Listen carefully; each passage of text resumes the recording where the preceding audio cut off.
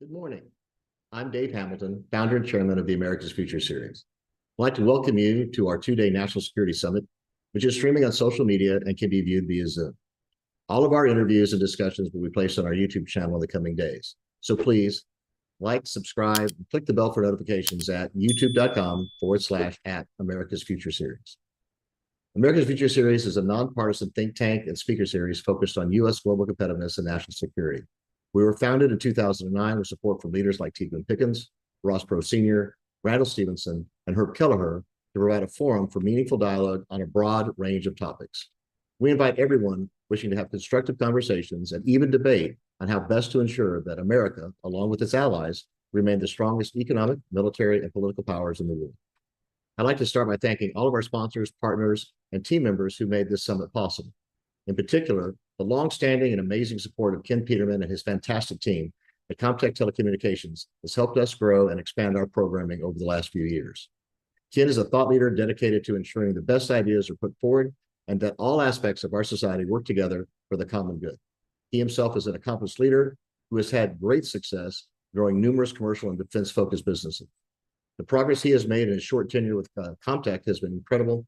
I want to thank him from the bottom of my heart for his wisdom, guidance, participation, and support. I'd also like to thank Guidehouse and its CEO, Scott McIntyre, for being our gold sponsor for the two-day summit. Without him and his brilliant team, we could not bring this content to you.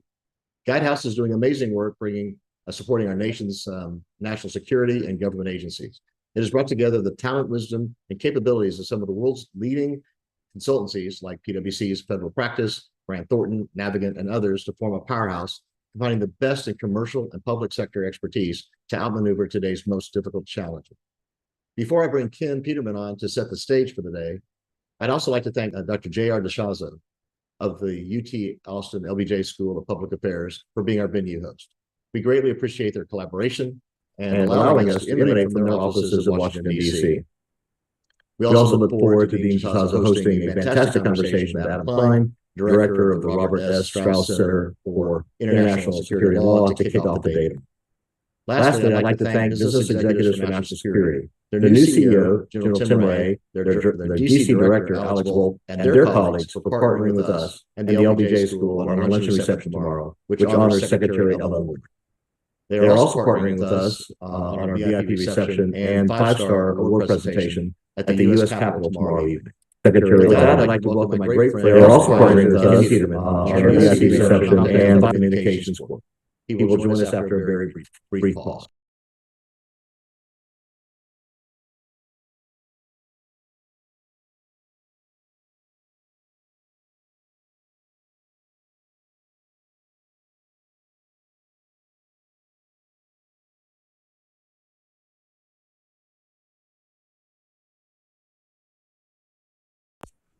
Well, Ken, I'm glad you're here. I really appreciate your joining us and you're being the host for this two-day conference, our summit on national security.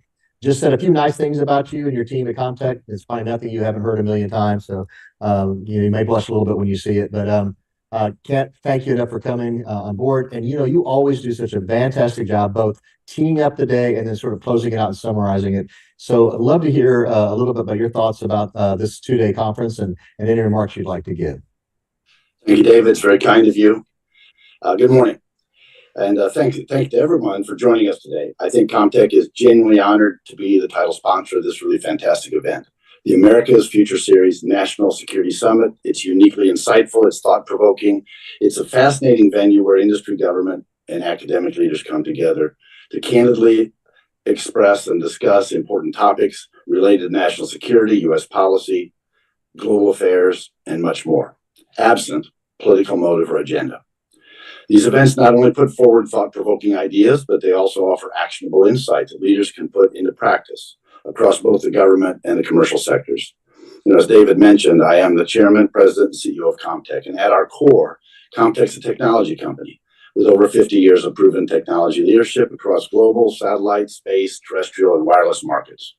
Today, we're leading the way to usher in a new era of ubiquitous, smart, enabled connectivity, anywhere, anytime. Through our unique culture of innovation and differentiated expertise, we're creating smart networks that will democratize access to global connectivity, deliver new insights that'll transform technology landscapes, and provide new services that'll empower a truly connected planet. We have a fantastic program lined up for you today, and in fact, over the next 2 days.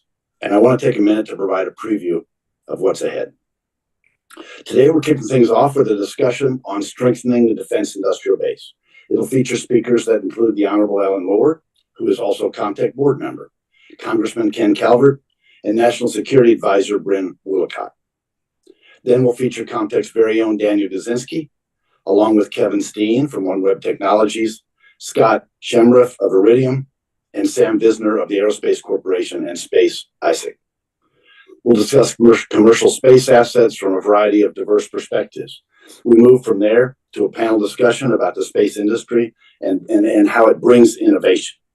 This panel features a really great lineup of speakers that include Major General Heather Pringle of the Space Foundation, Paul Nielsen with CMU's Software Engineering Institute, and Stephen Kittay, who is the Senior Director of Azure Space at Microsoft. Then later on today, because it's a big day, we have a great discussion on cyber and physical security, innovations and investments that shape national defense, national security and population decline, and even quantum technology and implications for national security. And to wrap up our day one with a much anticipated fireside chat featuring Vagro Muradian of Defense and Aerospace Report and Eric Fanning, who is the president and CEO of the Aerospace Industries Association. So David, I want to thank you again for pulling together such a fantastic lineup over the next 2 days. And thank you to everyone who's tuning in to this American Future Series Summit sponsored by our One ComTech team.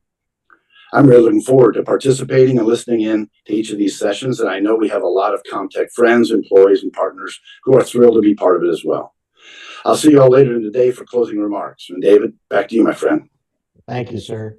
So we're going to turn it over to Secretary Ellen Lord, Congressman Ken Calvert. They're going to be moderated by National Security Advisor Bryn Willicott. It's going to be a great day. Turning it over to you guys. Thank you so much. Today's world is driven by access to technology and information. We rely on it for everything, from doctor visits and education to military operations and emergency services. Connectivity sits at the heart of it all. But a large amount of the global population remains unconnected, putting them at major economic and social disadvantage. ComTech has made it our mission to solve the toughest technology and networking challenges in the world, democratizing access to smart connectivity, delivering meaningful insights, and empowering a truly connected planet. With more than 50 years of proven technology leadership across global satellite, space, terrestrial, and wireless markets, ComTech enables ubiquitous, smart-enabled connectivity anywhere, anytime, creating new opportunities for industries, businesses, communities, governments, and individuals. Leading the effort to revolutionize satellite and space connectivity, ComTech connects global communities through integrated, software-defined satellite communications technologies, virtualized multi-orbit solutions, and multimodality services. We also have our feet on the ground as one of the most trusted terrestrial and wireless technology providers in the market, delivering precise location-based services and next-generation 911 solutions with cloud-native networking capabilities. ComTech is leading the convergence of satellite, space, terrestrial, and cellular technologies to enable unified hybrid network infrastructures based on open standards and delivered through the cloud to connect the unconnected, bridge the digital divide, and deliver access to the latest services, technologies, and insights when and where they matter most. ComTech allows individuals to thrive, businesses to get work done anywhere, anytime, entrepreneurs to take advantage of new market opportunities, government agencies to provide essential technology-driven services to citizens, and first responders to anticipate, coordinate, and respond faster to emergencies. Smart-enabled, insightful connectivity from ComTech helps you enhance productivity and collaboration, optimize operations and create new ecosystems, visualize the supply chain, improve customer experience, and open the door to new possibilities. Fulfilling humanity's destiny requires seamless, smart-enabled connectivity. Only Comtech has the experience, innovation, and vision to build connections around the world that set ideas free. Learn more at comtech.com.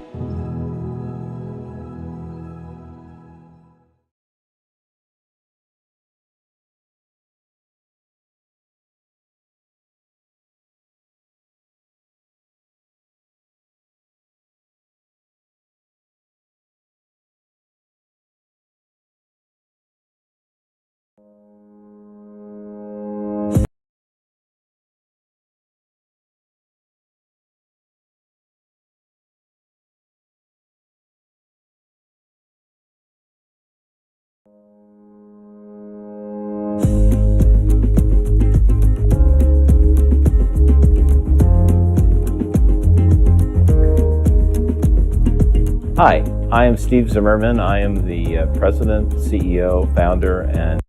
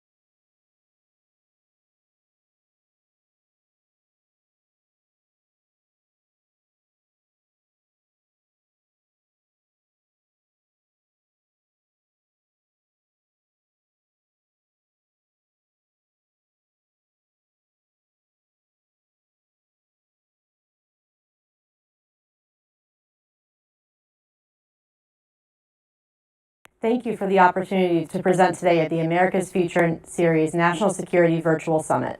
My name is Bryn Wollicott. I'm the National Security Advisor to Congressman Ken Calvert.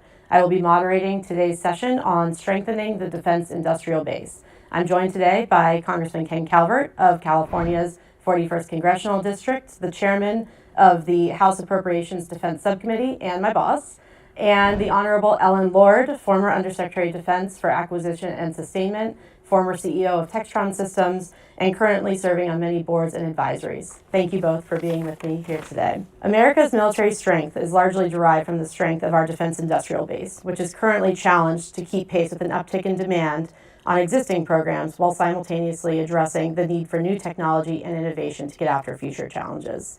Conversations about defense innovation are a staple in defense conferences as a way to get after this challenge. But it feels like we keep having the same conversation where everyone acknowledges how important innovation is, but actually translating that into field capability is slow. There have been some positive developments in recent years that we'll discuss later in the conversation, but I want to start by addressing why you both think innovation is so important and what the problems are that you believe innovation will solve that traditional development is unable to achieve. Ms. Lord, I'm interested in your perspective from your time in industry, the department, and your work today. What defense challenges do you think will be uniquely addressed through innovation? Thank you, Bryn. Thank you for allowing me the opportunity to speak about this. I believe we have a unique situation today where the pace of technological innovation is accelerating rapidly, while we have geopolitical threats emerging in many, many places. And our systems traditionally within the Department of Defense are deliberative and work through a process that takes a bit of time. However, here we have strategic competitors who have civil-military fusion and make decisions very, very quickly. So our challenge is really to embrace the U.S. innovation culture and translate that into fielding capability quickly, really for two reasons. We obviously always want to have overmatch from a warfighting point of view, but more importantly, we need to begin with deterrence, and it's only deterrence through strength and innovative warfighting capability, all the way from gray zone warfare to full kinetic is very important. And Congressman Calvert, you've been a leader in this conversation in Congress. Why do you think innovation is the solution to our defense challenges? Right. Well, thank you for moderating, Bryn, and thank you, Ellen, for doing this. And obviously, we have a strong agreement. You did a great job when you were at the Pentagon trying to change the culture there, which needs to be changed, to innovate, to bring on new technologies as quickly as possible, which has not happened as quickly as we would both like to see. As you know, the bureaucracy, or whatever you want to call it there, is slow to move, and we need to change that. Because as you know, in the private sector, you don't have any choice but to move rapidly in order to keep competitive advantage. The same thing should apply to the Department of Defense. We need to keep competitive advantage to our adversaries. Obviously, China, Russia, North Korea, Iran, none of them have to worry about continuing resolutions, or U.S. Congress for that matter. And so they can direct their funds rapidly, and their R&D budgets are, a lot of it is stealing from us and stealing from our private technology companies. So we have to work with them to do the right thing to help the United States in our common defense, and to get these technologies online as rapidly as possible, and to bypass the unfortunate procurement process in the department, which takes too long. Mm-hmm. And has this conversation changed in Congress at all while you've been serving in your current role or previous roles in terms of the need to implement more innovation in the department? Yes. We're seeing change, not as quick as we would like, and obviously with our colleagues in the Senate that are becoming better understanding of the situation we're in. Mm-hmm. Obviously the Pentagon with what Kath Hicks is trying to do with the replicator program and trying to bring new capabilities to the field. What we've already done with APFIT, what we've done with the Office of Strategic Capital, what we've done with DUI and bringing Doug Beck in from the private sector, all of that is moving us in the right direction, and we need to encourage it and yet move faster. Absolutely. And speaking of moving faster, the Commission on Defense Innovation Adoption has an interim report that identifies long timelines as a top challenge facing innovative companies that seek to work with the Department of Defense. it's apparent that the private sector consistently goes faster than the department. So when we talk about incorporating innovative technologies, there can often be a logistical disconnect between an innovative company and the Department of Defense that can impede incorporation of that innovation. So Congressman Calvert, what do you think is the source of these delays and the department's slow pace? It didn't happen overnight. The bureaucracies have built up over a period of time. And so these barriers with senior managers and others to protect, I guess, their turf has created these unfortunate stoppages of these technologies that we're trying to get out there. I think that AppFit, for instance, that Heidi Shue is running that program, is doing a good job, where we're identifying technologies and getting them to a record of decision very rapidly, and getting those fielded in months rather than years. And I think with Doug Beck there, also with DUI, we're hoping to give him a substantial chunk of change here in this FY24 bill, which gives him some flexibility to move money that's colorless. It can move around and from R&D to procurement, which will be very helpful and begin the process of change, radical change within the department. And how do you think the congressional appropriations process can impact these timelines? And what do you think industry should understand about that when they seek to work with the military? Well, it's frustrating to members of Congress and the appropriations process. It's taken too long to get to where we're at today, but we're beginning to get the negotiations going to get to a defense bill. I'm hoping that we'll have that complete here soon and get it across both the House and the Senate and signed by the President. But we have to pass all 12 appropriation bills under the scenario that we're operating under, or we have to take a 1% cut off FY23 on the defense appropriation bill, which would be devastating. So we do not want that to happen. And I don't believe it will, and we're working to make sure that doesn't happen. Great. And Ms. Lord, where do you see the biggest delays in capability development and fielding, and how does that impact the defense industrial base? Getting dollars on contract is what the big delay is, and you don't build capacity and capability until dollars flow. So it's great to do prototypes, it's great to do experiments, demonstrations, but that needs to translate into actual programs of record or long-term funding.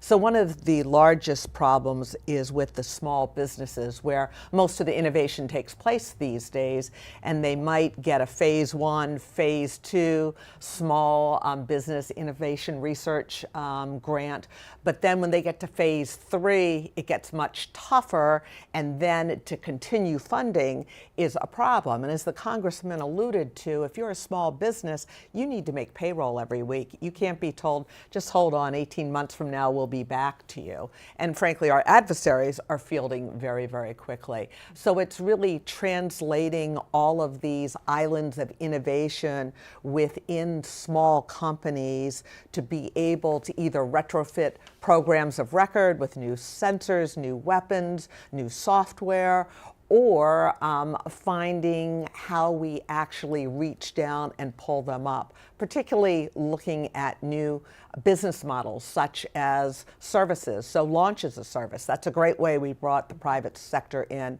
and that's very handy both for the department and for Congress, because you can turn that on, turn that off, and it puts the burden of development back on industry. But to answer your question specifically, we need to put more companies on contract and keep that funding going so that we get those cycles of learning. And it doesn't have to be perfect. It's sort of good, better, best. Let's get a minimal viable product out there. Absolutely. And you brought up space launch, which I think is an excellent example of how innovation can shake up defense, cause some chaos, and then ultimately result in a better outcome for the warfighter. Generally, there is a lag between the private sector and the Department of Defense. And some say that this can stem from culture and from leadership. When you were at the Pentagon, did you recognize a cultural problem there that impeded innovation? And how did that compare with your experience in industry?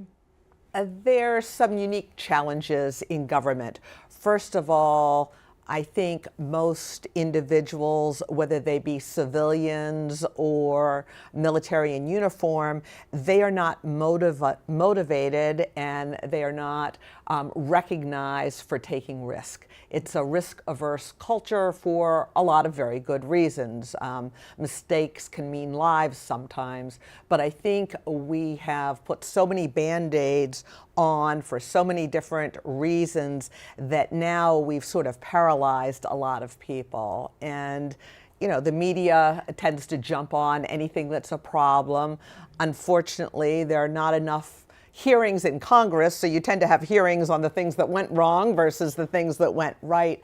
So the rewards and motivations are not there for most individuals to really lean forward and take smart risks. Secondly, unlike industry, and things are not perfect in industry by any means, but individuals can get more done quickly in industry. In DC, everything's a campaign, and there are many, many stakeholders. So an analogy that I sort of worked on when I first came into government was thinking that, gee, in industry, you have a small corporate layer, and then you have operating units, and you might have 7 to 13 maybe directors on a board of directors for a public company. Well, if you step back to the Department of Defense, huge scale, huge scope, you have the military services as the operating unit and some agencies. You have the Office of the Secretary of Defense as the corporate layer.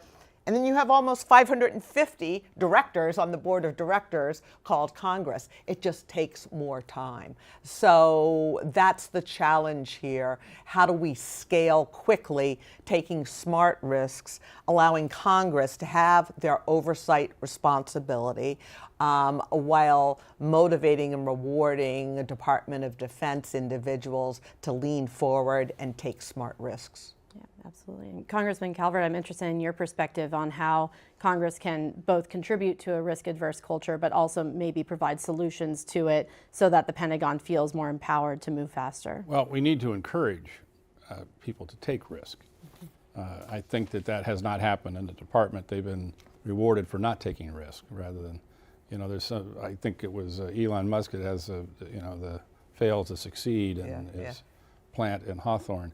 That they're not afraid of failure. The Kelly Johnsons of the world that designed aircraft in World War II and got it across the assembly line in 9 months, or was able to do the SR-71 in a very short period of time, or Admiral Rickover, who was told to put together a nuclear reactor in a submarine and did it in 3 years. Could you imagine that today? No. I mean, because such risk-adverse environment in the department is that we don't reward people for taking risk, for trying to succeed. And that has to change, because in the private sector, as you know, there's many failures before there's success. And you want to fail small, right? That's right. So you build up. That's just common sense to those of us that came out of the private sector. You've got to take a risk. And if you take that risk and you succeed, you got great rewards. And you mentioned space.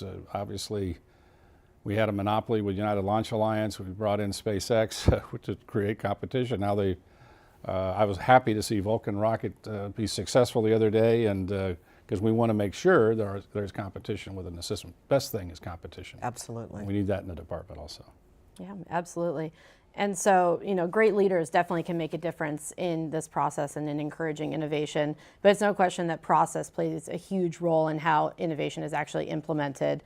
There's requirements generation, the annual POM process, the PPPE cycle, and Congress's role, which offer up an equal number of pathways to success and failure. Luckily, there's a commission on PPPE reform that has a report coming out pretty soon, and the vice chair is here today. So, Ms. Lord, I'm interested in your perspective on why PPPE reform is needed, and should the changes be broad, targeted, some combination of the two? Thank you. So planning, programming, budgeting, and execution, this is the process by which the department gets its money and executes against that.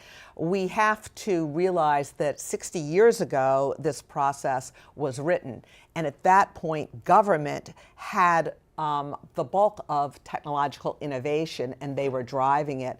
Fast forward 60 years, now the commercial sector has the bulk of that innovation, yet our processes haven't changed to acknowledge that, so that it is difficult to buy commercial products on a relative scale. Additionally, the pace of technological innovations, as I said earlier, has sped up, and we cannot wait 2 and 3 years to go through the typical process. Now, there are Band-Aids out there. DIU, we mentioned before, the Strategic Capabilities Office, the Rapid Capabilities Offices, but these are all Band-Aids again.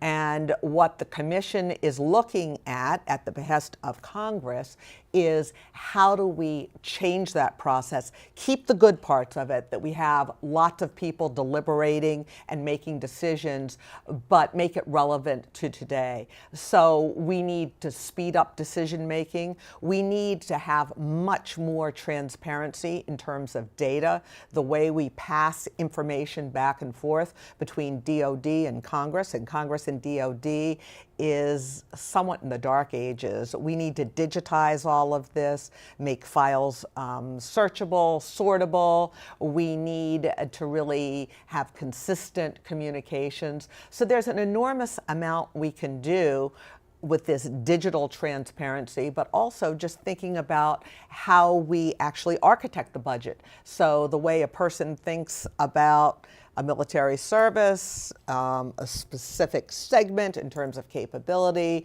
then the color of money, and we brought up the color of money earlier. It's somewhat artificial if you're developing software, for instance, and you have 3 colors of money. You have RDT&E, you have production, and then you have operations and maintenance. If you are really doing DevSecOps, if you're doing contemporary coding, you are developing, producing, and testing all in one day, and you want all of those reps and sets going on. We need to not have the administrivia of that color of money, which you have to use for each of those 3 phases to artificially hold it back. So there's enormous opportunity here. We are just drafting the final report. We'll roll it out on March 6th, and I think there's enormous opportunity for us all. That's a Super Tuesday, just about. Super Tuesday. Oh. Yeah, there you go. The second biggest thing happening. Exactly, exactly. Congressman Calvert, I want to dig in a little bit more to the color of money issue. Your bill includes a $1 billion hedge fund for DIU, of which $650 million is colorless money. Can you tell us a little bit about how this will enable innovation while balancing your oversight responsibilities? Well, this is going to give flexibility to Doug, who will be administering that program, Doug Beck, and to give him the ability to move that money to where it's necessary to get what's needed in the field as rapidly as possible. It's just a very simple explanation. So it's nothing more complicated than that, and we're trying to keep it simple. And there's some other monies that go to the combatant commanders to give them some flexibility to acquire things in the open market that they believe will help them. You know, obviously, I've talked to the combatant commanders. All of them have a wish list that they wish they could get to, and so we're trying to give them a little flexibility, give them the responsibility to make those decisions. They're given a lot of responsibility. There ought to be some money to go along with it. So that's where we're at, and I think hopefully with our friends in the Senate, we'll be able to pass that and have an end product hopefully soon. Yeah. Maybe by March 6th. Hey, that would be wonderful. And generally speaking, I'd be interested in both of your thoughts on this. We keep talking about timing and the need to prototype in field. How important is it to shift our focus from research and development to procurement, to shift the accounts, the money, but also just generally how we think about the acquisition cycle, that given the time that we're in right now? Yeah, we have to do away with the valley of death, right, where we have these lags between. So I think we need to move from demonstrations and exercises and SBIR phase 3s, you know, across that valley of death, and get going. We do have some capability administratively to do that with middle tier of acquisition and a few other things, but they're the exception, not the rule. And I think we have to have a leadership expectation, both from the building and the Hill, that we will move quickly, because we don't have a technology innovation issue in this country. We have an issue with fielding technically innovative capabilities, whether it be hardware, software, services. I've made a few comments in the past about R&D welfare, where some folks we all love the primes and continually ask for more R&D, on and on and on until and not execute on anything. I like the Israelis. Raphael has a philosophy about deploying when it's about 70% ready to go, and then they'll fix it as it moves. Yep. And they want to do the same thing with Iron Beam right now. We're trying to get some money, obviously, in this, hopefully in a supplemental that will help the Israelis, and to deploy Iron Beam along with Iron Dome to perfect that technology. That's what we should be doing. We should be doing the same thing. If we have technologies that are a long ways away, but we can field it, not perfect, but field it, and perfect it as it moves along. That's some of the attitude changes we need. So I want to shift a little bit to talk about non-traditional defense companies and their impact on the industrial base. There was a recent New York Times article suggesting a trend of retired Pentagon officials taking positions at VCs and startups, whereas before the trend was more so that they'd go to the primes and boards of that nature. We've also seen organizations like DIU and AFWERX become a lot more empowered over the past few years and funded a lot more thanks to congressional efforts. I think this is a really positive trend that we can build upon. So Congressman Calvert, I'm interested in your perspective on what role the venture-backed startup sector can play in the defense industrial base. And you've mentioned some examples, but if there's any others that you have seen. Well, the obvious one is drone technology. I think we see this in all these recent wars in Ukraine, certainly in Israel, where the drones have changed the battlefield enormously, and the software that's attached to those drones. And so I think you're going to see a lot of small companies, a lot of venture-backed companies getting into this, not just small drones, but large drones, and for planes, for instance, that can accompany, robotic planes that can accompany our fighter planes, or robotic ships that can accompany our warships, that is a force multiplier without the cost of making a full-fledged ship that costs billions and maybe tens of millions, a fraction, but giving us that kind of capability. And there's a lot of small companies that have a lot of great ideas that I think should be very marketable. And I think a lot of folks know that in the department, and a lot of people know that in the industry, and they're moving in that direction. Absolutely. And you mentioned AppFit a little bit earlier. Could you maybe elaborate on some specific programs within the department that you think these VCs should look to? Well, AppFit, again, that was a program that's Heidi Chu. We kicked that off with about $100 million. We're kicking it up a little bit higher than that, hopefully more in this FY24 bill. She's identifying certain technologies that we can field rapidly. There's been a number of things that are out there. I think 9 out of the 10 technologies that she's chosen are being deployed. I mean, they're being put to manufacturing and acquiring, especially in the software and the drone capabilities. I think those are the primary ones that she's looking at.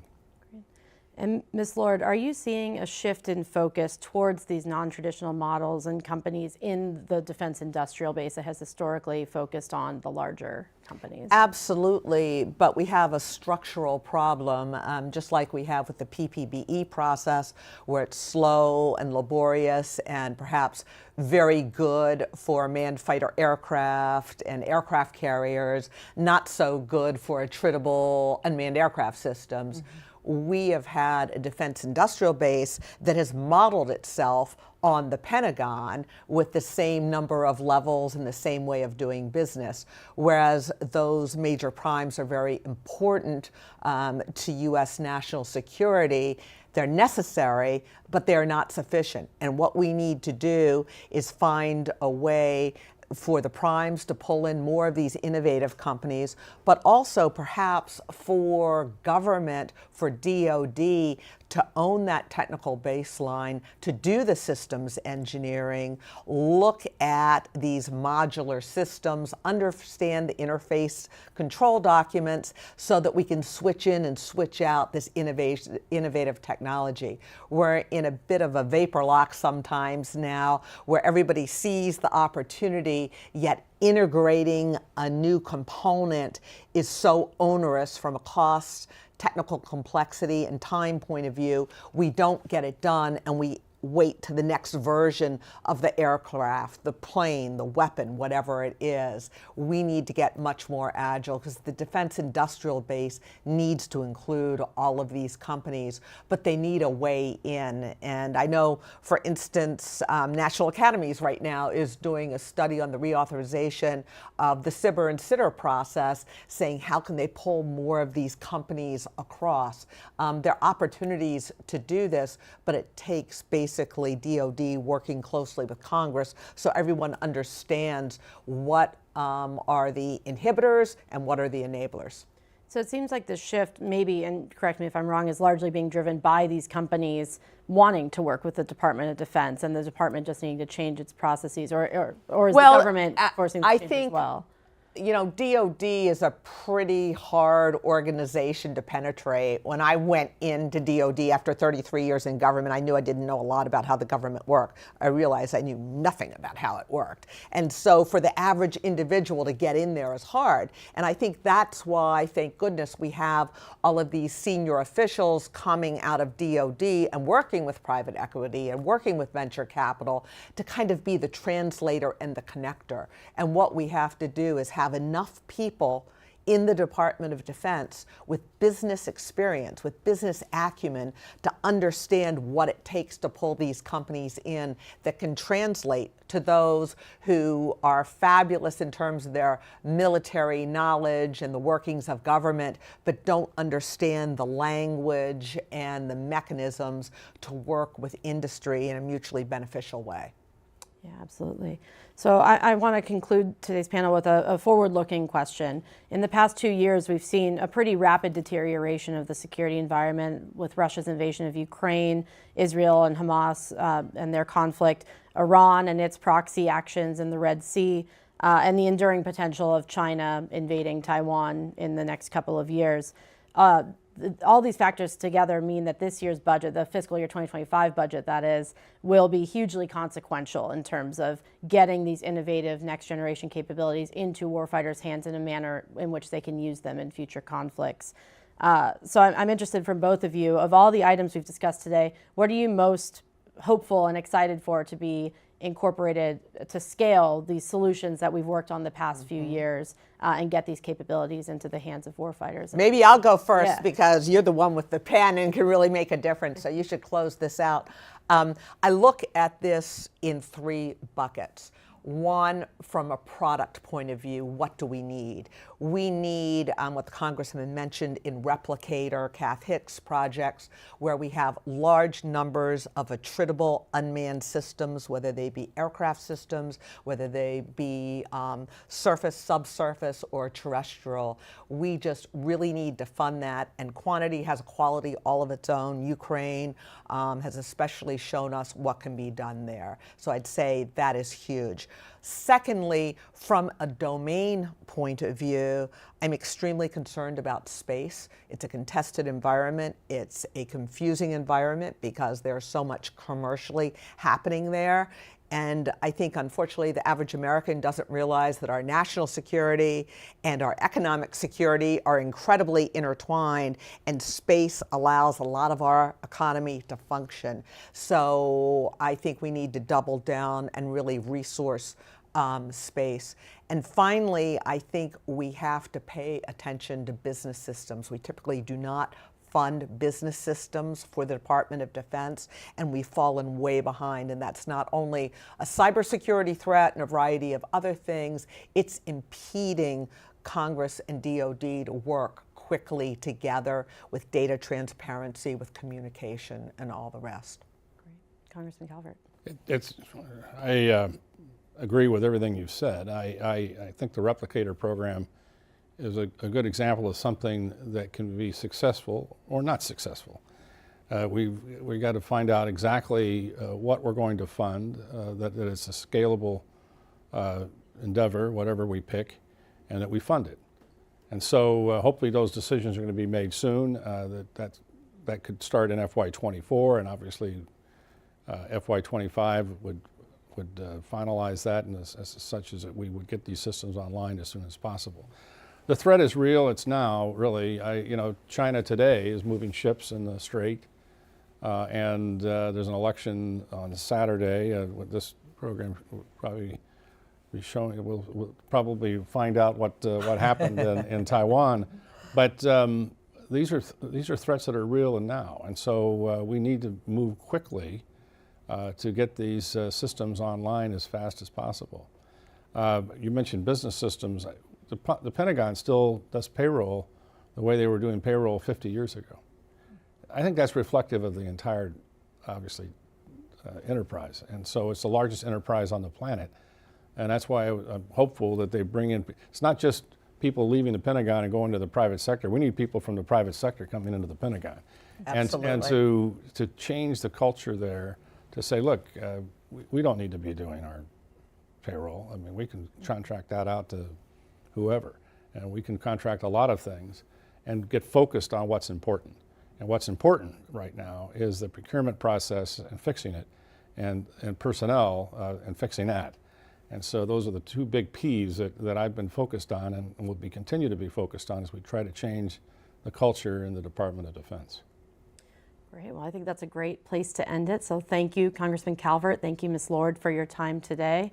And thank you to the America's Future National Security Virtual Summit for empowering us to have this conversation today. Great. Thank you. Thank you, you. Brent. Appreciate it. Appreciate thank you. your time. Okay, thank you. All right. That really was outstanding. I want to thank National Security Advisor Bryn Wollicott, Secretary Ellen Lord, Congressman Ken Calvert for sharing their insights, wisdom, and strategies on fundamentally impacting how our nation innovates for national security. I'd also like to thank them for their many years of stellar service to our nation. Next up, we have Daniel Jasinski, Chief Strategy Officer of Comtech Telecommunications Corp. He's going to be leading a conversation with Ken Steen, CEO of OneWeb Technologies, Scott Shimreef, Executive Vice President of Iridian, and Sam Bisner. He's the Technical Fellow with the Aerospace Corporation and the Chairman of the Space ISAC. They'll be discussing the strategic importance and future of commercial assets, and we're going to turn it over to Daniel right now. Daniel?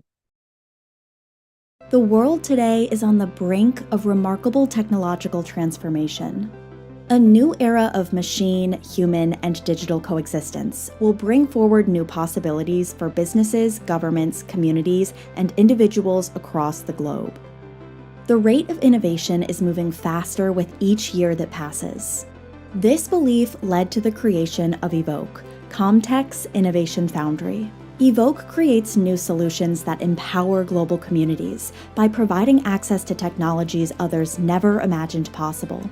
Working across businesses with partners, suppliers, customers, and academia, our Innovation Foundry serves two vital purposes. First, Evoke is pioneering new technologies to disrupt existing markets and create future networks that are focused on better customer outcomes.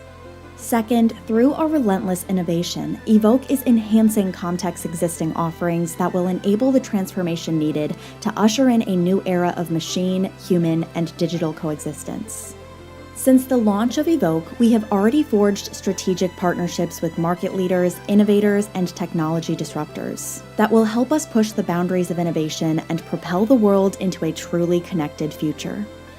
Together with our partners, we are anticipating the needs of customers and multiplying the value of our technologies to empower individuals, create value for our customers, and make the world a better place for all of us. Circle is combining their leading network technologies with Comtech's expertise in location-based services to deliver real-time analytics and intelligence at the edge of the IoT. Together, Comtech and Circle are delivering smart-enabled solutions to provide customers with extraordinary insights and new capabilities that can create substantial impact by exploiting the full power of IoT networks.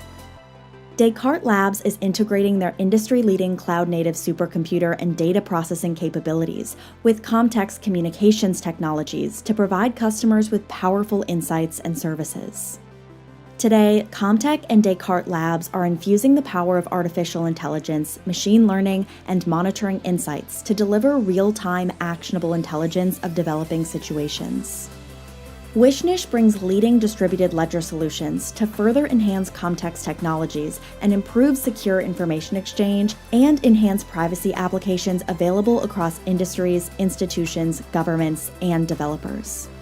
Together, Comtech and Wishnish are integrating highly secure, flexible distributed ledger technologies to build trust in a democratic fashion and drive automation from the outer boundaries to the very core of a business. Arna Network's leading zero-touch edge and 5G service orchestration and management, combined with Comtech's dynamic cloud platform, is opening the door to groundbreaking cloud-native network services. By integrating cloud-based network technologies, Comtech and Arna Networks enable customers to add and manage applications that can significantly improve business performance across public, private, and hybrid networks. But our partnerships don't stop there. We're also forging alliances with leading universities worldwide to ensure we empower future leaders who will build connections that set ideas free. As we innovate to deliver intent-based, insightful, on-demand technologies and services, Evoke will transform global technology landscapes to empower the world. Welcome to the new era of connectivity and collaboration. Welcome to Evoke.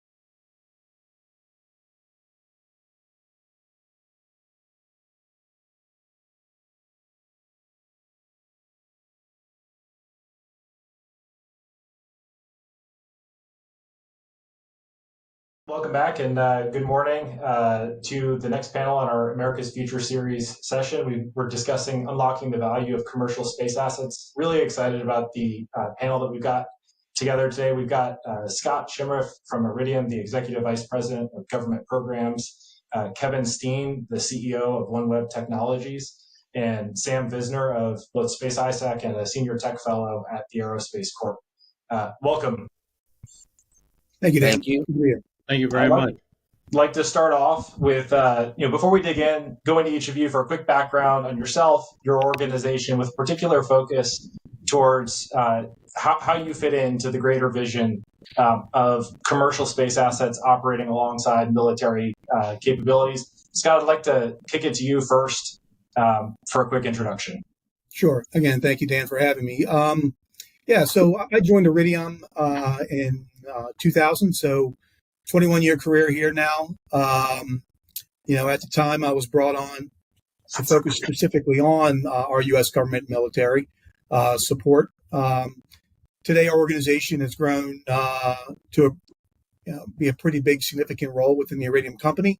Team of about 15, 16 individuals that support once was the commercial SATCOM group at Odessa, now U.S. Space Force. So we make up a pretty big percentage of the overall revenue of the company. And obviously, U.S. government DoD is a primary focus area for us. Thanks. And then, Kevin, over to you. Hi, everyone. Good afternoon, and thanks for having me. My name is Kevin Steen. Been in the satellite industry coming up on 14 years now. I'm the CEO at OneWeb Technologies. We are a proxy company, part of the Eutelsat OneWeb group. Focus is the U.S. government, big focus on the U.S. DoD.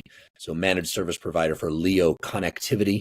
We provide and support the missions for the U.S. government. We have a secure NOC down in Houston, Texas, on the behind secure perimeter fence at Ellington Field, 24/7, staffed with cleared personnel. So we offer value-added services to the OneWeb LEO constellation, secure government interconnects, providing a bunch of support levels for the U.S. DoD to support their missions, as well as some high customer touch and some NRE and bespoke custom solutions for them. And then we recently awarded on the PLEO contracts, we have a host of distribution partners that we team up with for hybrid architectures, which we're going to talk about today.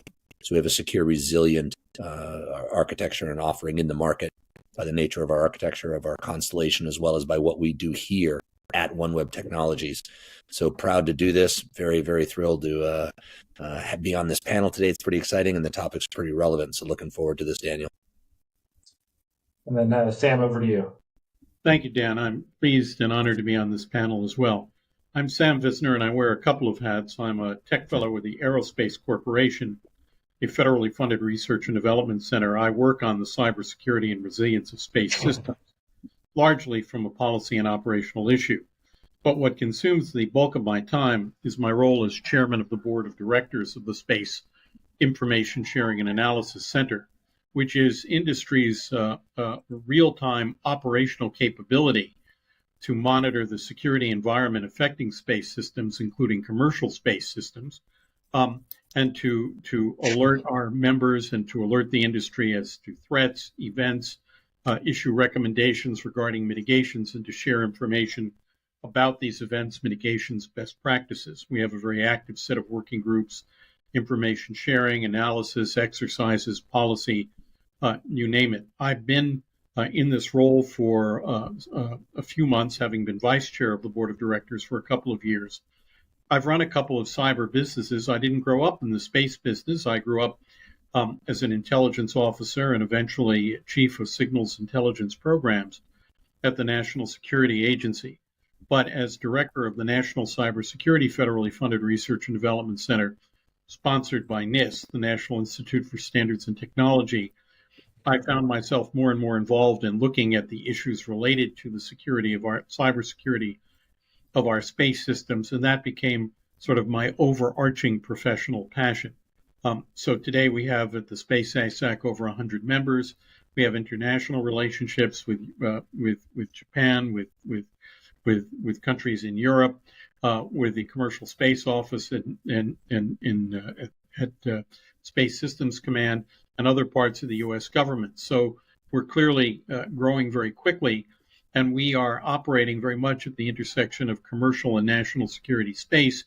It is our position that our space systems in totality are a critical infrastructure sector, that our national and economic security, which are today highly related, are a critical infrastructure, are supported by this critical infrastructure sector, and that this critical infrastructure sector needs to be safeguarded. I've been excited by the role that commercial space is playing in support of national and economic security.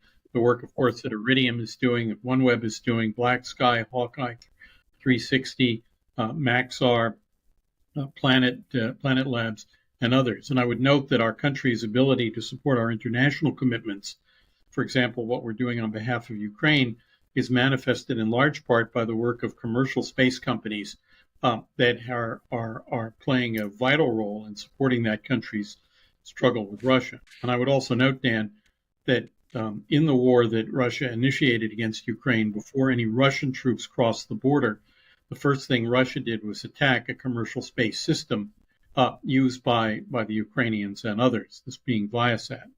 So the need to treat our commercial space systems as a national asset has never been clearer. Thank you. Well, I appreciate the introductions, and really excited to have a group of such knowledgeable folks joining us for the discussion today. I'd like to jump straight into it. One of the things that we've seen a lot out in the public eye, and Sam alluded to just here, is the increased focus on resilience in general, and particularly when it comes to cyber resilience. How does the evolving threat landscape impact the way we think about commercial space assets? And how have the government needs changed as a result of this increased focus on the changing threat landscape? And Scott, I'll kick it over to you to start. Yeah, so great question. Obviously, one that's been prominent now for a number of years. I go back, as I alluded to earlier, having joined Iridium in 2000, and saw the support that we provided to our government during Operation Enduring Freedom and Iraqi Freedom, and looked at the threat that existed then, and looking at counterinsurgency and a global war on terrorism, and how the government utilized not just my network but other commercial satellite networks as well. And then all of a sudden, the world changed, and we shifted from the threat that existed then to the near peer adversary threat we have today, which has changed everything. And the intelligence and the acumen and the technology of the threats that exist today far exceed that what was in place during the 2000s. So with that, industry has had to change as well, or evolve as well. And so and how our warfighters execute and fight and support their missions. And so with that, as you alluded to, the need for diversity, resiliency has become much greater than what it was in the past. Our government has, and our customer base and our market has basically made us aware of that. And I think it's forced us to take on a much stronger position and focus on how we deal with cybersecurity, electronic warfare, which is, I think, has been necessary. So that is, as you mentioned, the landscape has changed, which has forced industry as well as our military to adjust. I think it's a great point, right? And it kind of brings up the partnership that we're starting to see, right? But there's certainly been adjustments required on both the government side and the commercial side to kind of keep pace with the changing threat landscape. Kevin, thoughts from you? I was just thinking about what Scott, you were saying is that's absolutely true. As such has changed, because also think about historically the U.S. military, their knowledge and use of SATCOM exceeded any other nation relative to defense. So as other nations caught up and understood, they started to understand things about SATCOM that they never knew before, right? So now they understood the significance to others, how to attack it, if you will, and how to use it themselves. So they learned in those years since you just described. That was one that was kind of the learning or the thought I had as you were talking. And then I think that as you were alluding to, Scott, is that from a commercial SATCOM usage, the U.S. military's usage of it has skyrocketed over the past several years. And so things that we as commercial SATCOM providers had to do. We didn't have to do these things in the past. They weren't problems for us. The U.S. military solved them in different ways, whether it was through WGS and others, right? They weren't asking us to solve these things, but now they see the value in leveraging commercial SATCOM. But in the same vein, they need us to be more resilient, more cyber secure. So it's forcing us, or not forcing us, sorry, it's an opportunity for us to step up and meet that need. But the requirements needs are kind of different than things we saw in the past. Yeah, we had to prevent against, hackers and things like that, but this is a whole new level. And so it's a learning for us, but I think it's a great way for us to apply our commercial knowledge and speed of development to get it done in that time frame. I think you see the commercial industries willing to accept this challenge. These are new problems to solve, and these are highly smart technical people who love a challenge. You tell them it can't be done, that's what they want to work on first. And so the embracing of solving this challenge is both technologically interesting to people, and then, for those that are the patriots who want to serve their country and support the mission, it's very exciting for them. So I think, Daniel, it's changed the way companies invest, right? We're spending more money on cyber, if you will, than we had previously ever spent. We're spending more on resiliency by its nature. It was driven by commercial resiliency at first, but now the resiliency requirements from the US DoD are at another level, and it's pushing us to deliver a better product that in the reverse, commercial markets are going to benefit from. I think of it in one way, Daniel, as the commercial terrestrial world is used to X9s, 5 nines in their terrestrial network, right? We're going to get there on the satellite side from a resiliency perspective, and it's going to need to have a cyber approach that rivals or exceeds even banking. When you think about the information that is attractive to bad actors of what's in our network, right? The bar is known in the terrestrial world, and we're going to have to get there. Fortunately, we can leverage certain commercial technologies to speed our way to that answer. I love that. I love that answer, right? And I love the callback to banking as an example, right? Of one of those great places where kind of commercial innovation has had to scale and be prepared to deal with state level threat actors at a level similar to what the satellite industry is facing. So I think a very relevant example there.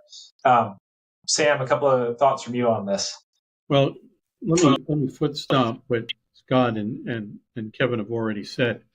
Let me note that regardless of the requirements that government might levy on the commercial space sector, given the increased dependence of our national security on commercial space systems, those systems are frankly facing a very different kind of threat. I mean, what happened in Ukraine right at the beginning of the conflict is evidence of this. And the Russians have said that commercial space systems used by Ukraine to defend itself are now legitimate military targets. So this means that commercial space systems have frankly a somewhat of a target painted on their back, whether they like it or not. And I think it's heartening to hear the recognition that Kevin and Scott have shown us. And I think industry gets it, both in terms of the work that individual companies are doing and the number of companies that have joined the Space ISAC and are working collaboratively in our cyber vulnerability lab, that are participating in our watch center, that are working on our information sharing and analyst working groups and technology working groups. So it's evident that companies are absolutely sensitive to this and playing this and doing their part increasingly to defend these space systems. And I would note, in addition to all of this, that as one looks at these commercial space systems, there are aspects of them that are very encouraging. For example, the proliferation of systems in low Earth orbit, companies that are building not only highly proliferated systems, but systems that are redundant. It means that in addition to our national security systems, we have commercial systems that are increasingly difficult. You might damage them, but you can't take them out of action. They're diverse. They have redundancy built in. And these systems are iterative. Some companies are launching satellites frequently enough so that if satellites are damaged or they become unusable or they wear out or they become obsolete, rather than bemoaning that fact, they can be replaced. And I would note that I think slowly but surely government is beginning to learn the message, maybe not slowly, but certainly surely the messages of this iterative approach to building constellations. I've seen the work that the Space Development Agency is doing in the Space Systems Command, and I'm very encouraged by them taking an approach of, instead of a few large exquisite systems is a set of highly proliferated constellations that can be reiterated and launched more frequently and that are more resistant because they are, in fact, more numerous. So I think that what industry is doing is going to benefit in several ways. I agree with that entirely, right? And it's been a useful pathfinder, right? Especially when you talk about cyber, the ability to kind of iteratively field new capabilities, means that you're fielding modern hardware. You can take a little bit more risk with less of the lens towards fielding hardware with flight heritage, which means the latest and greatest cybersecurity features baked in, a whole lot more flexibility. I think an excellent point there. The next topic I want to jump into really is the hybrid space vision that we've seen put forward from the U.S. Space Force. And I think it's a topic that just about everybody sees and agrees with in principle, but anyone who's ever built or designed a satellite system understands that there's a whole lot more under the hood to build these frequency flexible, constellation flexible terminals, maintain that, organize it, maintain a common operational picture of all those terminals in the field. Clearly an important task to be tackled, but one that comes with its fair share of challenges. Can you guys talk a little bit about how you see yourselves fitting into that vision and some of the challenges that you're up against and solving? And Kevin, I'll start with you for this time around. Certainly. So clearly we believe and strive that vision, right? That opportunity is heart and soul of what we're becoming with the combination of Eutelsat and OneWeb Group, right? So you see from a hybrid architecture, we're all in on it, literally. And I think that from the challenges that we face, I think there's certain things that we see are pretty straightforward. Right, getting a terminal to either two terminals that can talk LEO GEO together with an SDN sitting behind with load balance and things like that, or a single terminal that can go back and forth. Right, those things you can easily wrap your mind around. We're doing demos on that today, but the challenges we face is, number one, how do you give the U.S. military the flexibility so you don't paint them into a proprietary architecture, because that's not what they want. So we've chosen an open architecture. But as I looked through some of the thoughts that we had shared earlier, Daniel, and some of the prior discussions we've had, when you think of how this is going to interoperate with other constellations, okay, we're going to go from our own proprietary, if you will, LEO GEO constellation is part of Eutelsat and OneWeb, but how are we going to talk to other constellations? How is that going to work? And I believe a standards-based approach is the only way to do it. But agreeing on those standards and what they are and how you're going to do it, because then once you do that, you give up your secret sauce, your differentiation, your profit, right? Your obligation to your shareholders. How do you balance that? So I think one challenge is, how do we make that magic happen between constellations? So as I think of, JADC2 and others, they mandate and they want interoperability. How do you get that to happen? And then I think of, in that hybrid architecture, while everyone sees the value of it, right? And I think the industry will bring the right terminals to bear. It's going to happen. They're already doing it in the partnership and in the ecosystem. But as you start to work through that, and what the U.S. military is looking for is the ability to be ready without necessarily having to lock in all that bandwidth. So how do you give them reserved bandwidth, if you will, or surge bandwidth? And are they comfortable contracting that way? So our challenges are, how we can meet those interoperability requirements from a standards base, and then the new commercial dynamic that the U.S. military is going to have to jump to really entice and encourage and incent the commercial world to deliver what they want, because their historical contracting process and funding process has been very CapEx oriented, kind of money, but they're making the shift to more OpEx, O&M kind of money, but making that transition is not going to be easy for them. And there's a bit of a chicken and the egg around the investment side of it. So those challenges range in those topics, and I'll pause there because I could go on for a while about this, but I don't want to hog the airtime. No, those are a couple of great points. And I always love coming back to that, kind of capitalization challenge, because it's not just the investment, but it's actually turning over the equipment in the field. Yeah. At the end of the day, that life cycle is quite extensive sometimes, and something that you have to be mindful of. Scott, I know this has been near and dear to your heart for quite a while. Can you talk a little bit about what you and the Iridium team have been working on there? Yeah.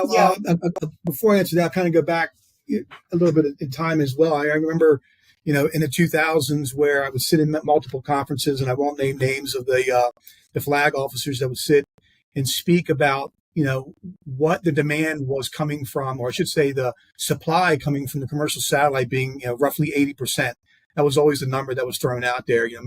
80% of the SATCOM is coming from commercial, and we, the government, really need to move away, and become less dependent on commercial.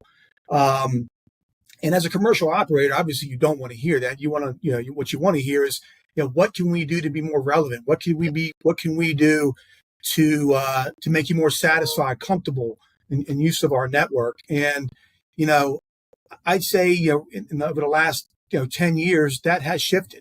You talk about this hybrid network with a reliance on commercial and military. The culture coming out of the building and coming out of the warfighting community is recognizing now that they need to rely on commercial. They can't build networks fast enough. They can't get enough satellites up there quick enough. They need to have the resiliency. I forget, Sam, you talked about it, so that if something was to happen with one bird, there's another bird right behind it. And so, and that was, sort of kicked off General Raymond's vision of integrated SATCOM enterprise. And so that's good to see that. Now where do we go from here? I think there's a responsibility, from a government standpoint, to kind of create the acquisition strategy that allows commercial or that incentivizes commercial to want to actively engage in that, and a responsibility on industry to, I think you mentioned it, Kevin, to take a look at our own networks in-house. And, if I was on the other side of the table and I was going to rely on my network, I want to make sure that I had some visibility, some transparency into that. The creation of the commercial integration cell years ago was a way to get industry network operators at the table to have a voice in the ops center. And so that was a great step. So we've come a long way. But Kevin, as you alluded to, I don't think it's not a technical hurdle. It's a culture, continues to be a cultural hurdle, and now an acquisition hurdle that I think both sides want to address. But I think there's more focus there now than there ever was. It's clear, and you see, quite a bit of effort invested in trying to turn some of those processes around. But it's a big aircraft carrier, and that procurement machine isn't going to change quickly. Yep. Sam, a couple of thoughts from you. Well, I'm excited by the development of these hybrid systems. I think it gives our national security missions and other missions, and conceivably our civil missions, far more redundancy. Think about hyperspectral imaging and the ability to gain information about the Earth from a wider variety of sources, which I think is absolutely fantastic. There are certain challenges. The life cycle, the design, engineering, and life cycle approach used to some of the commercial systems is likely to be different from government systems. So synchronizing life cycles, I think, will be an interesting challenge. Another interesting challenge will be synchronizing which operational requirement goes to which system, and how you make sure that from the perspective of the user, this is seamless, that it's transparent.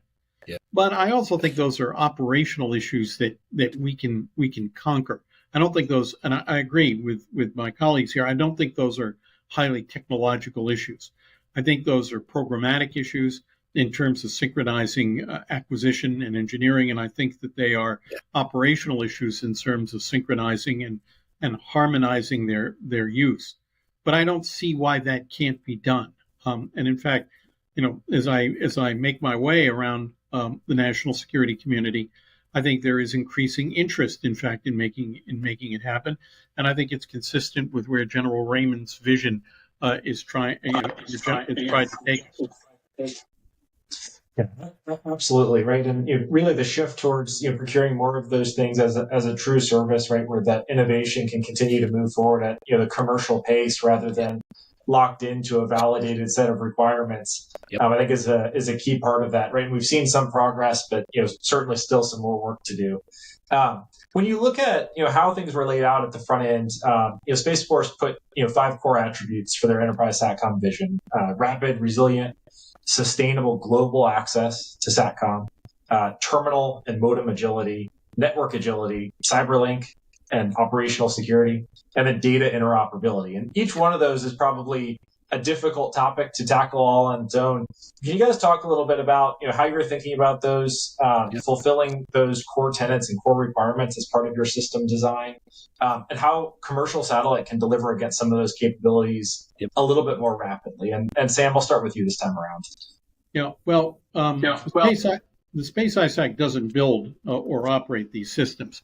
All we do is we provide information that allows our members to operate these systems more effectively and more safely with better cybersecurity and resilience. But having said that, we do have working groups at which these principles are being explored, and we're trying to use these principles to translate them into practical best practices. One of the issues that we try to make ourselves sensitive, Dan, is that if you take a look at these principles, so you look at the principles in Space Policy Directive 5, they're all useful. But one of the questions people have to ask is what is the affordability issue, right? If I add a feature, if I add a requirement to my platform, will it make it heavier? Will it make it bigger? Will it require more power? Will it be more costly? So one of the areas of focus that I think is most important, and I've advocated this and will continue to, is that I think we need a national research and development strategy that will allow us to apply these principles to commercial space systems in a way that is more lightweight, more practical, and more affordable. That's really what I think is the challenge. I agree with the application of these principles. The challenge is making the application of these principles absolutely as practical as possible. And I have a concern that if we don't do that, we'll drive the industry offshore. Now, right now, the industry is largely characterized by U.S. leadership. There's plenty of competition. That's fine. That's healthy. I like it when our partners and allies are also our competitors. I think that's good for all of us. But on the other hand, I don't want to hamper our market by making it unaffordable or making it impractical. Right. So that's one of the things that I think is most important, Dan. Thank you. I think that's a great point, right? And it's often about finding the right tool for the job, and it's not necessarily a one-size-fits-all solution. It needs to be applied thoughtfully. Nope. Kevin, a bit to add there? Yeah, so you could see me chomping at the bit. So what was interesting when I joined OneWeb Technologies a little over a year ago, and I read through those 5. And I looked at the architecture of what had been delivered on Gen 1 and what was being baked into Gen 2 and designed in Gen 2. It was all designed for that. That is exactly where our investments are, because it started in the commercial world. There's a commercial application for everything you just said. Maybe not to the degree of the U.S. military in that sense out of the gate, but all the commercial applications and markets that OneWeb was going after before I joined lined up with all of those requirements. So I'd love to see that those requirements were written down, were clear, and that we were already aligned as a OneWeb. And so in OneWeb Technologies, we just amplified and focused our investment in those areas where we had to raise the bar, close the gaps. And so that is exactly, line by line, where we're investing, whether you think of those military appropriate terminals or the resiliency, the cyber, or what's in our network, our core, our secure GAN network, where we pick up traffic for the U.S. military. That's an incremental investment we made in OneWeb Technologies. So we're so well aligned with those 5 requirements. It was actually, I was very happy when I joined and I saw how well aligned we were. But to your first half of the question, what can we do? That goes back to the heart of it, is we can leverage commercial technology advancements to drive our speed of innovation. And to answer Sam's point, is to keep our development costs down. It doesn't have to be proprietary start over. There's plenty of great technology out there to leverage, whether it's in the wireless technology world or things that are happening in cyber for terrestrial networks, have direct application in SATCOM. We shouldn't invent it ourselves. And if we do, we're going to paint ourselves right back into the proprietary corner, right? So Sam, one of my reactions to what you said that I would want the U.S. government to be careful of is that they didn't put an incubator in place and start this development, and then 6 years later hand something cool back to the commercial world to adopt. I'd want to co-develop to make sure that we were digesting it rapidly as we went along, and that would be a great form of government funding where they're co-developing with us. I think that's a really cool and interesting thought, because those people at MIT Lincoln Labs, man, they are smart. Right. And so there's plenty of smart people for us to co-develop with. And I'd love to partner with some of those agencies and think of how we could rapidly co-develop. Well, let me respond to that if I could, Dan. Dan, just for a second. Kevin is absolutely right. I mean, and there's good precedent for this. If you take a look at the Manhattan Project, if you take a look at the development of nuclear energy, or getting human beings on the moon, or going after HIV/AIDS. When we have brought industry, academia, the national labs, the FFRDCs, and government together, given them common goals and some common resources, and said, these are the half dozen key challenges we've got to face, and here's the time frame by which we've got to solve them. This sort of whole of country, whole of nation approach, not whole of government, but a whole of nation approach, actually has paid off for us. It's also a terrific advantage that we have, because we have richer sectors, and more of them than other countries. Other countries, for example, China, it's more of a command economy. There's less diversity in thinking. Here, you can bring in a wider range of viewpoints and a wider range of resources to go after these problems. So that's another reason that I very much support this kind of an approach. Thank you. It's been really exciting to see, I think, kind of a higher level of collaboration across the industry, right? And I can point to personally probably a dozen times over the last year or so where we sat down at the table amongst competitors and folks that would have viewed each other as competitors, and really had a very cooperative discussion that resulted in new business models being put forward that were adopted via new transactional methods of acquisition, which it's fantastic to see. Scott, I'll kick it over to you to wrap this one up. Yeah, and not to overuse the term "jump on the bandwagon," I kind of like what Kevin said, because when you look at those attributes and sort of the key requirements coming out of the government, that's exactly what industry looks at as well. We do it for different reasons. We do it for ROI and revenue and all the financials. The government wants it, and the military wants it, for successful missions. So, both of us, are looking to try to get to the same endpoint, if you will. If you look at what Iridium has done over the last 20 years, trying to drive automation, efficiency into our operations. We were privileged to get the nod from SDA to fly, or just say to operate and fly, their Tranche 1 satellites, which we're working with right now under General Dynamics, as our prime contractor. But it's, bringing government industry together to help each other understand what the end states are trying to get to, because the means in which we get there, we both are fighting and moving in the same direction. So how do we leverage each other to try to get to that end point where we each can benefit from it? It's a great point. I love the bullet about automation thrown in there too, right? Because that's one of the biggest challenges I think facing the DoD today. The approach that's today very highly manual, very much geo-focused, has to become a lot more automated.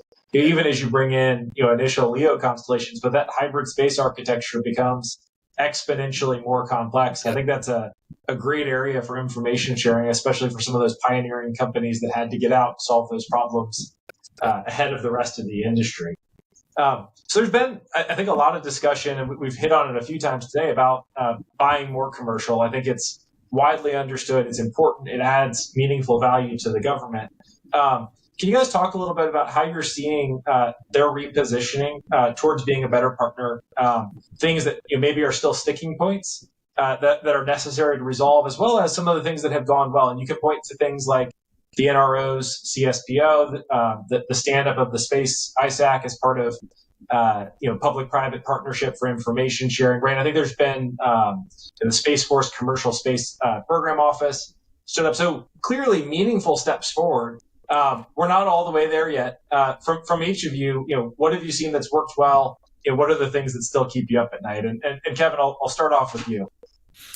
Yeah, so it's interesting. I think that, and we touched upon this briefly earlier, but the shift towards buying as a service is happening.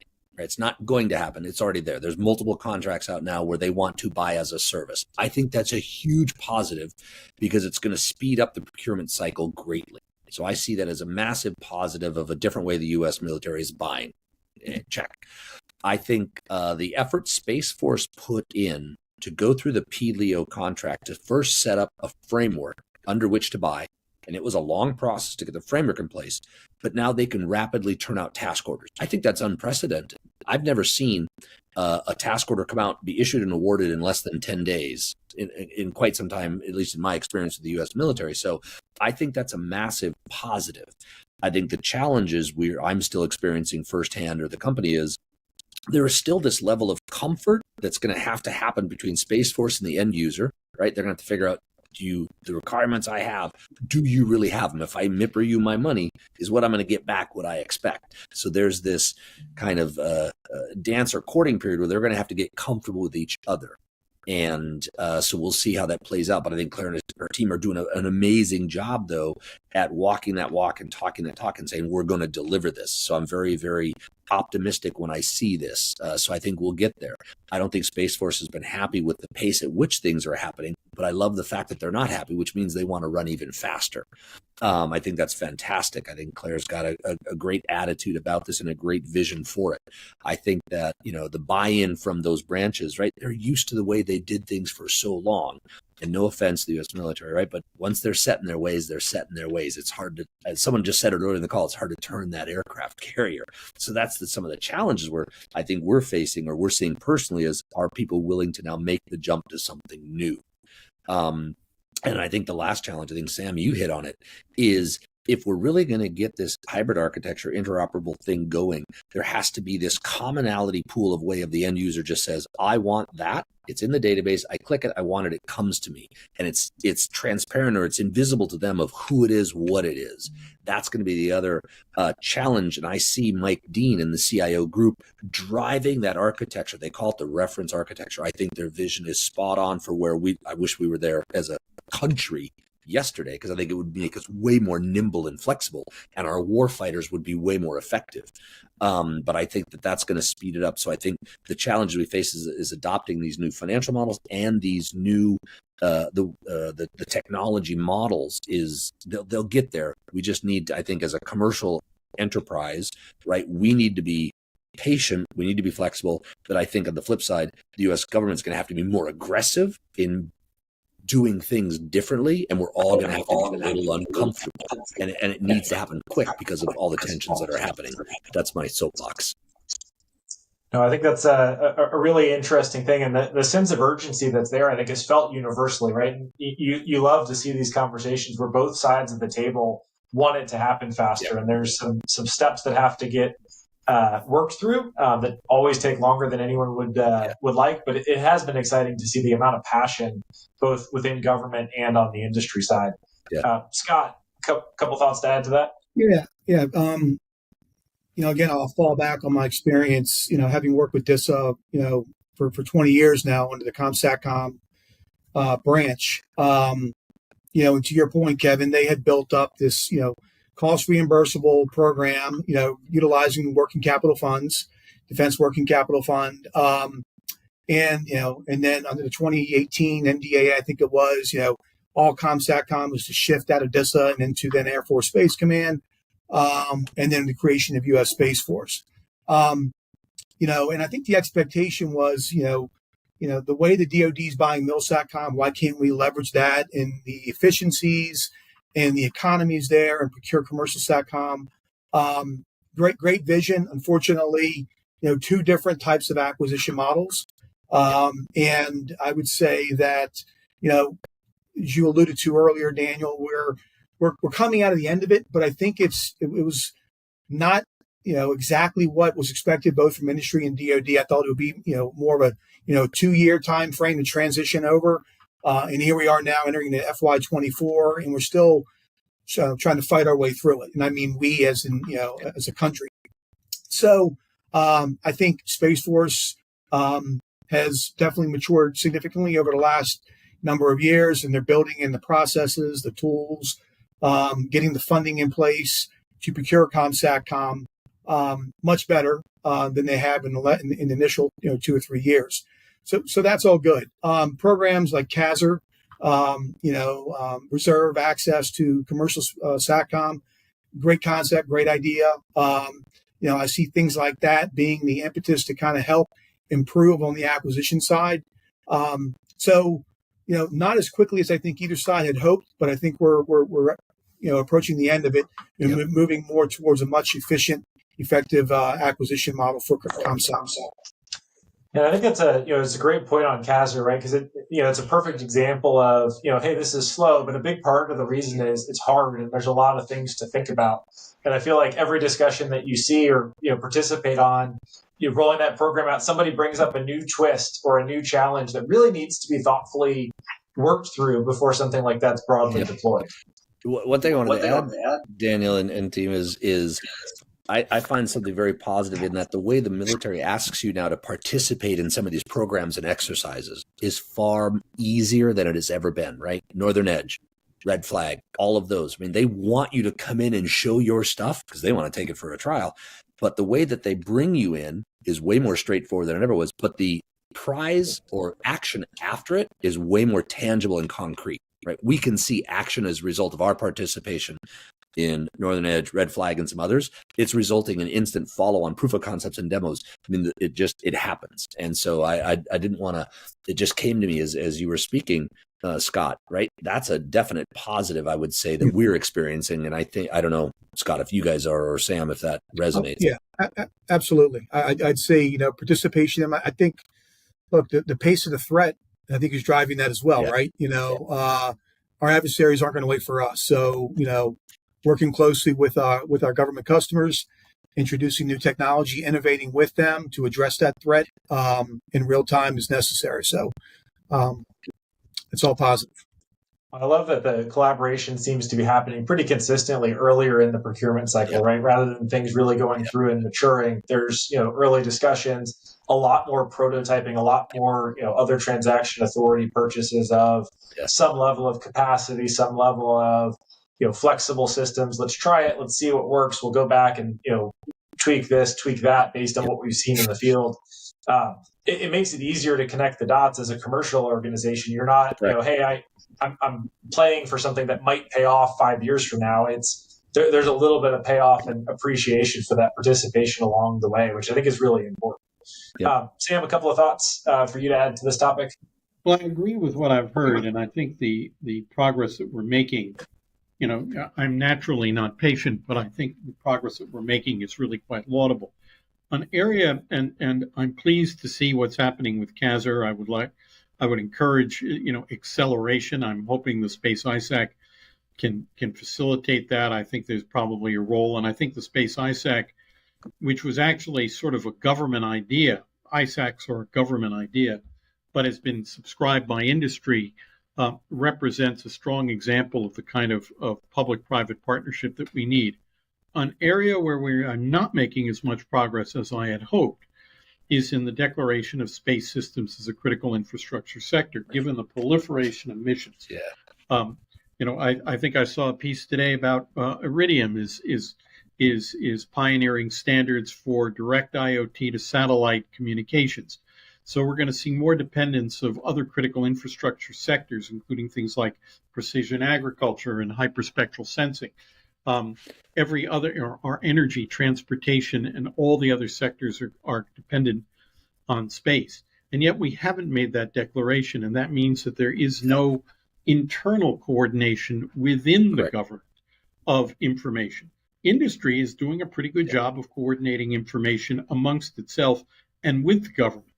On the other hand, if one wants to get information from the government about threats to, mitigation from, operational events that affect space systems, particularly commercial space systems, there really is a broad spectrum of agencies involved, and that we have not yet identified and designated a sector risk management agency, which is such a sector risk management agency is designated for each critical infrastructure sector, slows down, makes more cumbersome, less effective, less agile the government's information sharing with industry.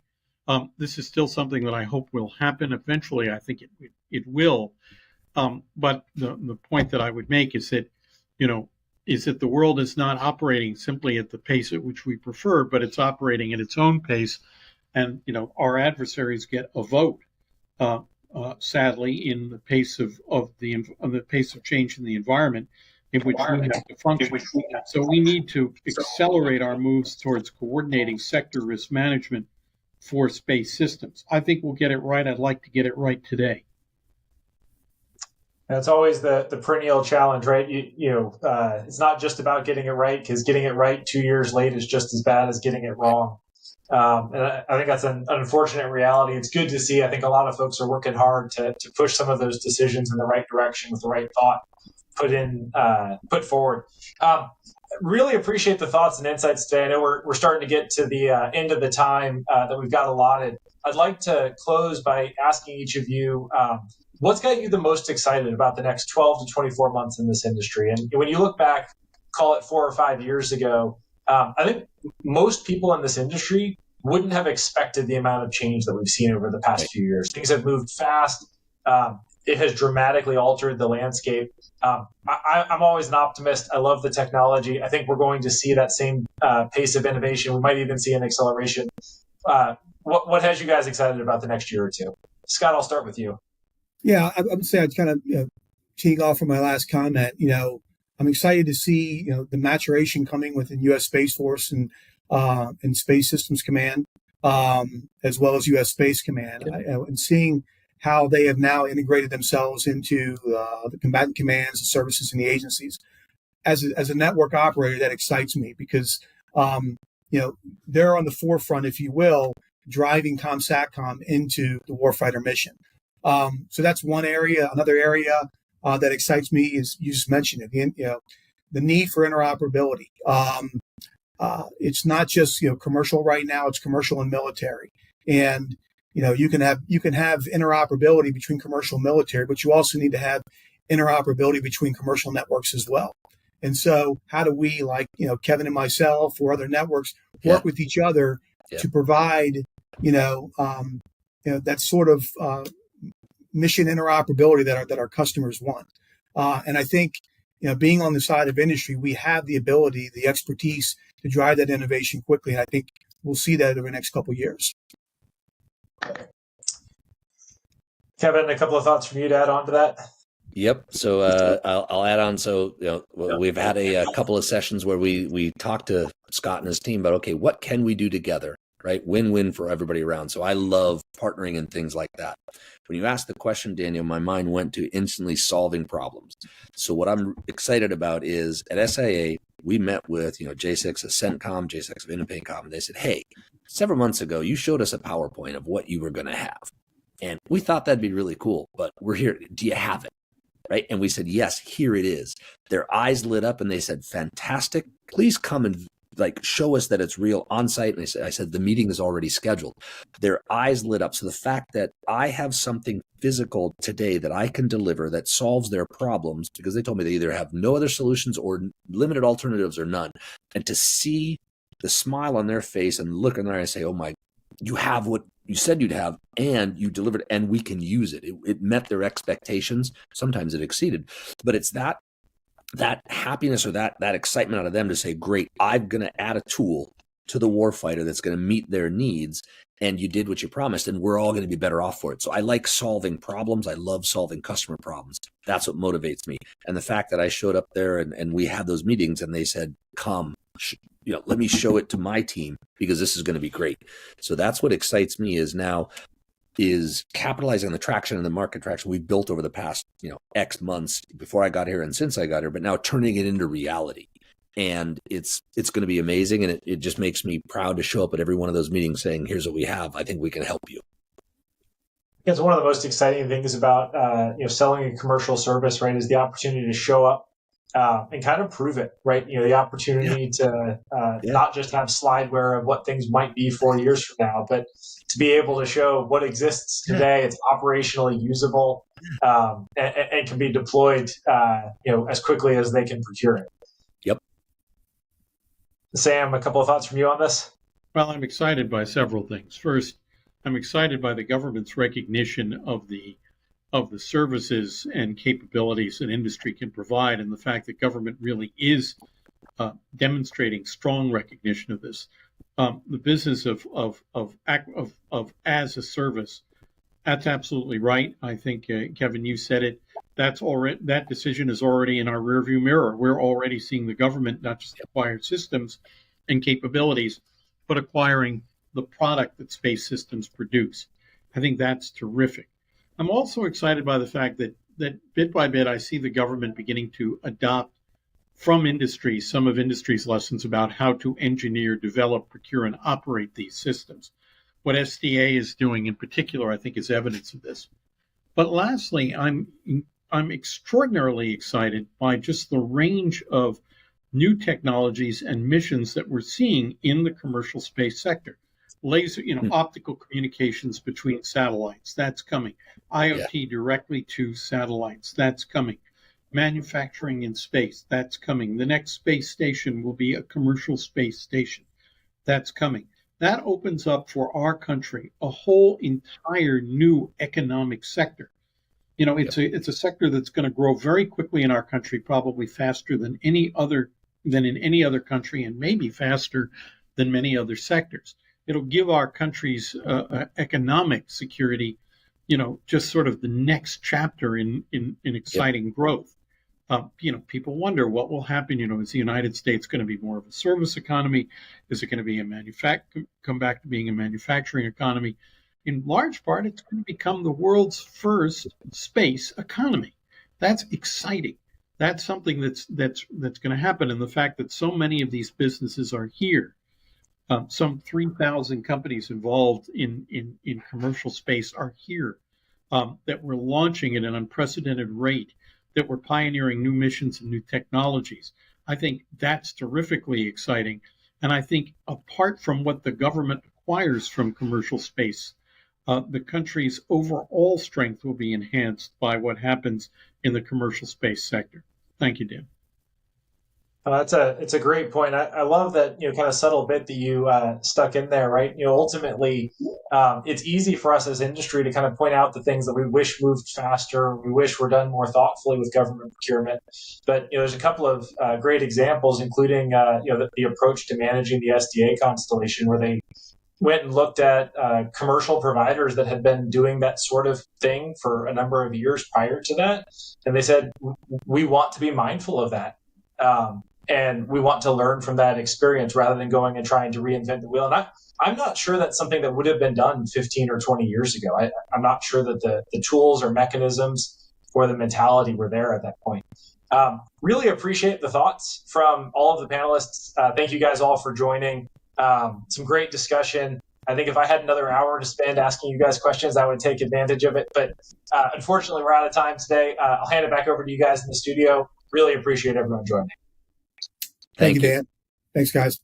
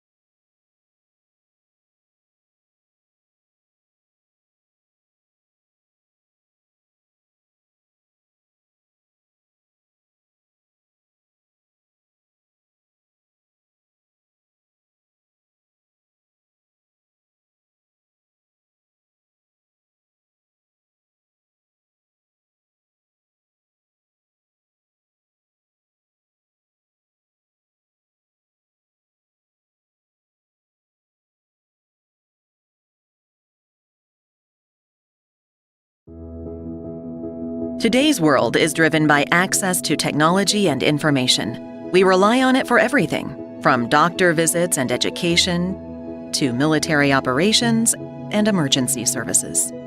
Connectivity sits at the heart of it all. But a large amount of the global population remains unconnected, putting them at major economic and social disadvantage. Comtech has made it our mission to solve the toughest technology and networking challenges in the world. democratizing access to smart connectivity, delivering meaningful insights, and empowering a truly connected planet. With more than 50 years of proven technology leadership across global satellite, space, terrestrial, and wireless markets, Comtech enables ubiquitous, smart-enabled connectivity anywhere, anytime, creating new opportunities for industries, businesses, communities, governments, and individuals. Leading the effort to revolutionize satellite and space connectivity, Comtech connects global communities through integrated, software-defined satellite communications technologies, virtualized multi-orbit solutions, and multimodality services. We also have our feet on the ground as one of the most trusted terrestrial and wireless technology providers in the market, delivering precise location-based services and next-generation 911 solutions with cloud-native networking capabilities. Comtech is leading the convergence of satellite, space, terrestrial, and cellular technologies to enable unified hybrid network infrastructures based on open standards and delivered through the cloud to connect the unconnected, bridge the digital divide, and deliver access to the latest services, technologies, and insights when and where they matter most. Comtech allows individuals to thrive, businesses to get work done anywhere, anytime, entrepreneurs to take advantage of new market opportunities, government agencies to provide essential technology-driven services to citizens, and first responders to anticipate, coordinate, and respond faster to emergencies.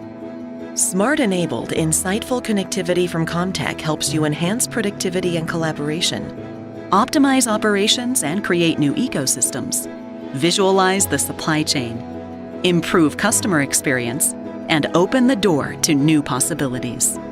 Fulfilling humanity's destiny requires seamless, smart-enabled connectivity. Only Comtech has the experience, innovation, and vision to build connections around the world that set ideas free. Learn more at comtech.com.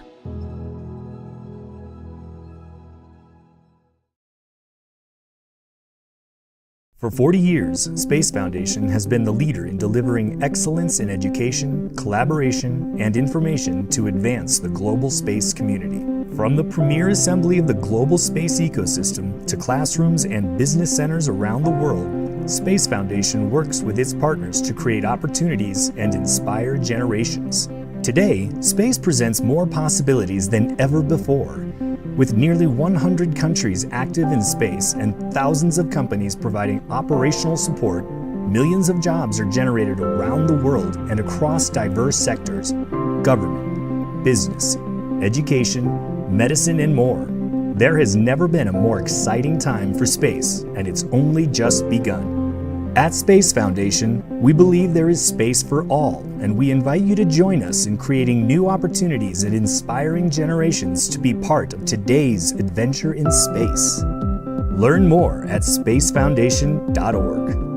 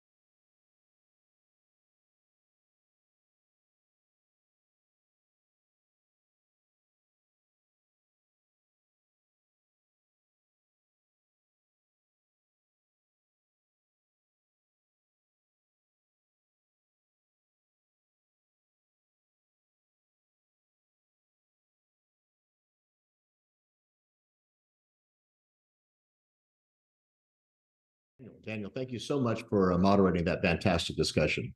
Really appreciate it. Please thank Kevin Scott and Sampras, and I look forward to seeing you very soon. Next up, we're honored to be joined by Major General Heather Pringle, who recently took the reins as president of the Space Foundation. She will be joined by Paul Nielsen, Director and CEO of Carnegie Mellon's University Software Engineering Institute, and Stephen Kate, Senior Director of Azure Space for Microsoft. Heather will be leading a fantastic and fascinating discussion on what space brings to AI. Heather, I'll turn it over to you.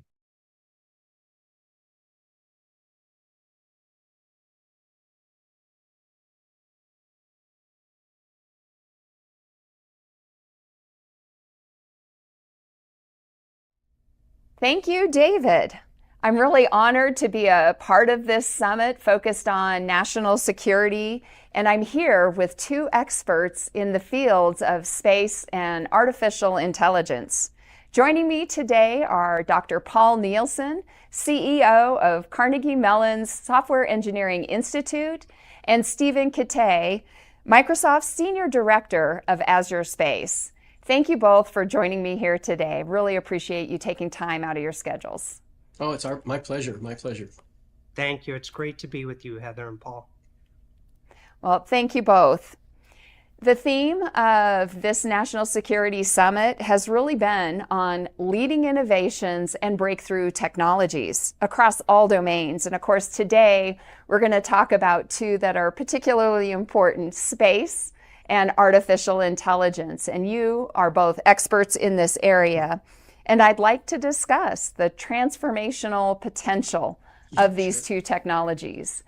But before we jump in, it's really important to start with a definition of what this might mean to set the stage. And for either of you, but maybe Paul, I'll start with you. What's your definition of artificial intelligence? Sure. Well, I sort of like the official DoD definition, which is a little bit ambiguous, and that's good. It says AI is the ability of machines to perform tasks that usually require human intelligence. Now, that's a pretty broad definition, but one thing nice about it is it talks about the fact that this goes across a lot of different areas. And what we think of as AI kind of changes with time sometimes. Because once we really have some algorithms that can do something like a human might do, sometimes we don't think of it as AI anymore. You know, when they first developed adaptive speed control for cars, that seemed pretty AI-ish, but now it seems just like automation. And there's a lot of things like that. And saying automation, I wanted to bring up that too. Lots of times people get AI and automation mixed up. And while they can work together, they really are two different things. And you can have a fair amount of automation without any AI at all. And space systems have done that for years and years. That's a really good point. Automation is unique. And Steve, do you have any thoughts on this? I really like that definition that Paul gave, where thinking about AI as tasks that humans normally would be doing. And if we give an example of that, of artificial intelligence just within the past year. Artificial intelligence, and this was according to actually Stanford, they used ChatGPT, which was powered by GPT-4, the latest large language model from OpenAI, to pass the bar exam. Which is pretty amazing when you think about that. And it wasn't just the multiple choice, it was actually the written part as well. And it didn't necessarily get an average score and squeak by. It actually scored in the 90th percentile. So pretty amazing when you think about a task that a human would normally do that now we have computers performing. So I think that, this is just one example, but artificial intelligence can do things like computer vision, where you're actually seeing and interpreting imagery, analyzing information, or even writing code. So there's a lot of areas that I think lead this to really being a watershed moment and an inflection point for artificial intelligence for us all to benefit from. Yeah, I think one thing to go a little bit further on what Steve said, one thing to remember is that AI is more than machine learning.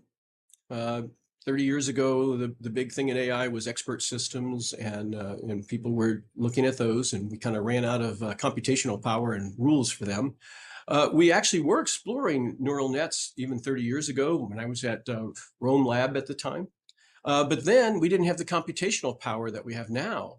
And the thing that's really changed in the last years, and started about 2008, when in Canada, I think it was at University of Waterloo, they started to apply the greatly increased computational power to doing these statistically based AI kind of systems and deep learning.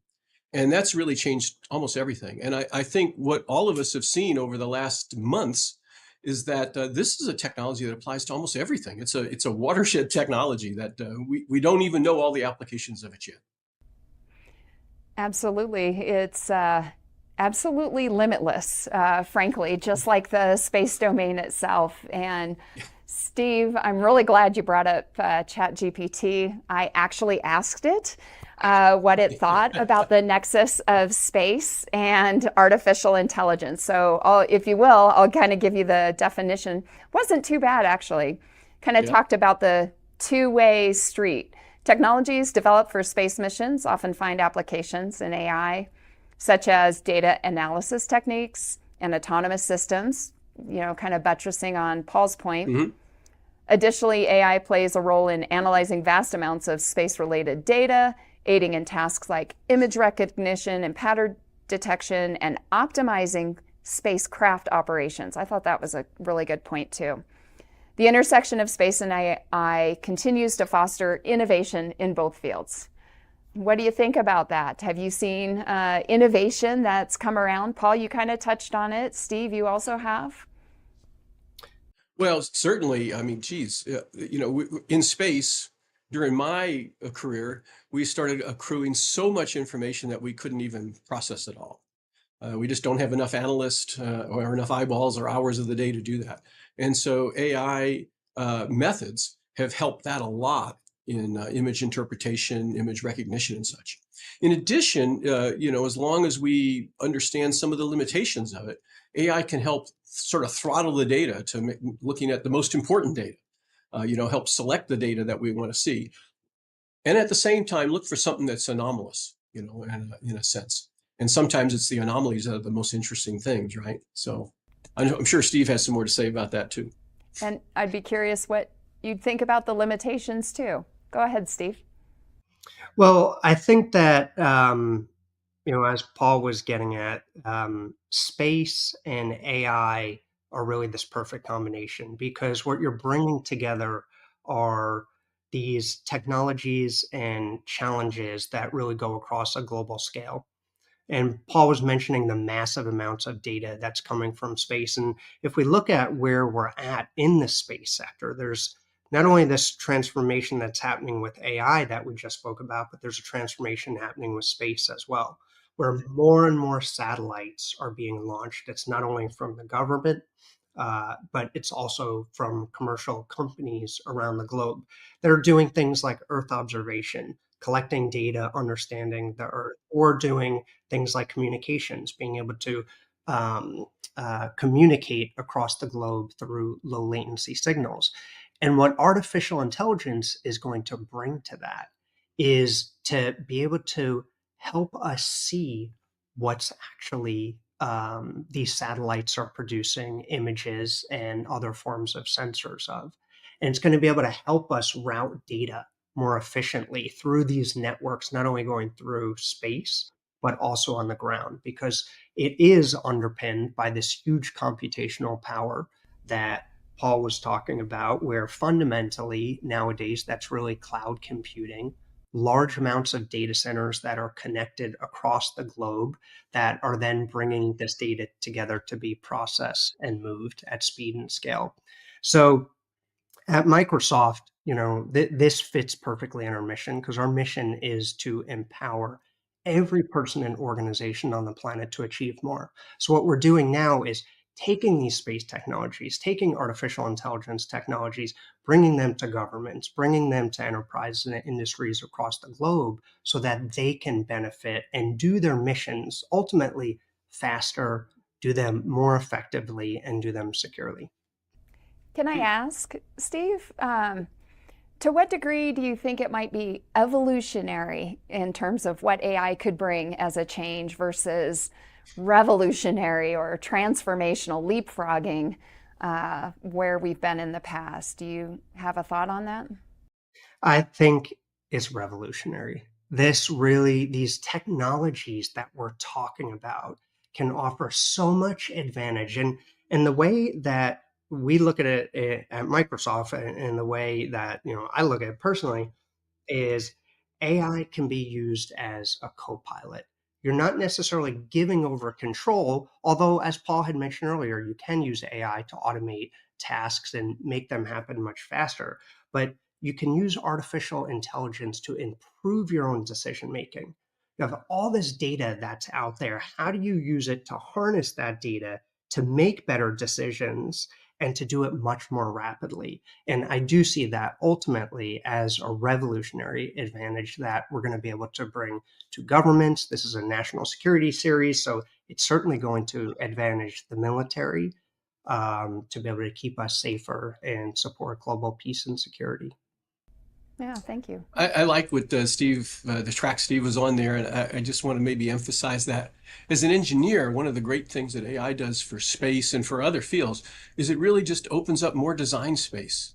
And for many of us that have been engineers over the last, well, for me, 50 years, we've lived in an era where the design space kept opening up through integrated circuits that became bigger and bigger and more capable, computational power that became more capable, software that became more, and now AI is the next tool that kind of accelerates that and gives us even more design space to design systems, to architect systems, to build systems that maybe can do things that are on the frontiers of what we think we can do, that are pushing the state of the art of where we can be.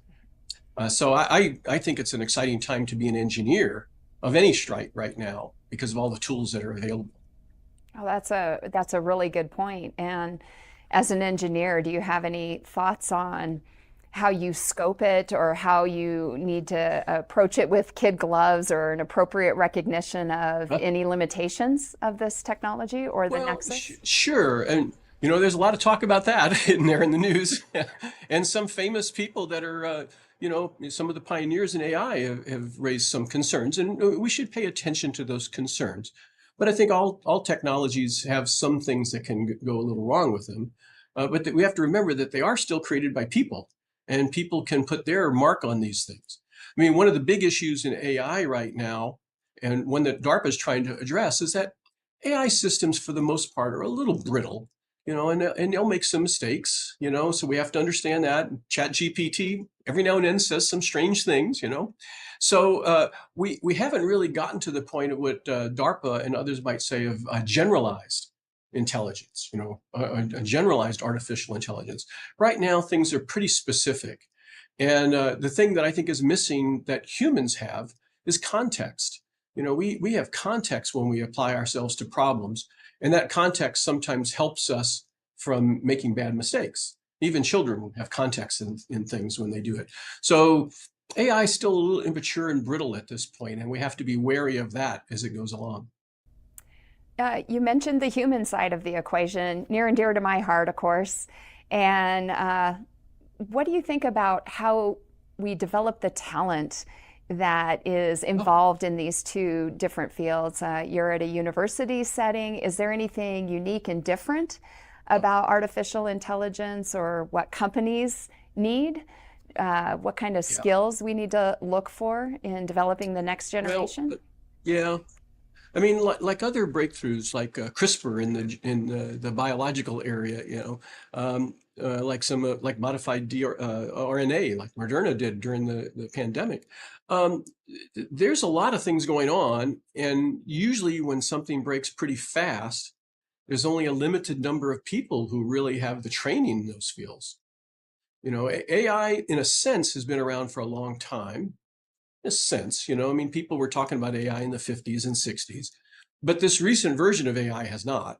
And the emphasis on AI and statistical methods and now ethical AI and more general AI is a new thing. And we don't necessarily have all the people trained to do that.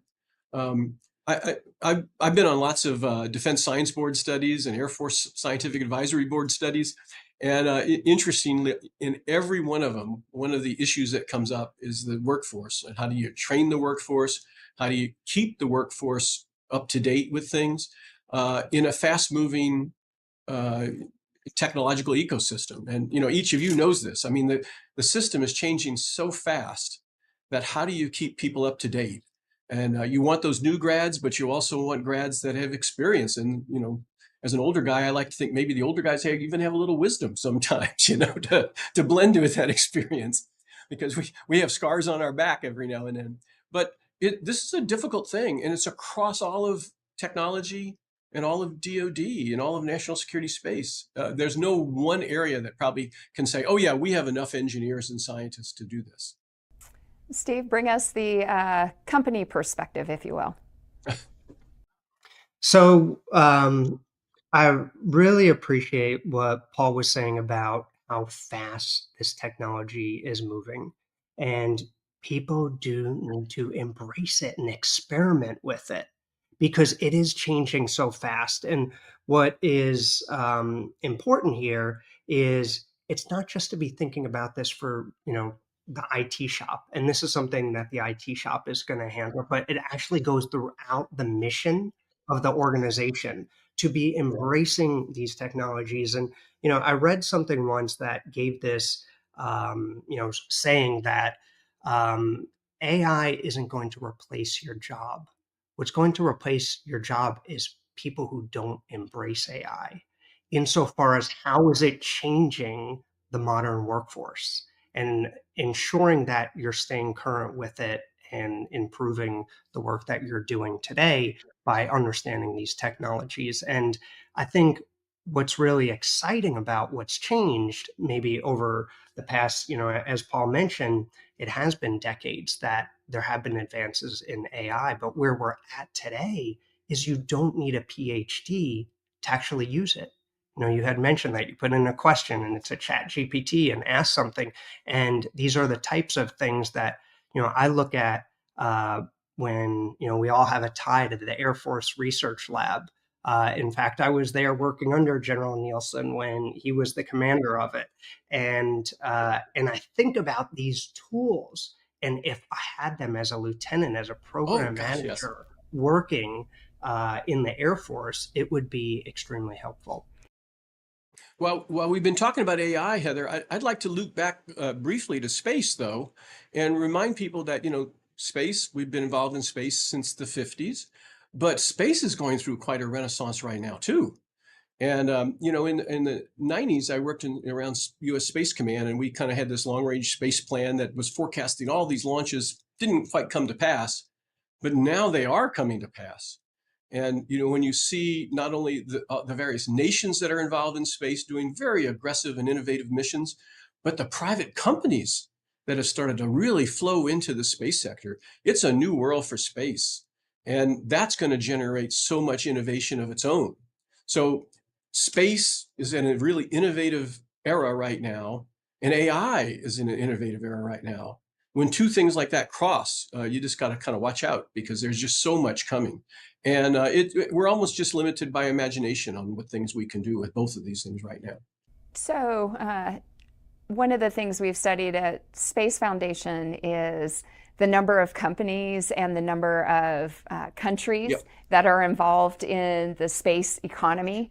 And it's just been skyrocketing every year. There are new and new companies joining, new countries that are developing their own programs. And so do either of you, but maybe Steve, this is better targeted for you. Do you have advice for how a new company who wants to take advantage of this technology, how they might do so? So maybe they do have the will and they want to. What steps would you recommend? So I'd recommend 3 steps. And the first is moving fast and embracing these technologies. Number 2 would be, and we spoke a little bit about that, number 2 would be embracing cloud computing, because that really is the foundation of the technology that we're talking about. And the benefit of the cloud is it enables users to not make these large capital investments in their own infrastructure, but rather buy capabilities as a service and then scale it up as they need. So there's a cost piece of that, but then there's really an effectiveness piece when we're talking about these new and innovative technologies. And then the third piece would go to the point of not just thinking about this for the IT shops, but thinking about this across an organization to help enable missions.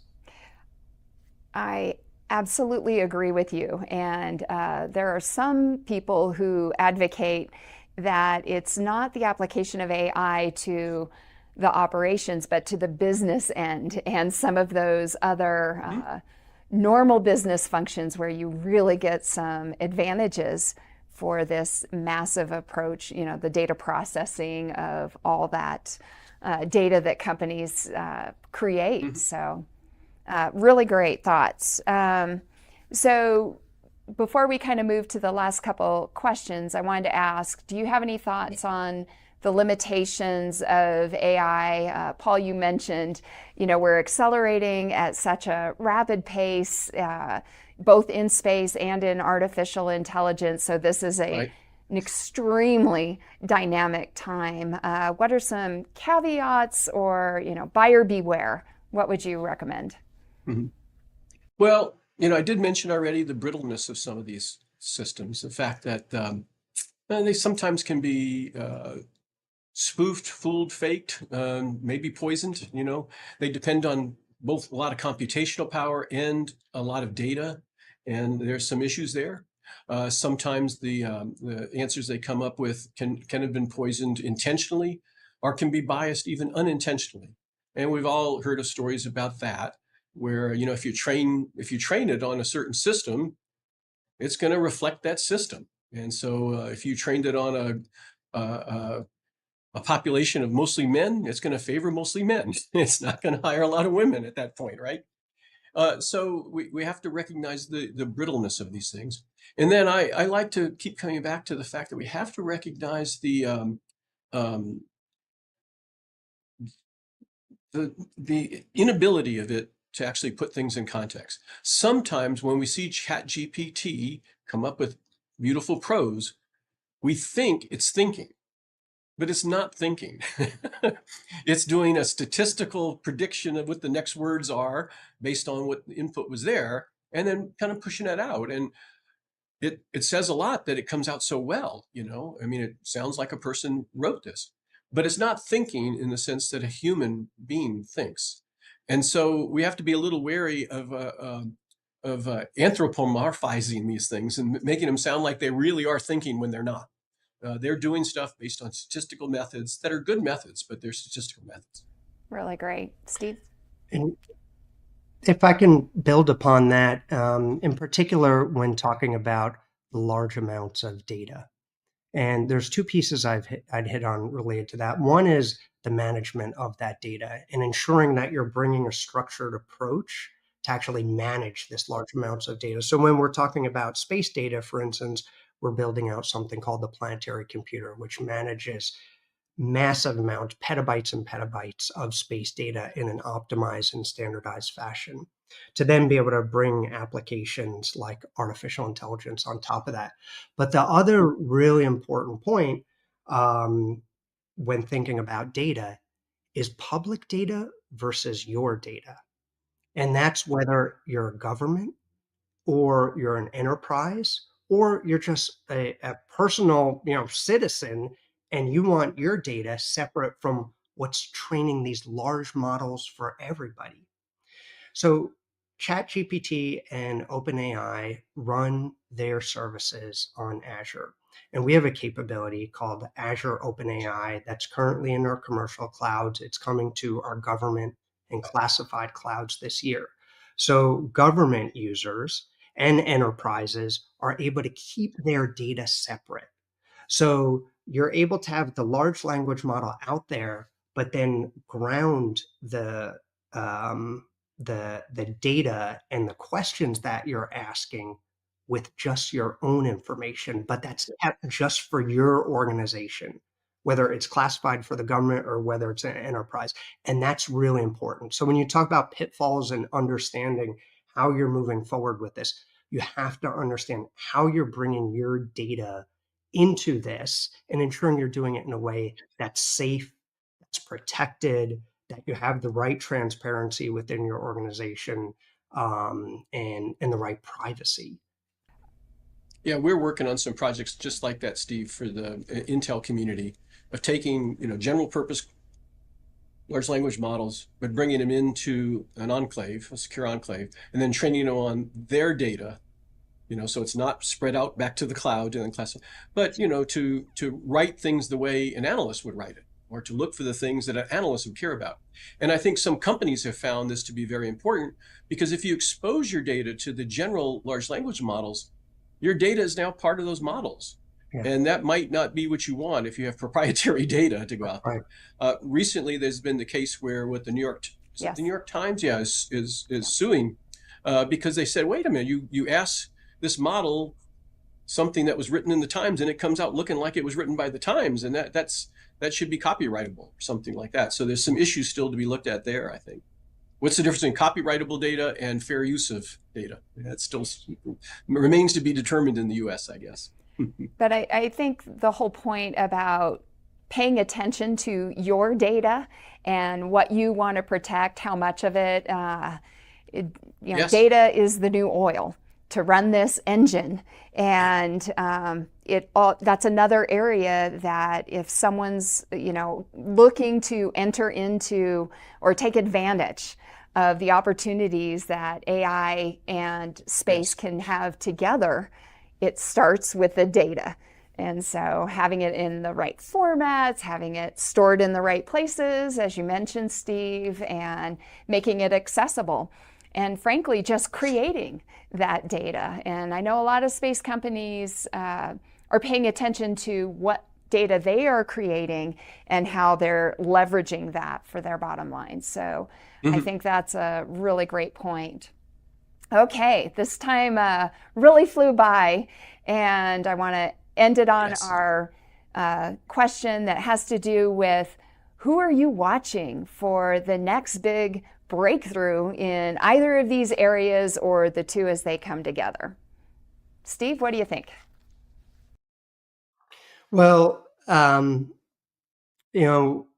there's a lot of excitement and a lot of innovation that's happening in this sector. We've got great partners we're working with, large like OpenAI, or small companies like, for instance, there's one called Synthetic, where they can do rapid identification of objects in satellite imagery without a large amount of labeling in advance. And in fact, they were able to find the Chinese balloon that was traversing across the globe very rapidly with satellite imagery and with their artificial intelligence technology. So we'll be working with a partner ecosystem and ultimately focused on our customers and helping enable their missions, empower them to achieve more.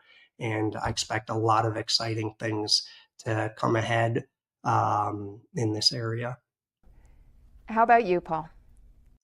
Yeah. Well, similar to what Steve has said, I would watch the great and small software-based companies, because in the US, they've shown the ability to scale really fast to things. When they find something, they know how to scale. This has not been, as we would all have to admit, this has not been the province of government sometimes to scale fast. But US industry has always been so innovative in this area and so quick to grasp these things and move. So I would watch US industry. I don't know where. You don't know whether it's a new company to pop up, just like most of the big companies we know now didn't exist 20 years ago. They've all popped up, and done so well. Or whether it's one of the large or one of the smalls, one of the non-existent companies that's out there, I guess I would say. The other thing I think we have to be mindful of is to watch some of the other countries, in particular China. China has a lot of really smart people. A lot of them have been trained in the US even, and they have lots of data. And if data is the currency, they got more data than almost anybody on their people, on their society, on everything. And I don't think they're the only country that's in that position, but there's certainly one. I would not overlook India, which has developed its own great software companies over the time, and see what they have to do too. I opened up earlier by saying it's just an exciting time to be an engineer, and I just want to come back to that. And each of us was fortunate to be an engineer in our careers, and some of you still are. I'm a bureaucrat now, but I think that it's a wonderful time to be an engineer. And the design space is so open. There's so many problems that society faces that need to be solved as well, right? And so this is a time for us to put our thinking hats on and start to address the problems that we see as a race, as a humanity. Oh boy, I couldn't have said it any better, Paul. Thank you for those final comments. And thank you, Steve, for joining me here today. What a really great discussion. We covered so many topics. We covered the talent, we covered the countries and the companies, and the many, many opportunities that both AI and space have together. And yes. I would say the future is bright, but we do have to be cognizant of how this could go awry if we don't keep our eye on the ball. So, yes. Boy, it's been a true pleasure having you both here. Thank you so much. And have a great day. This is all we have here for you today. And back over to you, David.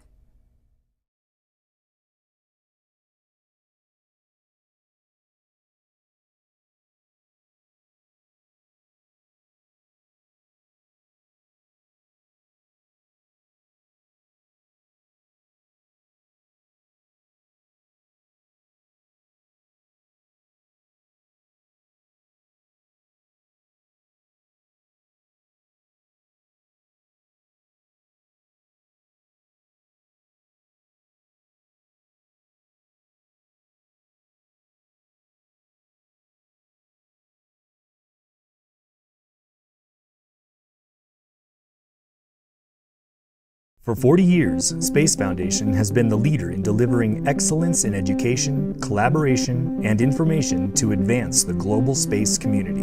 From the premier assembly of the global space ecosystem to classrooms and business centers around the world, Space Foundation works with its partners to create opportunities and inspire generations. Today, space presents more possibilities than ever before. With nearly 100 countries active in space and thousands of companies providing operational support, millions of jobs are generated around the world and across diverse sectors: government, business, education, medicine, and more. There has never been a more exciting time for space, and it's only just begun. At Space Foundation, we believe there is space for all, and we invite you to join us in creating new opportunities and inspiring generations to be part of today's adventure in space. Learn more at spacefoundation.org.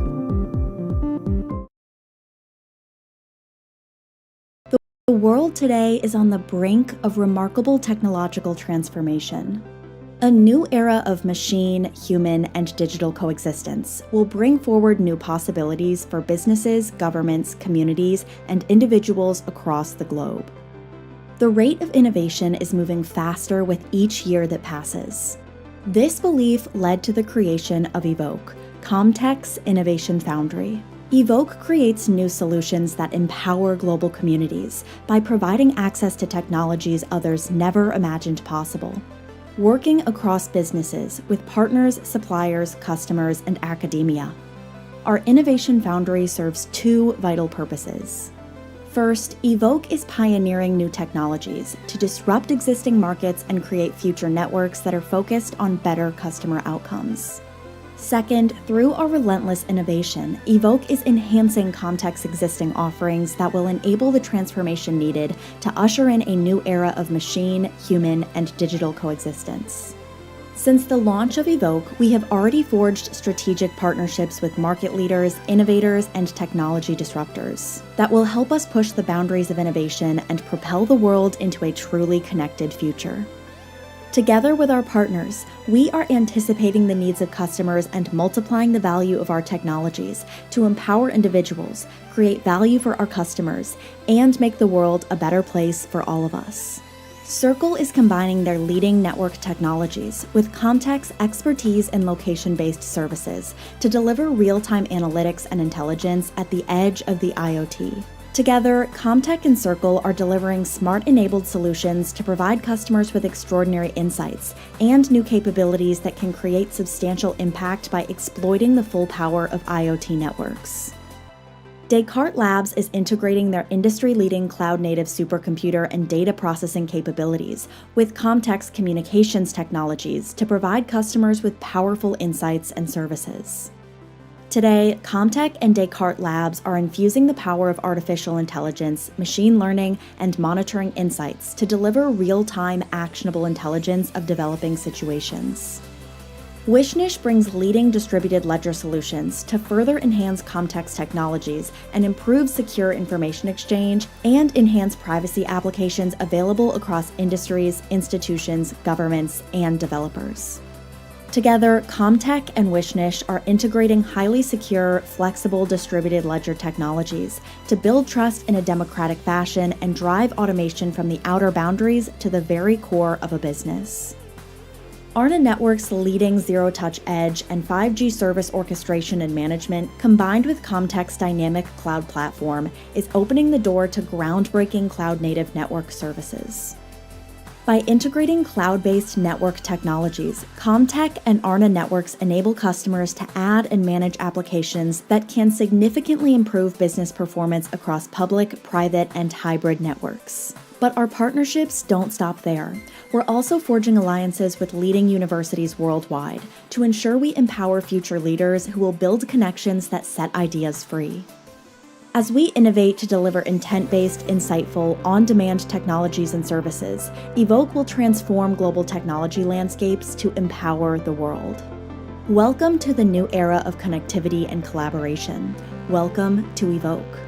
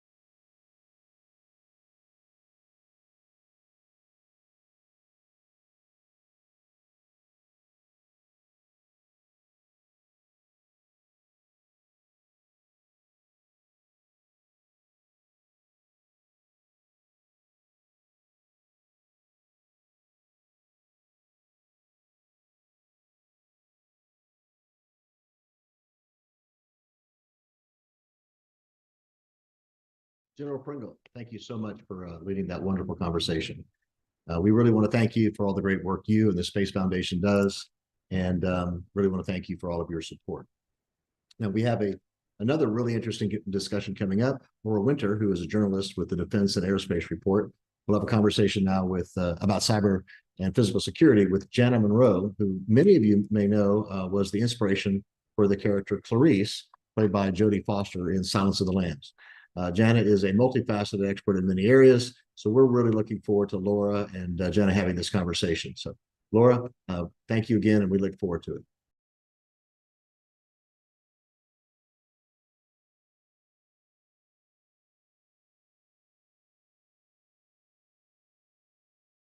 Hello and welcome back to the National Security Summit. I'm Laura Winter. I am the editor and host of the Downlink podcast, which for those of you who are interested in the intersection of space, the space business, and defense, check it out. But for this segment of the National Security Summit, I am privileged and honored to introduce a security professional who has been there, done that, and probably has a drawer full of t-shirts from her 22-year career with the FBI.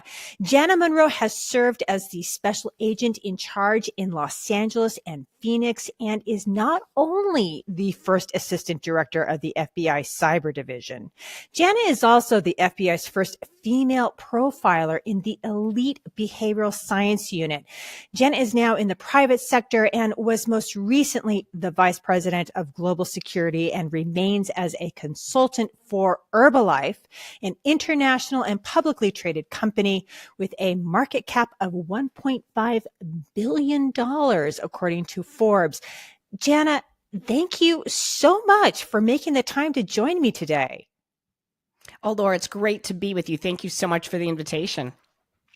Now, before we dive into the intersection of corporate security and national security, let's take a moment or two to talk about your most recent achievement, and that's your book, Hearts of Darkness, Serial Killers, the Behavioral Science Unit, and My Life as a Woman in the FBI.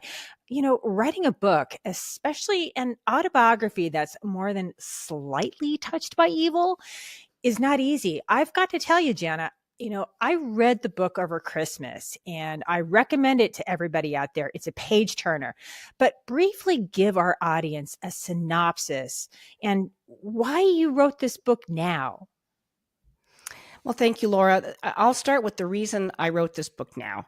I think for me, I look at, and there's a lot of inaccuracies on this topic, and I'm saying this topic of serial killers and behavioral science, and I know it's a lot of people enjoy it because it's compelling and repulsive at the same time. And I just thought I would be able to add a degree of accuracy and genuineness to this, because that's what I did for years. And also deeply in my heart, I feel very badly for the victims of the violent crime and the loved ones who grieve their loss. And the victims don't have a voice. And so this was, my book was like a tribute and an honor to them. And what I found and continue to find both fascinating and a real truism is that, and it's clearly woven throughout your book, is that intense experiences shape our approach to other facets of our lives and professions. I'd like to know how those 5 years inside the behavioral sciences unit, the serial murderers and rapists and the victims, right? How you've taken that very special experience and those analytical skills and applied them in your later career at the FBI and now in the corporate world, which you and, your position and positions that you've recently held, has been very international and intersects with national security. Well, when you look at the skills that I learned on the job and then just from the experiences with this, and it was called a behavioral science unit until a judge took exception to that and said it's not really a science, it's analytical. So henceforth, the behavioral analysis unit. But I think the skills that I learned not only from the training, but from on the job is that reading of people. As humans, we give off signals much more non-verbally than verbally. And when you have an incongruency, meaning when someone says something, but their actions or their whatever they do with their eyes or their hands says something else, I learned a lot about that in interviewing people. And even though you're looking at maybe, criminals, felons, serial killers, you can take that skill set and apply it to corporate or to whatever kind of a business you're in when you're interviewing for a position, when you're speaking with someone else, when you're trying to elicit information from someone. It's the same skill set, only with a different audience, if you will. And now I want to kind of shift gears ever so slightly. I'm not really sure that folks really make the connection that corporate security is actually part of the fabric of national security. And I think an easy example of this is your time with Southern California Edison. As a utility, it's part of the energy sector, which is an official critical infrastructure, right? I mean, that's according to the U.S. government's Cybersecurity and Infrastructure Security Agency, or CISA. But when you landed there, that utility wasn't exactly secured, and there was an incident. Could you take, some time and run us through the traps of why this company's security is actually a national security concern? Oh, absolutely. When you're looking at the sectors that are part of the key national infrastructure, and of course, electric utility is, Southern California Edison had the grid in addition to a nuclear plant. And when you look at, just think of the ramifications if that went dark. Okay, if that were attacked and the grid was down, there goes all of your power, all of your electricity. There's the ports of Los Angeles and Long Beach where you have your supply chain, all your deliveries. That's going to impact every business that you have in the area. It's going to impact transportation. I mean, when you think of the wide range of ramifications, it is literally going to shut down business. And depending on what you have as contingency plans for backup, for an incident response, is going to have a significant impact on when you're up and running again. So to me, looking at all of I'd look through the lens, because of my security background, something from a terrorist perspective or someone just with evil intent, in any kind of nefarious scheme that you would look at that could either impact the nuclear plant or the grid itself, was the way that we approached security and what that impact would have, and not only to that area, but again, as you say, to national security. And when you arrived there, you in a pre-interview that we had, you mentioned that you had actually already started advising the company, and that an incident actually kind of arose, and that all kind of comes back from your time when you were at the FBI, but just using that, again, very specialized skill set that you have, right? Right. And so what I was looking at is the culture and environment of the company. And it was generation after generation of family members that worked there, which can be a good thing or a bad thing. We'll refer to it as nepotism. It's fine as long as everyone gets along, but then you start having divorces and somebody's working next to an ex, and you're just looking at typical human behavior. You have that with a company or an environment that like to hear good news always, and that's not really how life is. So you have to have management and leadership that understands there's going to be issues and they need to address with them. Because of that, I thought there were a confluence of items that made the company at risk for a potential active shooter situation. And unfortunately, that did happen. There was an active shooter that left 3 employees dead and 3 seriously injured. But what I had done was analyzed the environment of the company, the culture of the company, and those were the indicators, and we had them on a scale previously, that would be a metrics for a risk. So how much is a company at risk for some kind of an act of violence? Yeah, it's incredible, because I don't think a lot of people really understand that, an employee, an insider threat, that that we hear about people going quote unquote postal, right, or shooting things up, but that this actually could have a ramification that could go all the way out to the Los Angeles ports. Right. Oh, absolutely. Again, you're taking a look at something. When you always looked at security in concentric circles, it's like you'd have something, there's an alarm system, and you have badging for people to get in. You do background checks on employees to get into the company.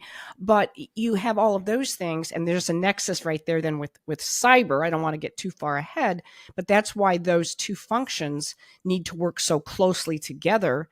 And for an insider threat, you've got your employees or others that have access and are inside your campus, inside your company, that you've got to have programs and processes in place to vet these people, because that's one of the biggest areas of threat, because people who are insiders, employees, and have that access they have access to information or intellectual property that could definitely be a national security issue.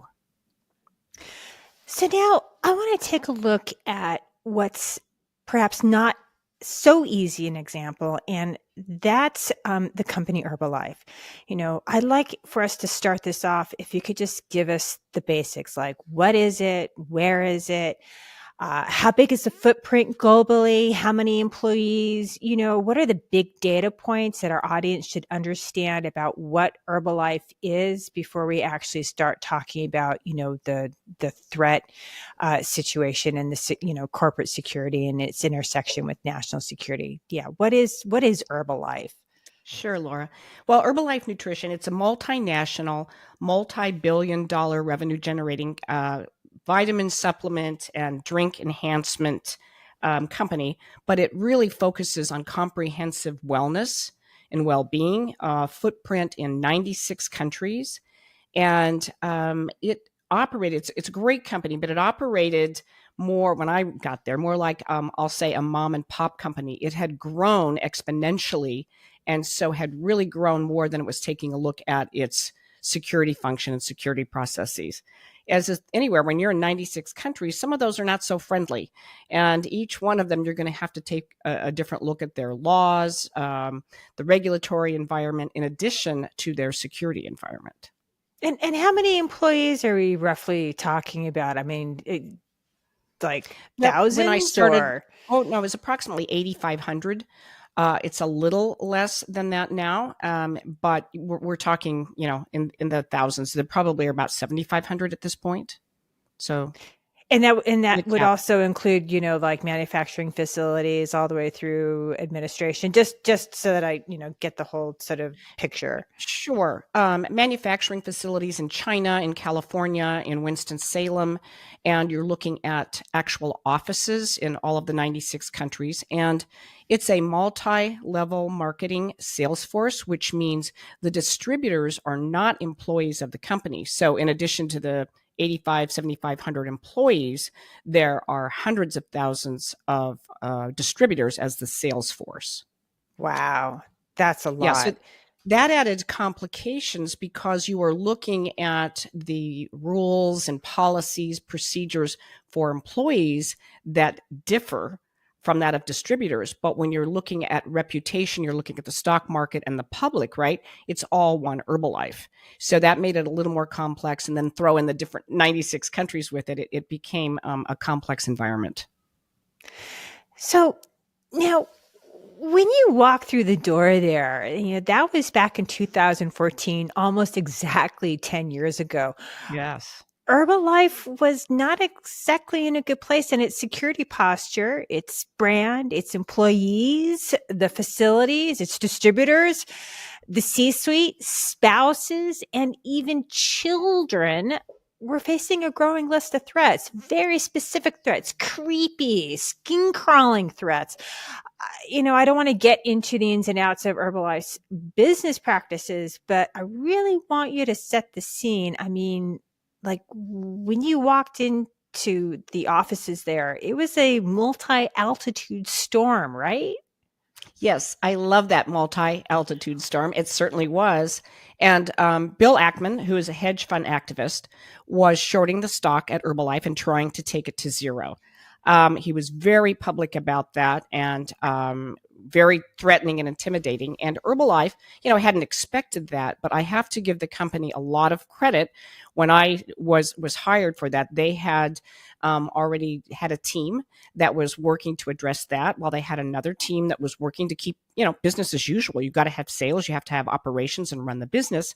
But in the interim of all that, the CEO's family was being threatened and intimidated. You had daily negative press. The reputation of the company, not only on Wall Street, but again in the community, was very negative, and they had to respond to that. And they had a small corporate communication function, which they had to ramp up immediately so that they would be able to respond externally and internally. And again, as I mentioned, there's a distributor model, and some of the distributors in different countries weren't understanding what was going on. So there was a whole different communication strategy to keep everybody informed as much in real time as possible. The other part was, again, I had mentioned the company had grown so exponentially.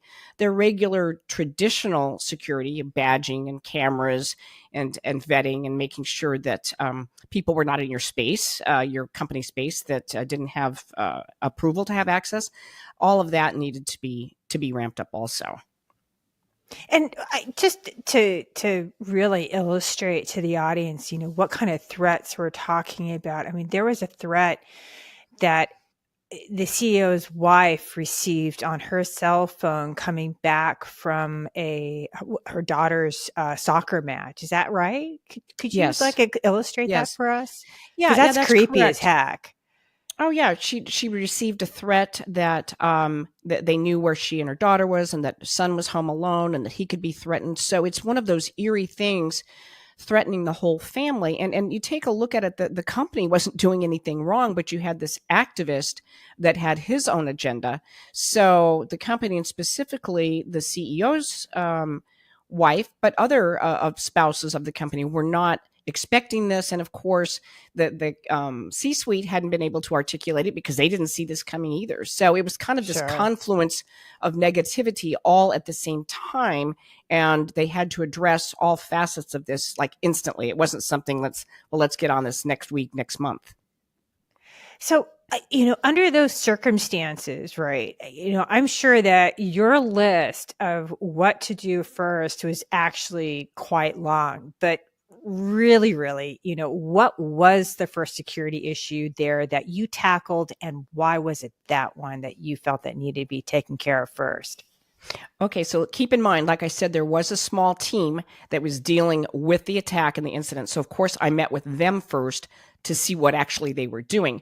But my next order of business is that the company had become lackadaisical because, and I certainly understand this, they said, we're a nice company. And how that translated into process is they had badges, but if people forgot them or weren't wearing them, other employees would just let them in. It's like, oh, come on in.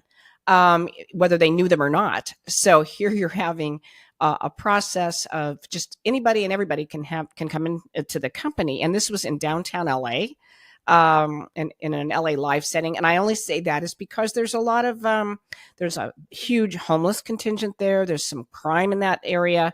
And that's the whole reason for having badges, is so you don't tailgate, which means you just open the door and let anybody in, is because everybody in the building needed to have a background check so that we knew who was actually in our premises so we could protect our employees. So it was a twofold, in that there wasn't enough badging process, but also people were not acknowledging the why we were doing it. It was for protection, not because we were the department that said no.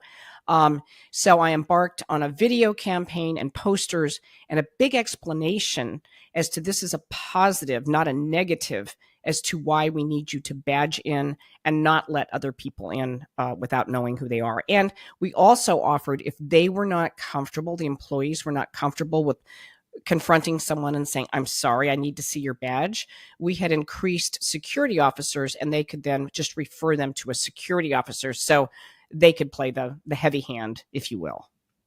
So you got a good cop, bad cop thing going. Yeah, and like I said, it sounds minor, but it really was a starting point, because I had to work on developing that culture of security, because security is everybody's business. You can't have some small department, and you don't want that. You don't want to be, like I said, the department of no or law enforcement, because you're not. And when everyone understands it's their business, it's a cliche, see something, say something, but it's very important. When you have all the eyes and ears of the entire company, with that mindset, something's wrong, something's out of place, I need to report this, then you have a much better chance of having better security. And perhaps people should also think of it as, like their home. And it's not, if you're in Los Angeles and you work and live in Los Angeles, it's not like you leave the front door open and unlocked, right? Right. I mean, Or I'm your just keys saying. in your car, or right, right. I mean, Windows roll down, Yep. right? I mean, Yeah, you have to be savvy about that. Maybe if you're in a rural area of, the Midwest or something, some of those things are still done, but that's a far cry from LA, New York, and some of the major cities. You just have a different environment. sure. But, something that I also really found really interesting from the news clips is that you reached back into your very specialized experience with evil and criminal minds, right? And you commissioned a profile on the billionaire Bill Ackman, and just for everybody to understand, he's a hedge fund manager and the founder and CEO of Pershing Square Capital Management. And right now he's actually in a bit of a dust up with Harvard University, right? But, Yes. why and what should be the lesson really for all security professionals tuning into this discussion? Because I don't think everyone out there is going to have on their list, yeah, let's profile the financially and politically powerful billionaire, right? I mean, he's got celebrity status. Why was that deep dive into, just what makes Ackman tick so important, to you and to the company?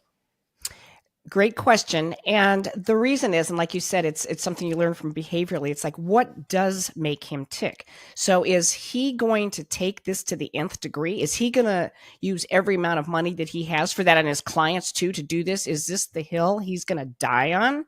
Or is this, it's kind of like, make it analogous to poker, right? So is somebody going to play a hand or not play a hand? Really, if he had narcissistic tendencies, I won't get too psychological on you here, but knowing some of that behavior, it would give us an insight into how far is he going to take this and how much should we as a company invest in this? I mean, resource-wise, monetarily, is this something where he will go away? There's a new shiny object over here, and maybe he will go for that company. So it was trying to get as much insight as to his motivation and intent. Those are the two number one and two things for why a crime is committed. It's motive, right? Why did someone do that? When you find that out, that makes it, everything falls into place if you're going to be able to solve a crime. And those were the same things from a criminal aspect that we were able to apply to Bill Ackman. And with that information, then, you just said that, what kinds of investments or where you would, want to bolster some of security, whether it's brand security, online security, or just be ready with the correct press release, et cetera, et cetera. With that information, how did the company invest? Like, how did you use that? Well, how we ended up using it was what the results were, or what the indications were, is that it was not going to be his hill to die on, right? And so with some of the, and I think the company, just my opinion, but I think the company did an excellent job of fighting back.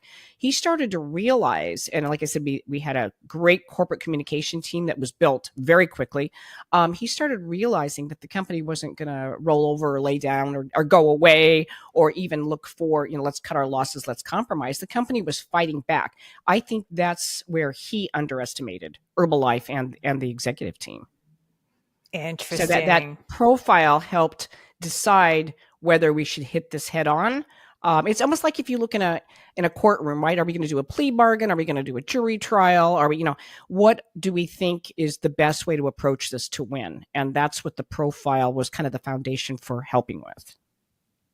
Wow, interesting. And now today, I mean, Herbalife is a huge company, right? We're now 10 years after, that dust up. It has a solid brick and mortar footprint, and does business in pretty much every continent that's inhabited. 20% of its business is in China, which represents its own set of security challenges.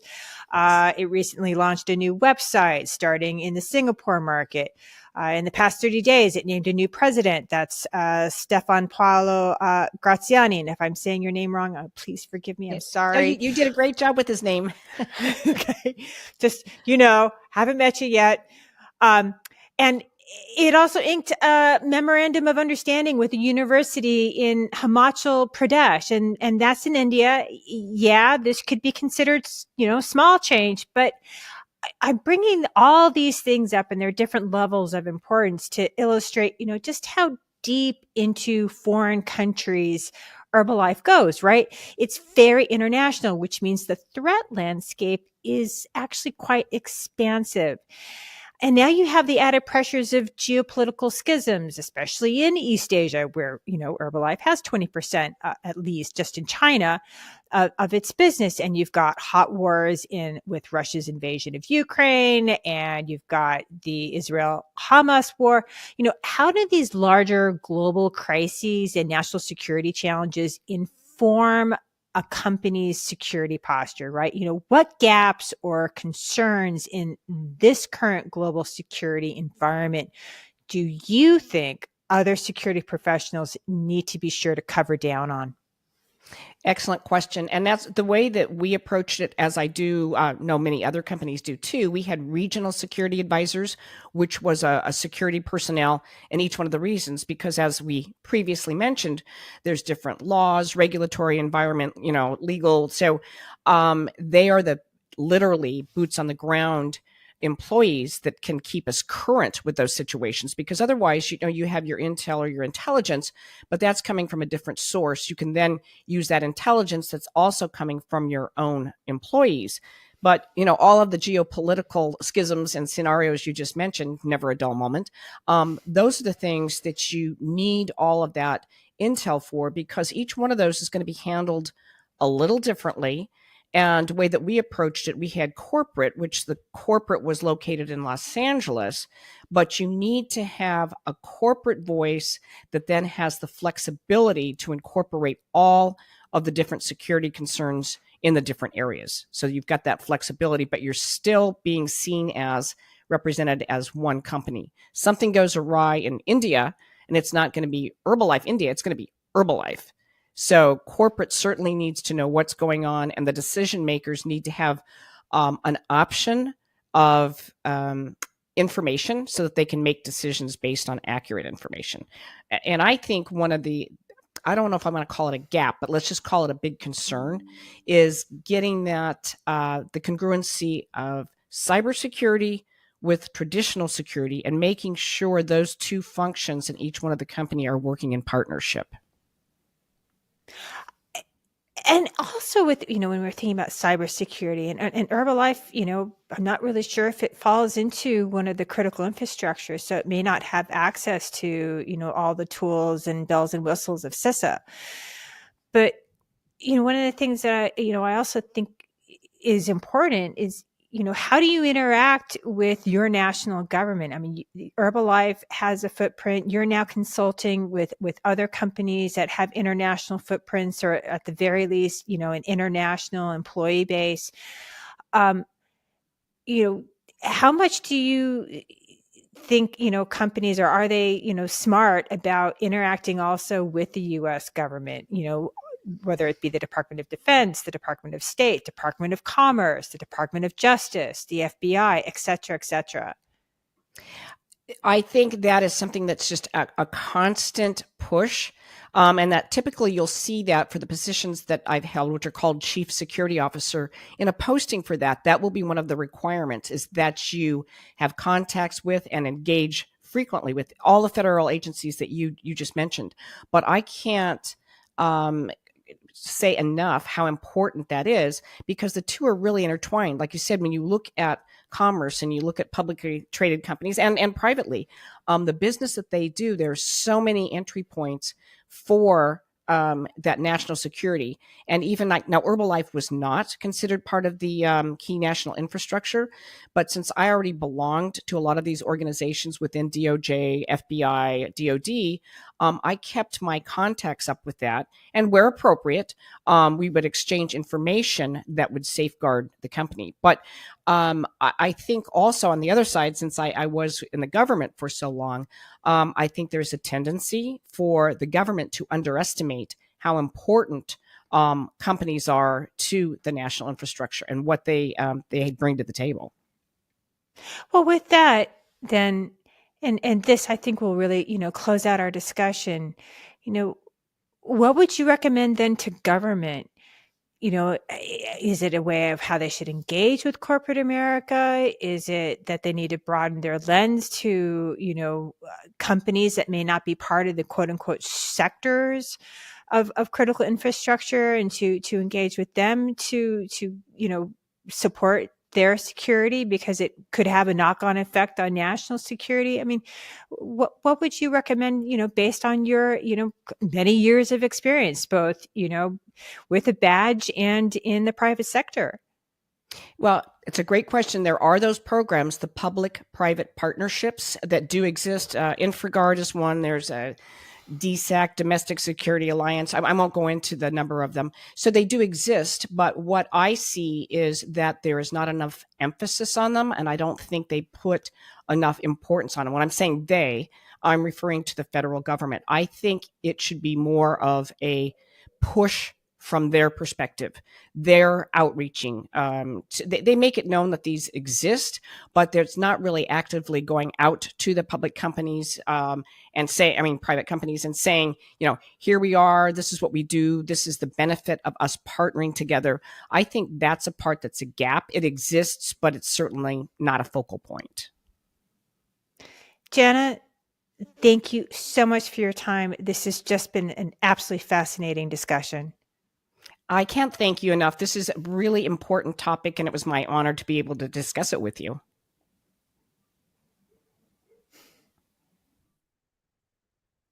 Laura and Jana, thank you so much. That was fantastic. We really appreciate it. I don't think a lot of people who know of Jana are aware of how broad her background is and how many areas she is an expert. That was an incredibly interesting, enlightening conversation. So thanks so much.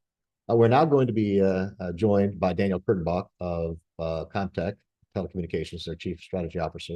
He's going to have a conversation on innovations and investment shaping national defense. And he's going to be joined by Alex Harstrick of J2 Ventures, David Rader of Defense Innovation Unit, and Wes Spurlock of the Office of Strategic Capital. I think it's really important for the investment community to understand the enormous opportunities that investing in national security provide, and that the government and military leaders do everything they can to encourage investment in order for the U.S. to gain competitive advantage over our near-peer adversaries. So this is really important. Thank you so much for joining us today. Over to you, Daniel.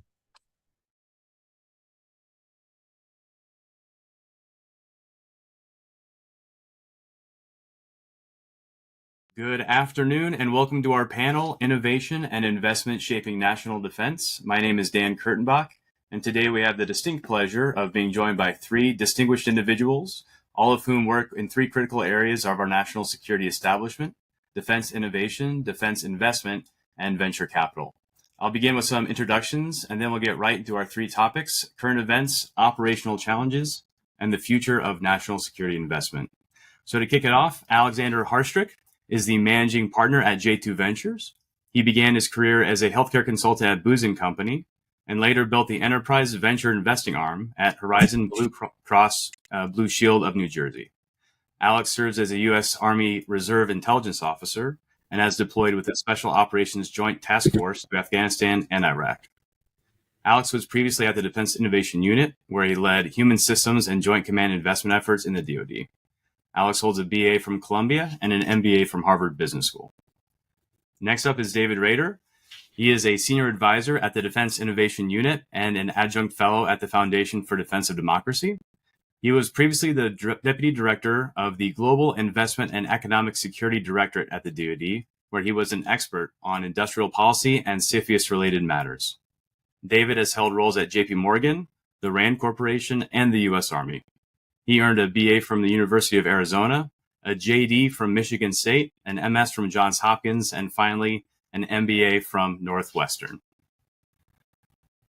Last but not least, Wes Spurlock is an active duty colonel in the U.S. Air Force, currently serving as senior advisor at the DoD's newly formed Office of Strategic Capital. He was previously a leader at F Ventures, a White House fellow, and a military aide to the President of the United States. Wes also served as the first commander of the KC-46 Pegasus and has more than 3,000 flying hours in various aircraft with multiple overseas deployments. Wes received a BS from the Air Force Academy, an MBA from Mississippi State, and an MPA from the Harvard Kennedy School. And so let's start with you, Wes. Let's dive right into it with current events. So in December, Congress passed the 2024 National Defense Authorization Act. Can you talk a little bit about OSC, probably just for the people who don't know, and then how it's impacted by that NDAA, including any changes to your authorizations and authorities? Absolutely. Thanks, Dan. And I'm trying to get a couple more of those schools so I could be more like David Rader. But I'll try to make it in basic terms based off of my lack of pedigree in that sense. So the Office of Strategic Capital (OSC) was stood up by the Secretary of Defense in December of 2022. With the mission mandate to attract and scale private capital towards national security, specifically the critical technology areas that we find ourselves really needing to pump up the focus on, especially bringing the private capital markets into play, but making sure that we're working as a good partner in that sense. Throughout the last year, we've been analyzing the different market areas, different technology areas, and figuring out how we can be the best partner in that relationship. And in December, the Congress agreed with that and authorized not just the stand-up of the Office of the Strategic Capital in law, but they authorized the use of tools like loans and loan guarantees in different critical technology areas for us to be able to execute that mission. So it was a huge win for us to be the first time the Department of Defense has been operating in this space. There's currently 131 federal credit programs in the federal government, none in the Department of Defense, Justice, or Labor. And so for us, it's a big win and an opportunity to really show how these tools can be used like they are throughout the federal government, but specific to our mission mandate, which is national security and emerging technology. Fantastic. Thanks for that, Wes. Now, as I understand it, and correct me if I'm wrong, first comes the authorizations, but you also need to appropriate funds in order to be able to execute your mission. Can you talk more about that, what that looks like, the process, both on Congress's side and also within OSC and the DoD? Absolutely. So the office has been stood up and established, and we have the authority to do that.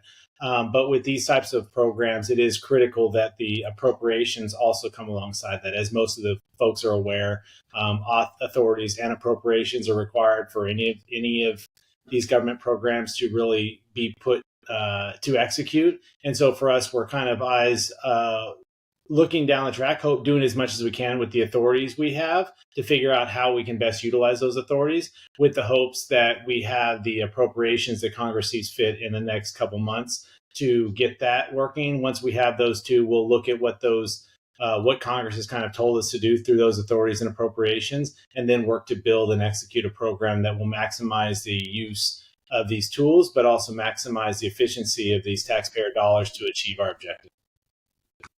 That makes a lot of sense. Thanks, Wes. And I'm going to call an audible and actually ask a follow-up question on that point to Alex. And so as a VC that focuses on the defense space, are you and other VCs looking closely at what happens with the Office of Strategic Capital and its own authorizations and authorities? Yeah, unquestionably. I think Wes and the broader team have done a fantastic job of engaging the community. Even people that I would describe as not being previously sympathetic to this strategy are paying a lot more attention for, in my opinion, the right reason, which is the providing of leverage and making things that would otherwise be uninvestable on a VC, either time scale or return scale, fit that category, brings a tremendous amount of value to the United States. I would say, to correct one thing, while we do invest in defense adjacent technologies, I wouldn't necessarily qualify myself as a defense investor just because I don't believe investing in defense alone is a good strategy. What the Office of Strategic Capital does, though, is make things that I think would otherwise really only have a market in working with the federal government be something that would have a return profile that would be investable even by venture capitalists. And so I can talk a little bit more about that. But yeah, unquestionably, very popular strategy among especially emerging VCs. So I would say people with a track record of less than 10 years. That's helpful. Thanks, Alex. And let's follow that up then. So for those who don't know about J2 Ventures, can you talk about the firm a little bit, about its inception, investment philosophy, and then we'll talk about the current events aspect? Absolutely. And I think it's most important to point out that I'm not taking this call from my home. While I appreciate the American Southwest, this is not actually my artwork. I credit this with the good people at Marriott for putting me up at their hotel. But by background, J2 Ventures was formed in 2020 We manage a little over $200 million. And the intent of our strategy is to look at deep technology bets in 4 critical areas: telecommunications and infrastructure, advanced computing, healthcare as it relates to remote physiological monitoring, and next generation cybersecurity. We happen to work very closely with the US government because we feel that the best way to de-risk very, very deep pieces of technology is in working with a cost indiscriminate entity like the US government.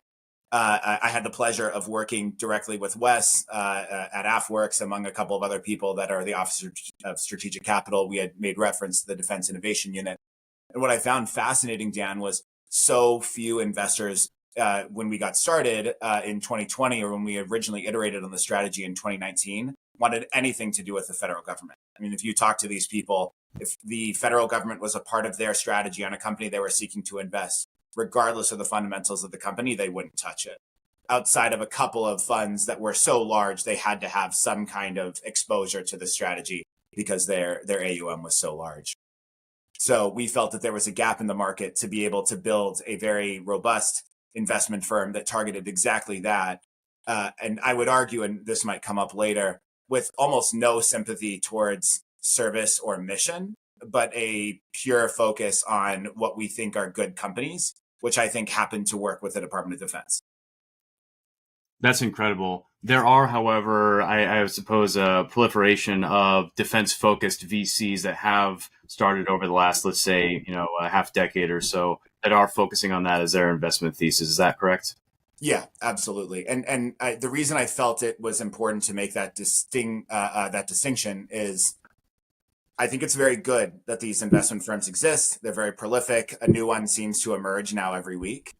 The issue I take is we pay taxes for mission-focused investing. The U.S. government is actually very good at spending your money, and they have wonderful programs that do amazing things for the American taxpayer. Private capital should be used for private capital level returns that are competitive against other strategies. Otherwise, it's not sustainable. And so while I appreciate the sort of proliferation of mission-focused investing, and I think that's great, the fundamentals of the investment still have to make sense. Otherwise, the mission cannot be achieved. And America's greatest export is capitalism. That should not stop when it comes to the use of private capital. And in that sense, I think OSC is filling a critical gap where there are some things that just won't be able to have that return profile. And the American government is sort of filling the gap. Very well said. Very well put. So let's get to the actual question then, Alex. From your perspective, how have recent global events, wars overseas, influenced the risk and opportunity profile for investments in companies in this space, those engaged in public-private defense partnerships? I'm sure Wes and David can corroborate this. There are more people that are focused on quote-unquote defense investing, dual-use investing now than there ever were before. Maybe the data would be a little skewed after the Cold War or during the Cold War, but I don't think venture capital was really anything back then. And so in the sense, since the advent of venture capital, I don't know that there have been more people focused on this.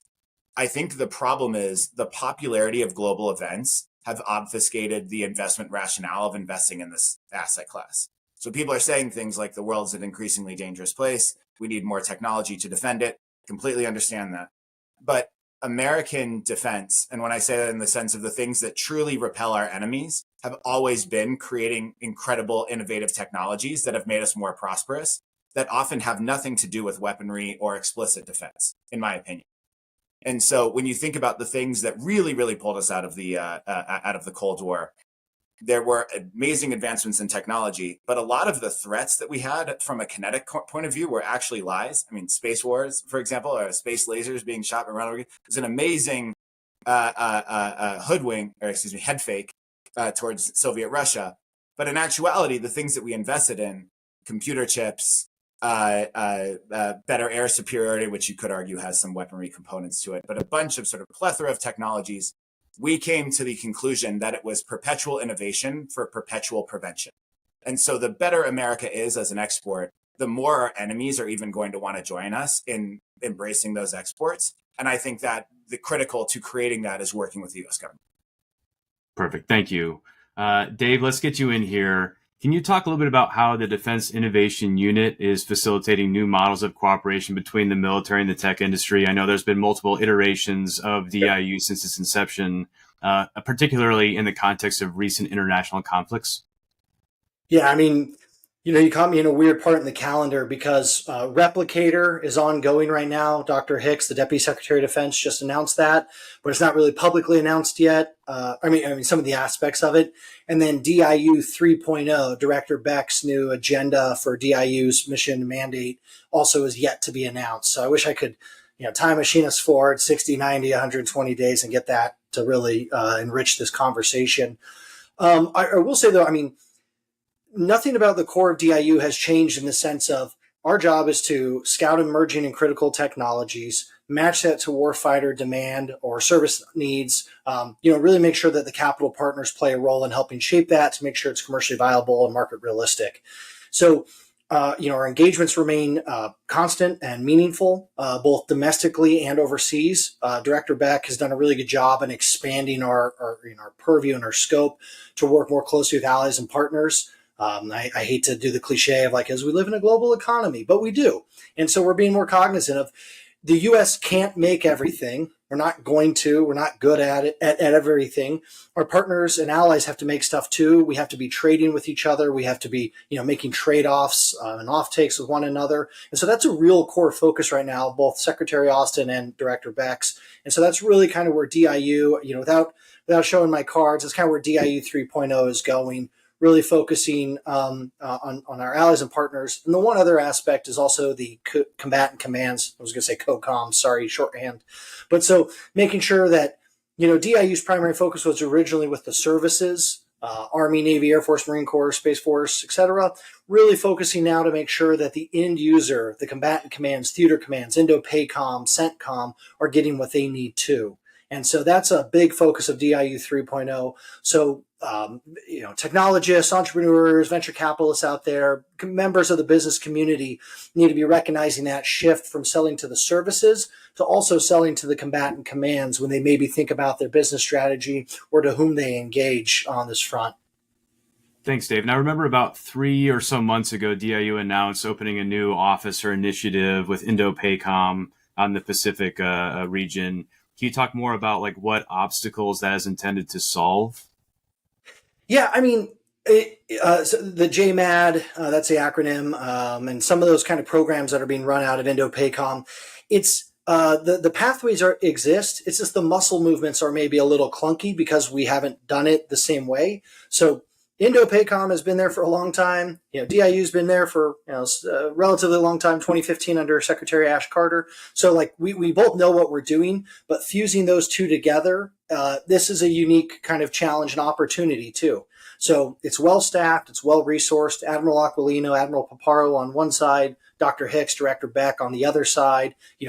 Everybody has this as a priority. But as far as the gap between getting everybody in the room and then saying, hey, we all did a great job and the problem is solved, they're still ongoing. So I guess that would be my biggest grievance is that it's a new challenge and sometimes we screw things up, sometimes we do things great. This is also our chance to really shine because this is probably the primary theater where a lot of this advanced tech is going to be used and applied. Fortunately and unfortunately, EUCOM, the Ukraine crisis and war, illegal war, I'm not going to call it a crisis, an illegal war by Russia. This has really kind of paved the way for us to recognize the value in critical and emerging techs. Drone technology, it's been absolutely critical on the battlefield, and it's really changed the way we're approaching this. So it's been super useful in helping us shape that for INDOPACOM and even CENTCOM with the flare-up with the Houthis right now. We're really also shaping, our requirements and our goals and our technology and capability gaps towards those conflicts, but also thinking about the big INDOPACOM theater, which we need to make sure we've got right. Oh, thanks for that, Dave. Let's talk a little bit more about the near-term operational risks. I think you touched a little bit on, Dave, there. And I want to keep it with you for a moment. You have a strong background working in CFIUS. Can you talk a little bit more about either with DIU or just more broadly the DoD within the framework of CFIUS, how you ensure the secure and beneficial collaborations in the space, particularly when dealing with foreign investments and technologies? Yeah, boy, I mean, this is the constant challenge that we're facing. We want to sprint with our commercial partners. We are tired of hearing government moves too slow because it does, and it did, and we're trying to fix that. But in the same vein, you can't walk in and say, we need this next great widget that has some classified or really advanced market leading applications. you just can't jump into these rooms in the same way. So we're very cautious of, the people that are in the rooms, their intentions, their plans and intentions, their capabilities. How we're also having a maturing of our thought in how capital can shape and influence both the boardroom and even, the long-term performance of a company that I don't think we'd had before. So CFIUS is a very narrow tool, and it's a very powerful tool. And we're, instead of trying to change the law of FIRMA, which supports and authorizes CFIUS, we're trying to expand into other capability buckets and authorities to draw upon. So the Corporate Transparency Act that got passed and just came out live January 1st, so 9 days ago now, that's something we're really looking at. Partnering with our open source intelligence partners out there that you get from all the way from, same stuff Alex uses, PitchBook and Bloomberg, and I'm not trying to pump those, but, those kind of platforms, as well as in the specific service capabilities. So we're really trying to start fusing and blending this together. The challenge we have, and I'll make this very clear, and I hope members of Congress are listening, but gapping Title 10 and Title 50 authorities. So being able to look at U.S. persons, U.S. companies, U.S. technology, if you have an intelligence background or intelligence bent, is prohibited. And we're actually very good at making sure that wall stays up between the two. But the problem is if you have an actor from country X working with a U.S. business, you're inherently going to have a U.S. person or a U.S. entity involved. And so we're trying to balance how we can look at maybe a nefarious actor or even just dumb money, loose capital out there, and how that might impact the U.S. company, U.S. technology, the defense industrial base, and so on. And so we really have to thread the needle. And again, my last comment will be that we're trying to move at the rate of industry. We cannot just sit back and say, we have to make sure everybody in the room is perfect. We can't meet. So we're really changing that culture too, saying we got to move as fast as they can, but we also have to protect our equities and protect national security.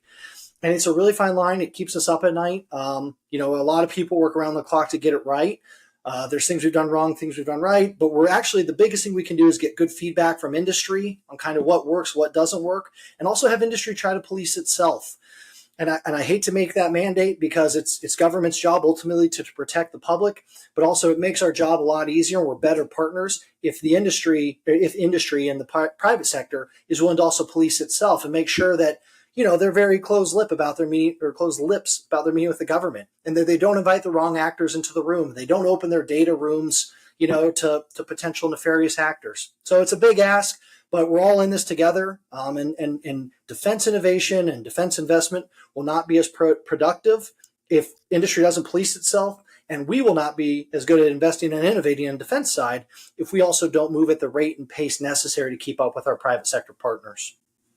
And David, real quick here, one of the things that we're seeing is that we're starting to see a trend where people, especially in the private capital markets, are starting to understand why it is bad to take on some of this, bad capital or really, adversarial capital in a way that it's not in their interest either. We're seeing, companies being taken based off of their cap table or just based off of stealing their intellectual property.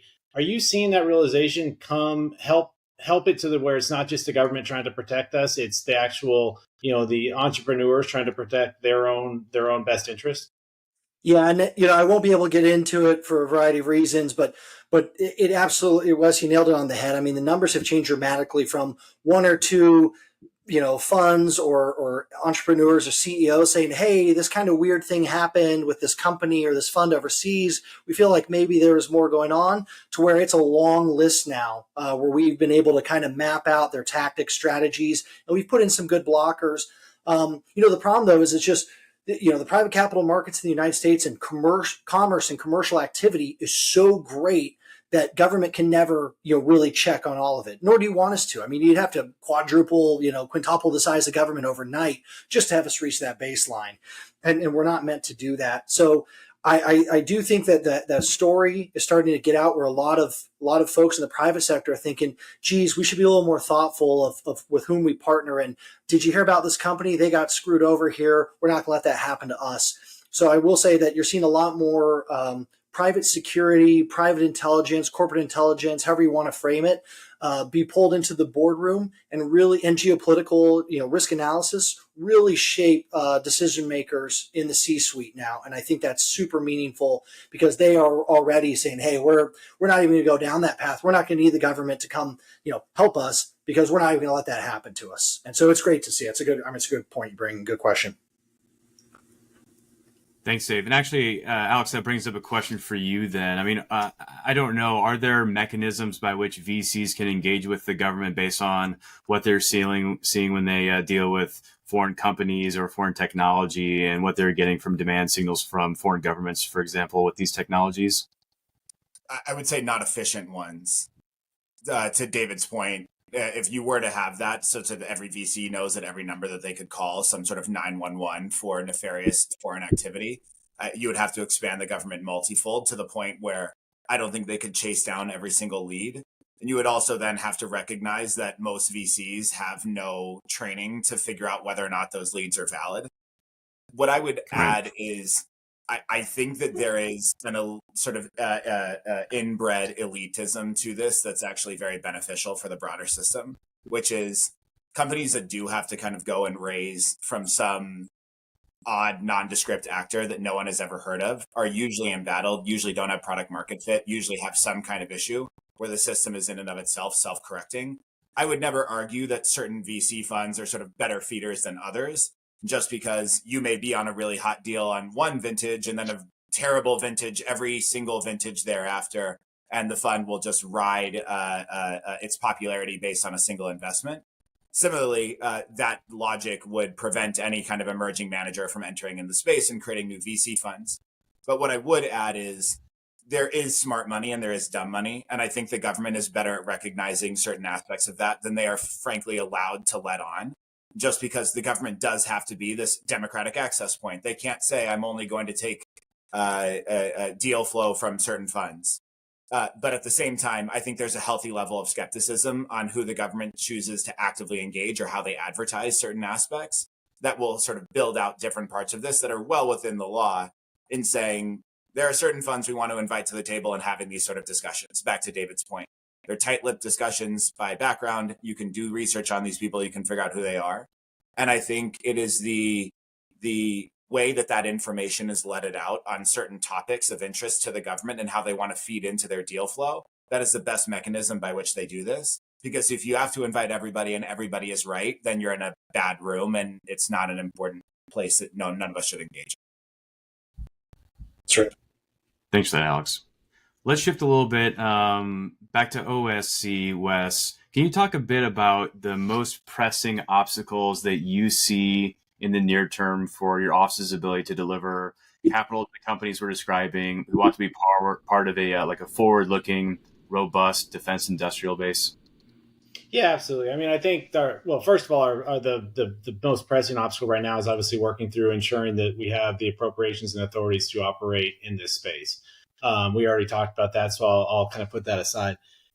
On top of that, I think to Alex's point earlier, that making sure that we are, you said defense industrial base, and I think that really it's the industrial base. Most of the technologies that are in this space are the same technologies that are in your dishwasher and your car that we are using in a lot of the capabilities that the Department of Defense brings to bear for national security. So that being said, that there's a commercial, dual use is kind of maybe overused, but almost all of this, like we're learning more and more to take on things that are commercially viable are also going to be viable for the products that we're working on. And the suppliers that we use in the Department of Defense rely on those same technologies.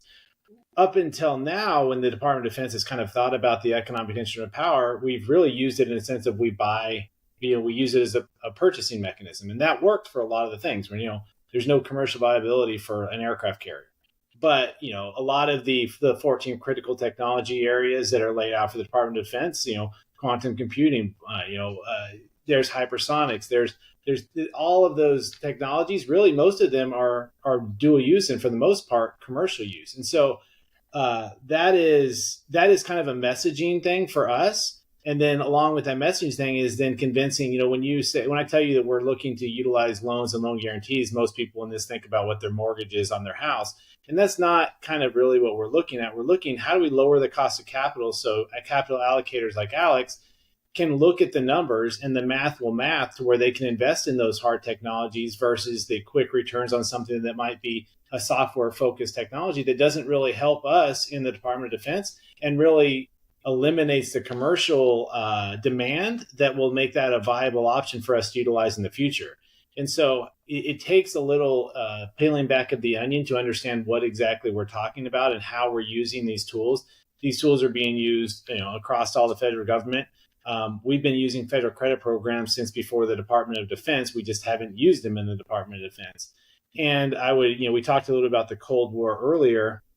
When Sputnik crossed our skies in 1957 and 1958, the Eisenhower administration came off with DARPA, NASA, and the Small Business Investment Company program that really started to catalyze, venture capital and use our competitive advantage in this space, which is our private capital markets and our private capital allocators, to make sure that they are, if they can get the same return and do the things that are in the interest of us for national security, and we can leverage their know-how, their sense on what is going to be a good technology.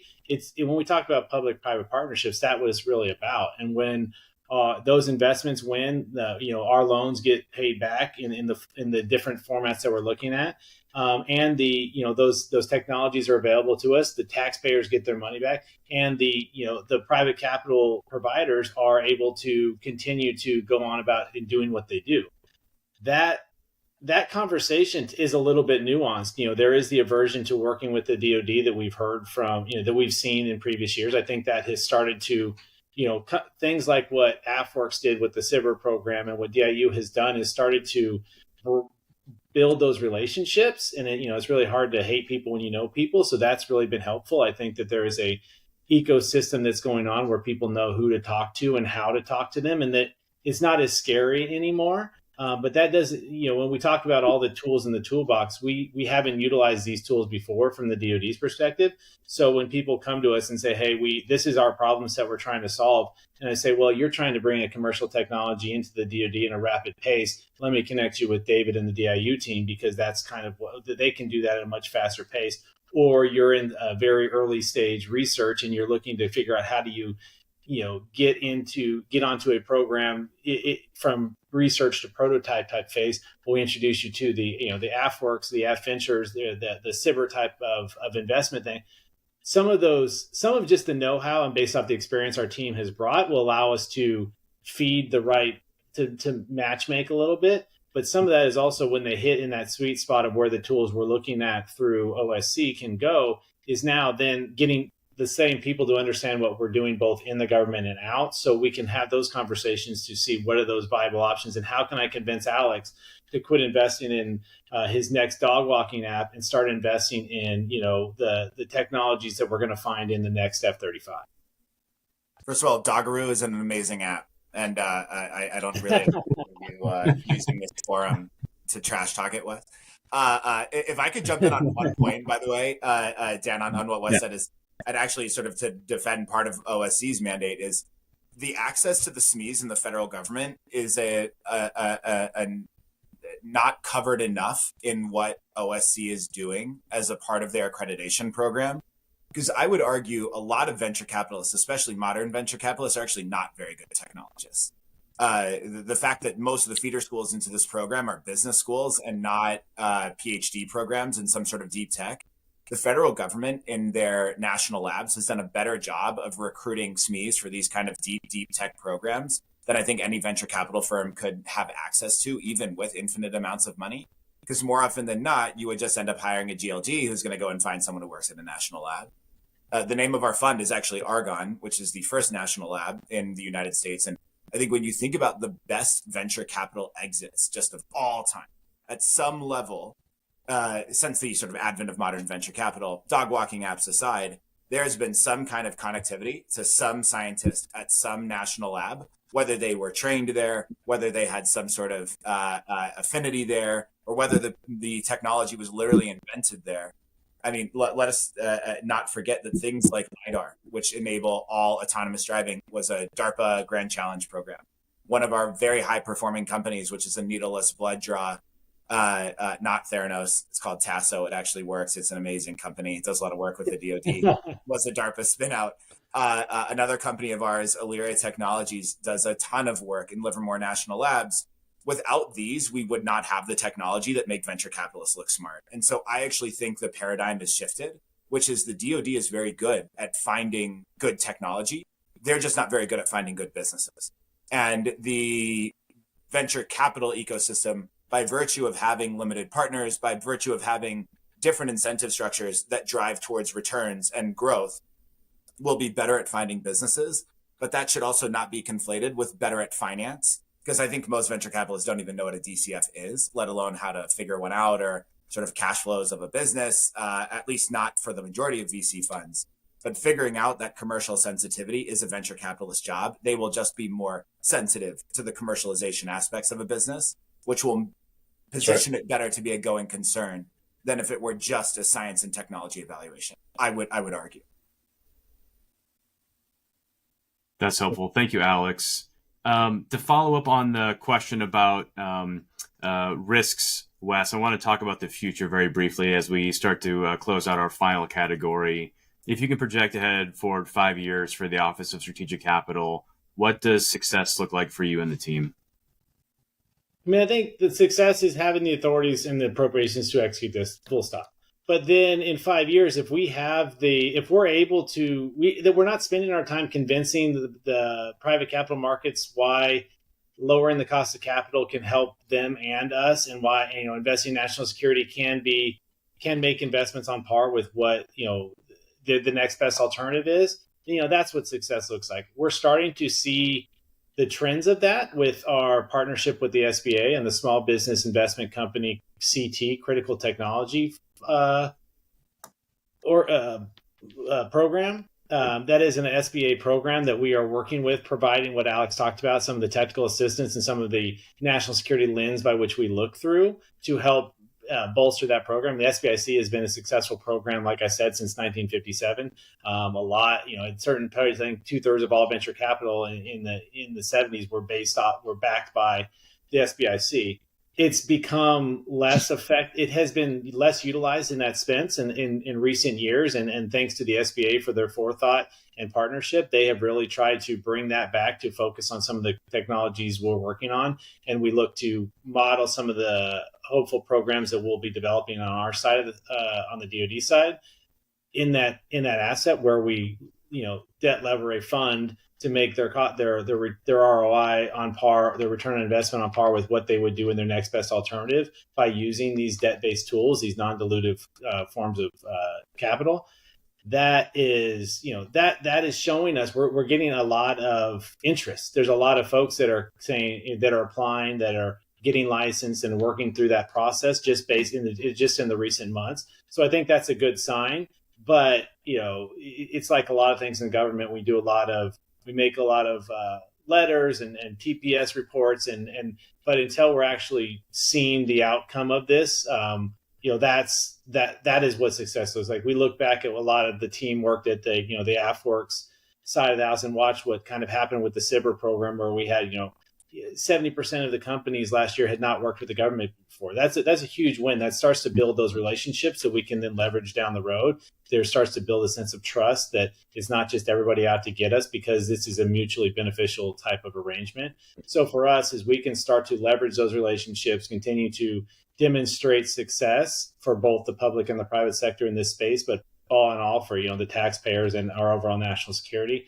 That is what I think success looks like in 5 years. And I think that's in the form of a willingness to cooperate and work together, which it's here now, but it's going to require demonstrated success and continued support. Thanks, Wes. David, similar question to you about DIU 5 years in the future. Can you talk a little bit about how you think about the organization and how it's going to need to adapt to the future challenges, in spite of the fact that, those are unknowns to date?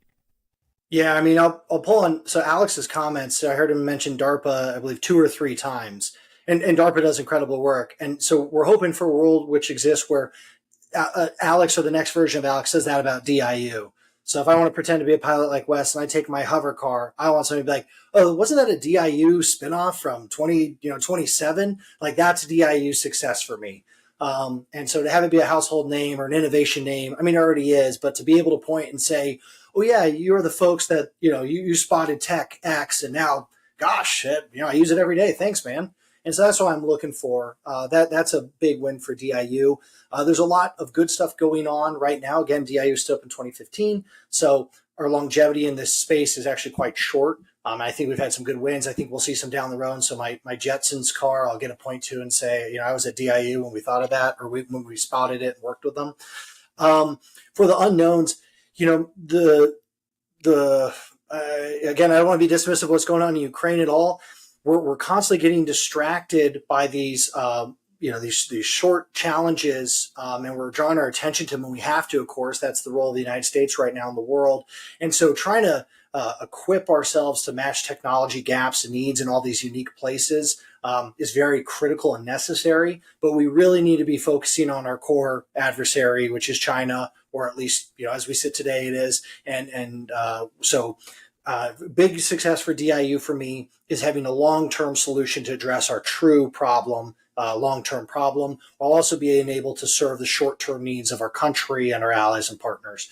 But yeah, having a whiz-bang product and having Replicator become a real thing and really deliver outcomes and effects that we need to secure our national security and economic security in the Indo-Pacific, that's my long-term, put it on my vision board kind of stuff. That's helpful. Thank you, David. Yeah, and I'll say one thing: over the last 20 plus years, no one can say that America has not been forced back to think about the Middle East time and time again, despite all intents to do something different. To that point, Alex, I'd love to hear your take. 5 years, obviously, you're going to be much more successful as a VC, of course. But on top of that, can you talk a little bit more about the comments about focusing on the Middle East versus Eastern Europe or the Indo-Pacific region more broadly? Yeah, I think number one, top of mind is staying at a hotel with better artwork in the background. It will add to my gravitas, maybe something with like a Pentagon logo, even if I'm in Las Vegas. The 5 years from now, I think, Dan, and to sort of tie together Dave and Wes's points, is defense investing should just be a non-concept. It should be synonymous with good investing. And any single time that somebody is wanting to do something aspirationally technological and they want to do it in America, even if they're not American, then they would think about the access points that we've talked about before. I think DIU is already extremely famous, and I think it owes to no individual. It's the ethos of the organization, because DIU's core capability is other transaction authorities, which have existed since the 50s, right? I mean, it's what 2371B that allowed us to basically build up a bunch of spacecraft and compete against the Soviets. And what DIU did that was different than any other organization is they said, we're going to solely focus on OTAs, and we are going to be very selective about the people we recruit. At one point, that was even weaponized against DIU completely unfairly about that reflection of how they were going to recruit certain people, which is just a ridiculous point that we can debate later. But I think when you think about companies in the future, there should just be less caveats, both good and bad, about the aspiration to work with the government. Because right now, I would argue the popularity of the strategy of working directly with defense is actually very dangerous. It has come up so quickly and so precipitously with people that don't fully understand it, that we are at risk of creating a bubble in a space that should not have a bubble. This is not some kind of invention like a crypto where there's really no fundamentals behind it. Every good company should want to work with the DoD, in my opinion. And I think we should focus more by leveraging folks like DIU, by leveraging the Office of Strategic Capital. I would also argue amazing organizations like AFWorks that are actually very good at vetting these technologies to look as a key precursor for early stage tech that is better than other technologies that claim they will work with the federal government, when in reality, that is a mass pivot for a bad company that just can't sell to anybody else. Absolutely, Alex. And I presume part of your investment team's investigation as you're doing diligence on some of these early stage companies is their ability to, or past performance working with places like AFWorks or DIU. And if not, I presume that's something that you walk them to if there is a potential defense application. 100%. And I think one of the things that we had talked about before, Dan, because you and I talk a lot, you're an extremely smart person, and I really, really value the things that you have to say, but there was an article that came out that I think misrepresented what it means to be successfully engaged with the Department of Defense. And they talked about just all these senior people, the sort of revolving door of government. Revolving door almost always has a negative implication to it. What I would argue is defense investing has existed since George Washington crossed the Delaware. He didn't own any boats. Somebody sold him the boats. The first defense investor was created. Congratulations. That's amazing. Now, there's someone who is going to historically fact check this and tell me that none of that is true. It doesn't matter. The story is apocryphal. Let's all relax. But what I would say from the broader point is 4-star generals have been retiring out of the Continental Army, the U.S. Army, whatever it is that you want to call, and going and work in the private sector as part of an upward trajectory of what they consider to be the future of their career since the military was invented in some capacity or other. If I could imbue one thing on the startup environment coming out of things like that, where you would think you need somebody senior, you need the imprimatur of a certain fund, you need this or that, and I have benefited from this in a big way, is that the systems that David and Wes and others are creating are meant to democratize access to the government such that the best companies will win, regardless of the person it is who put that company forward. I would actually argue that it is untoward to overly rely on the bona fides of bringing on some senior advisor or bringing on somebody who is overly specialized, because it will push the company to do things that are not in the best interest of the going concern of that company and are instead tied to incentives about that person or that firm trying to prove their value, as opposed to building up an amazing company. When you think about the best VC funds of all time, they actually have a pretty diversified pool of bets that they've done very, very well on. And that's because the VC fund understands that at the end of the day, it is the entrepreneur, the founder, the CEO, the team, whatever, that has to bring these things across the line. I can bring 100 horses to water, but if that horse does not know how to drink, I will never invest in Google. And I realize I've conflated a lot of things there. But the broader point is, it does not matter who's on your board. It really does not matter who invests in you. Good companies are good companies, and I think those good companies should work with the DoD. Well, amen. Well, that closes out the formal portion of our call. I do have one final question for each of you, because I know you spent a lot of time thinking about this. We have representatives from DIU, OSC, and private capital here. If we were to invite some other office, either private or government, like who do you think should have a stake in this conversation that we didn't include on this call? I'm going to start with you there, David. Yeah, Alex and I share a background from DIU. Wes and I share our OSC blood, and work together with all these guys closely.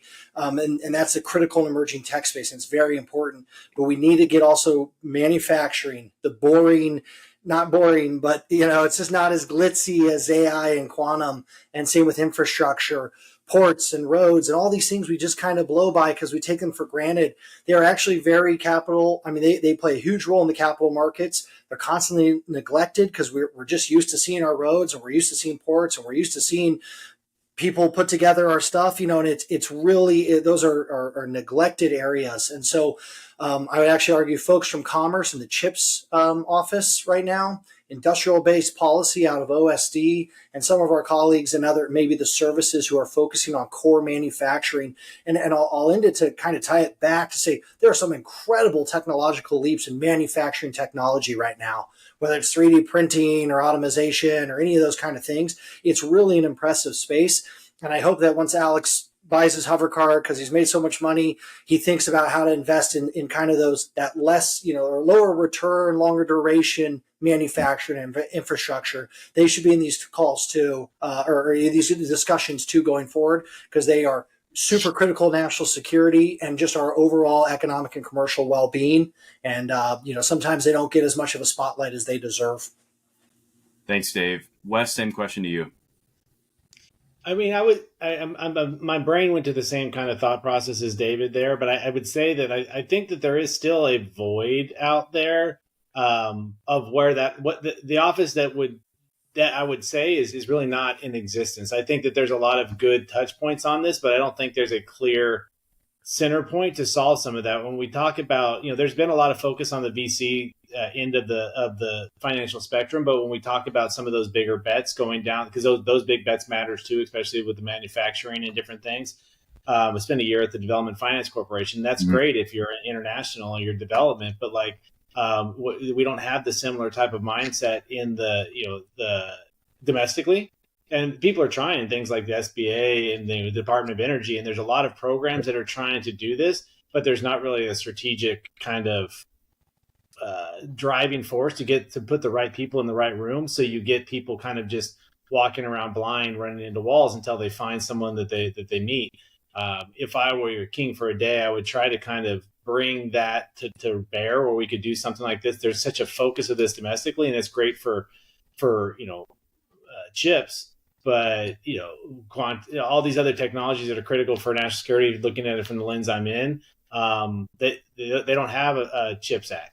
And so until we get somebody that's kind of looking at that and has the ability to act and the authorities to operate, we're going to continue to do the best we can from within the government, but it may not be the most efficient, effective way. And when I think about these things, when I'm looking at what we're doing from OSC and what we're trying to do, my mom can understand that, right now our tools of using grants and contracts can be effective, and there's certain spaces those work.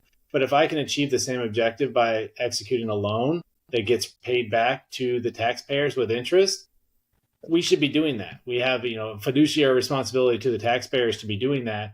And it also helps Alex be better at what he's doing. It helps private equity be better at what they're doing. And so using these tools to be effective and thinking about this in a very strategic and economic way, we got to leverage our competitive advantage here in this fight. And we need to make sure that we're doing that with all the tools to bear. And people need to really understand the concepts before they kind of get the hair on the back of their neck standing up. And I think building we've seen some of this innate understanding and skill sets coming to the DoD with OSC, with DIU, with AFARCS and others. There needs to be more in the DoD, but there really needs to be more in the federal government to make really a whole of government approach. Thanks, Wes. And it sounds like, as someone who has stood up a number of new offices over the course of your career, you're setting yourself up for a post-retirement gig with this new imaginary office that you just created on this call. Alex, finally over to you. Yeah, there both of those answers are phenomenal. I think one of the answers that I would give would be having a middle market private equity perspective, where I think is one of the few asset classes that a defense only perspective is a very, very good investment strategy.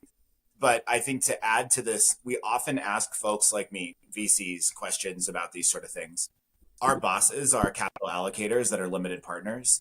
And I think that perspective, when you rack and stack from a very callous perspective to say, I must achieve this aggregate return. This is my expectation of different verticals. So when I'm allocating to a J2, but I'm also allocating towards whatever fund that does whatever sort of thing, these are the questions that must be answered. That would be incredibly informative, because at the end of the day, I am only as successful as my ability to raise capital to be able to be successful. And that ability is convincing somebody down the line whose job it is to invest in these funds, to make these decisions. And they look through our strategy very, very, very carefully. The due diligence processes on these things is multiple months, if not sometimes over a year.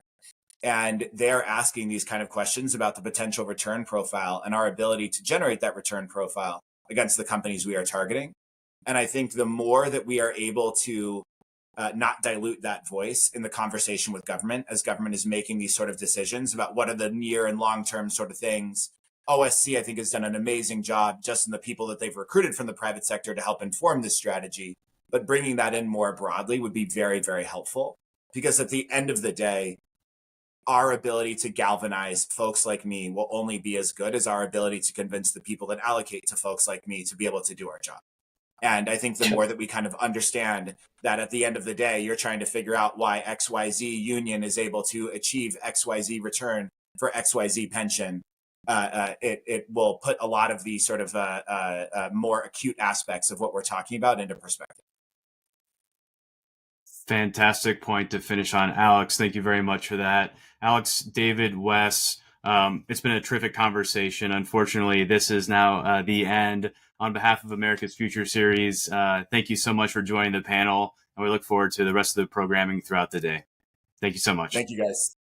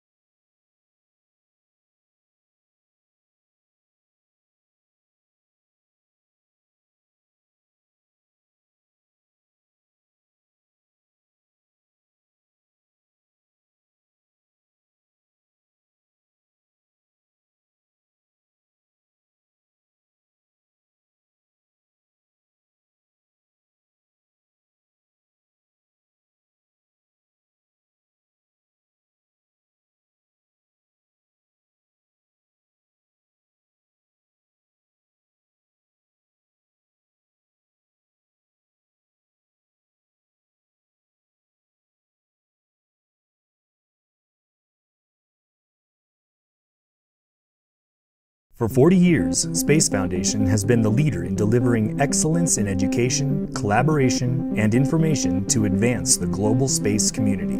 From the premier assembly of the global space ecosystem to classrooms and business centers around the world, Space Foundation works with its partners to create opportunities and inspire generations. Today, space presents more possibilities than ever before.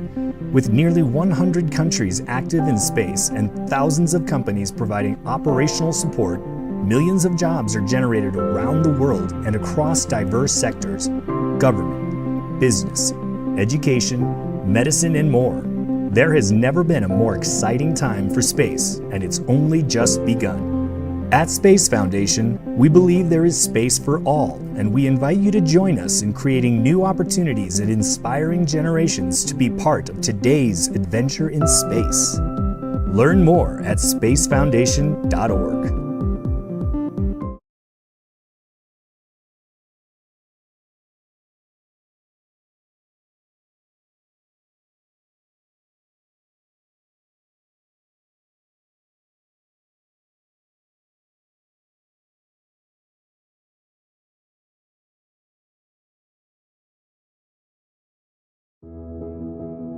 Today's world is driven by access to technology and information. We rely on it for everything, from doctor visits and education to military operations and emergency services. Connectivity sits at the heart of it all. But a large amount of the global population remains unconnected, putting them at major economic and social disadvantage. Comtech has made it our mission to solve the toughest technology and networking challenges in the world, democratizing access to smart connectivity, delivering meaningful insights, and empowering a truly connected planet. With more than 50 years of proven technology leadership across global satellite, space, terrestrial, and wireless markets, Comtech enables ubiquitous, smart-enabled connectivity anywhere, anytime, creating new opportunities for industries, businesses, communities, governments, and individuals. Leading the effort to revolutionize satellite and space connectivity, Comtech connects global communities through integrated, software-defined satellite communications technologies, virtualized multi-orbit solutions, and multimodality services. We also have our feet on the ground as one of the most trusted terrestrial and wireless technology providers in the market, delivering precise location-based services and next-generation 911 solutions with cloud-native networking capabilities. Comtech is leading the convergence of satellite, space, terrestrial, and cellular technologies to enable unified hybrid network infrastructures based on open standards and delivered through the cloud to connect the unconnected, bridge the digital divide, and deliver access to the latest services, technologies, and insights when and where they matter most. Comtech allows individuals to thrive, businesses to get work done anywhere, anytime, entrepreneurs to take advantage of new market opportunities, government agencies to provide essential technology-driven services to citizens, and first responders to anticipate, coordinate, and respond faster to emergencies. Smart-enabled, insightful connectivity from Comtech helps you enhance productivity and collaboration, optimize operations and create new ecosystems, visualize the supply chain, improve customer experience, and open the door to new possibilities. Fulfilling humanity's destiny requires seamless, smart-enabled connectivity. Only Comtech has the experience, innovation, and vision to build connections around the world that set ideas free. Learn more at comtech.com.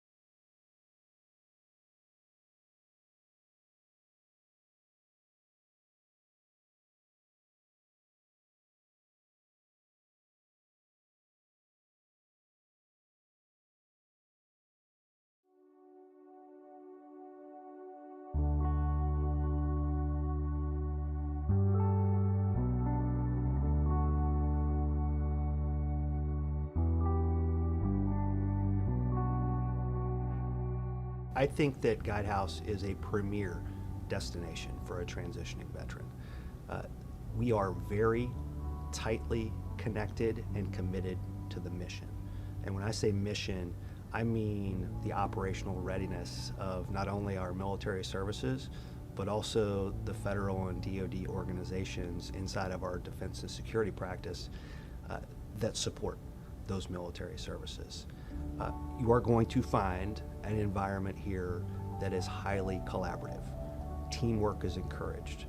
And when you join this team, you will join a team where you will be challenged to be a better version of yourself every single day. So there really is an opportunity here in Guidehouse to both learn different organizations, learn and support different mission areas, and really grow your skill set. So I've been fortunate that way, and I think that most folks can find a landing spot for themselves here, whether it's in their exact background or if it's in a new area that they want to learn and explore in and really be supported by a team. It's interesting. I find veteran recruiting in some places can be a check the box or a DEI initiative.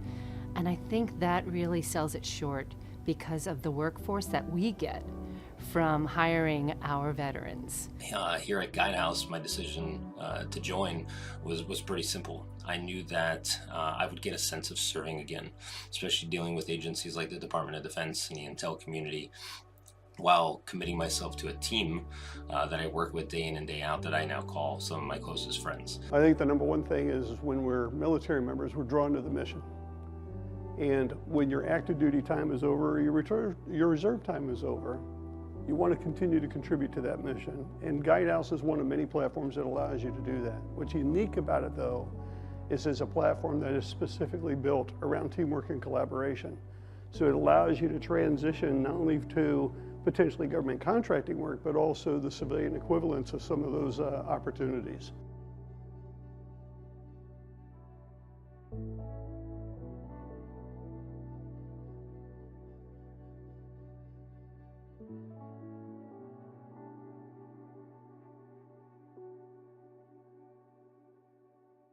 As I like to tell my husband, who is a veteran who just made that transition to corporate America about 18 months ago, don't sell yourself short. You have characteristics, you have experience that sometimes are hard to find, at least as an HR person over my 35-year career.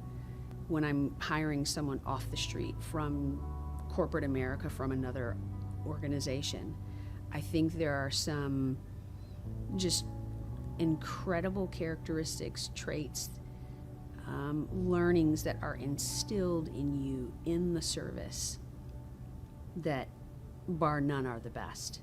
Anytime a person who has spent time in the hierarchical organization that the military is, there will be some apprehension in transitioning to another phase of your life. I think one of the most important takeaways is just to approach it with an open mind. You are going to walk into a matrixed organization. It will not be hierarchical. There is hierarchy, but the hierarchy doesn't stare you in the face day in and day out like it does inside of the military service or the DoD writ large. My recommendation to veterans looking to make a pivot into the private sector is to really look at the organization and what it stands for first and foremost.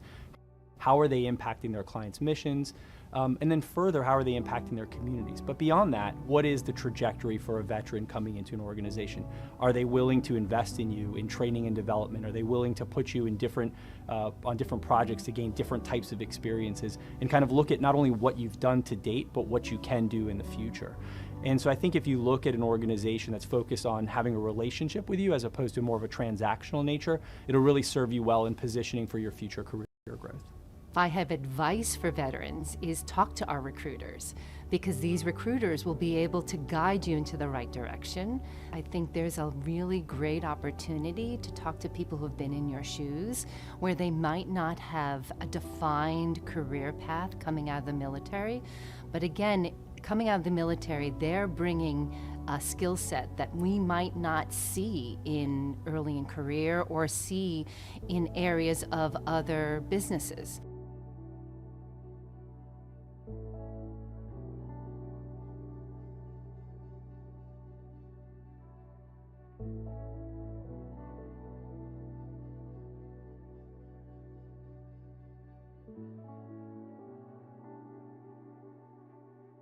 So I had gone back and I had gotten my MBA, but then taken that degree and applied it back to the federal government. So my thought was, what will it be like on the outside? Will I understand some of the corporate culture? Will I understand how to lead projects in a corporate setting? I don't know what it's like to manage a P&L. I don't know what it's like to manage gross margin. I don't know what it's like to meet expectations of a consultancy. And so that was my real fear of, have I just done really well in a specific environment, and will that translate somewhere else?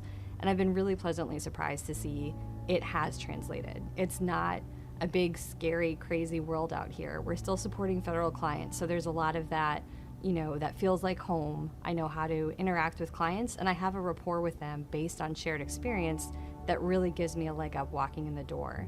I was in the Navy for 8 years, and so what I did is exactly this. I did my MBA, and that was a little bit of a bridge for me to be able to connect to civilian life more easily. When we leave active duty, or we terminate our time in the reserves, it's very difficult to step away and just be a civilian. We lose those relationships in many respects. We're no longer wearing the uniform of the nation. And what we try and do in the civilian world is fit in, and often with folks that have never had that kind of experience. Transition for me was not simple. I wasn't given the tools that you need to understand what to expect when you get out.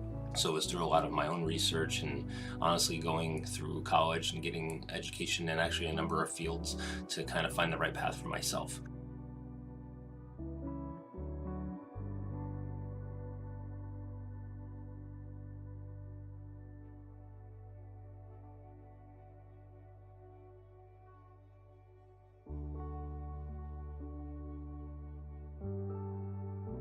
Veterans bring a range of skill sets, obviously, to the work that we do for our clients. First and foremost, your affinity and love of the mission really helps us to put into perspective what we're trying to accomplish. But all of you have different experiences prior to service, during service, and post-service that we want to make sure that we're taking full advantage, whether those are technical experiences or relationship-based experiences. One of the things we do really well here at Guidehouse is learn about your strengths and capabilities and then look at what areas we can help you develop your skills in. So if you want to get deeper in a technical skill set, we make sure that you take the right trainings and get the right certifications. You want to broaden your project management, financial management experience, we find ways to engage you in those regards. So we take the skill sets that all of our folks have, but in particular veterans, and try to maximize those, as well as look for things that we can do to add to sort of the skill set that you can bring to our clients.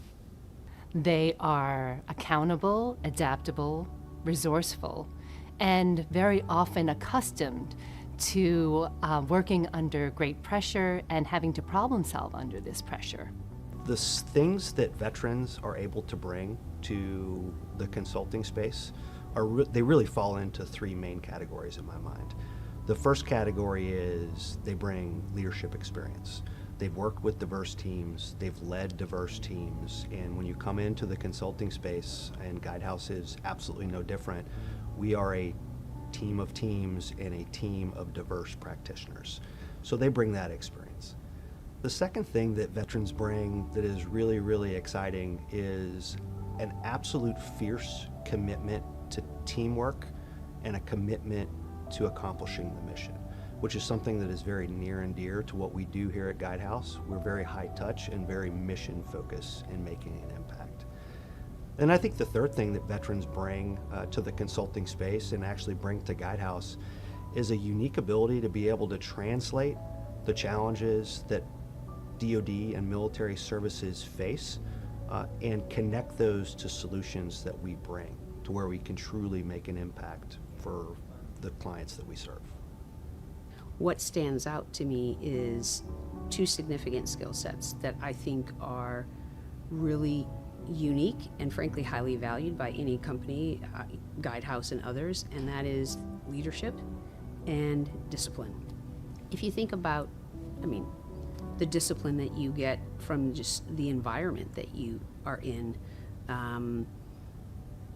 that is a discipline that is translatable in what we do. So leadership and discipline. So if you think about teams, so either a misfortune or an opportunity that they have that we don't have in corporate America, high stress, highly pressured environment, managing a team and having to make what I would consider to be very difficult decisions under pressure. They have it. It may seem strange to take military skills into the private sector, but I think what most veterans don't realize is the diversity of experience they've had. That ability to remain calm under pressure, take your lived experiences into decision making, really helps veterans succeed day to day at a way that I don't think their peers can truly appreciate or understand.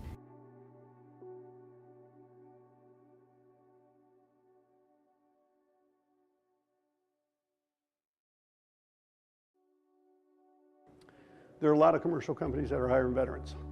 Everything from real estate to banking to insurance.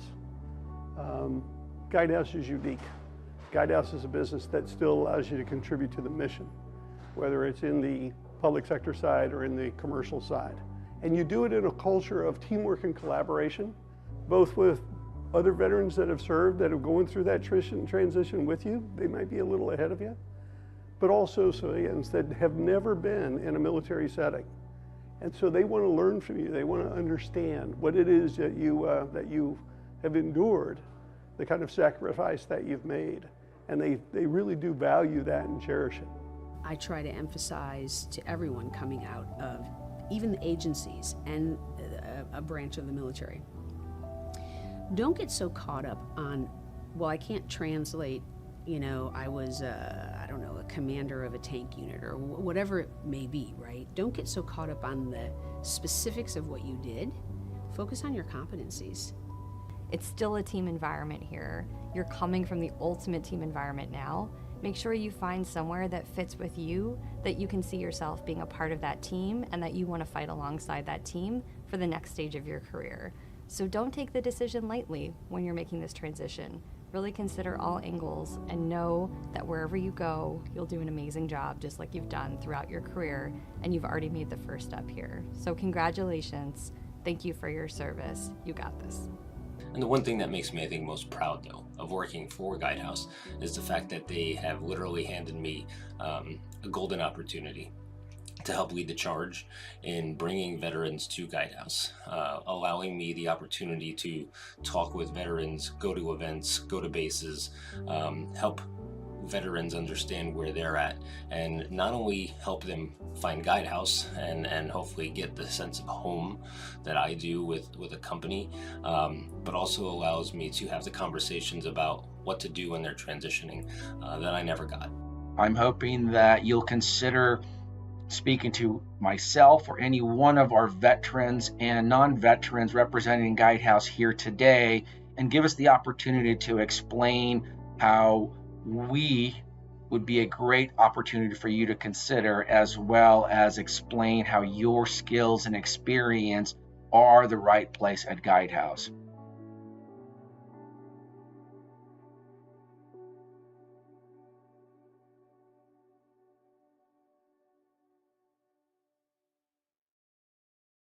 Daniel, that was brilliant. Thank you so much. That was a fantastic discussion. Please thank your guests for us, and we look forward to seeing you at the receptions on Thursday.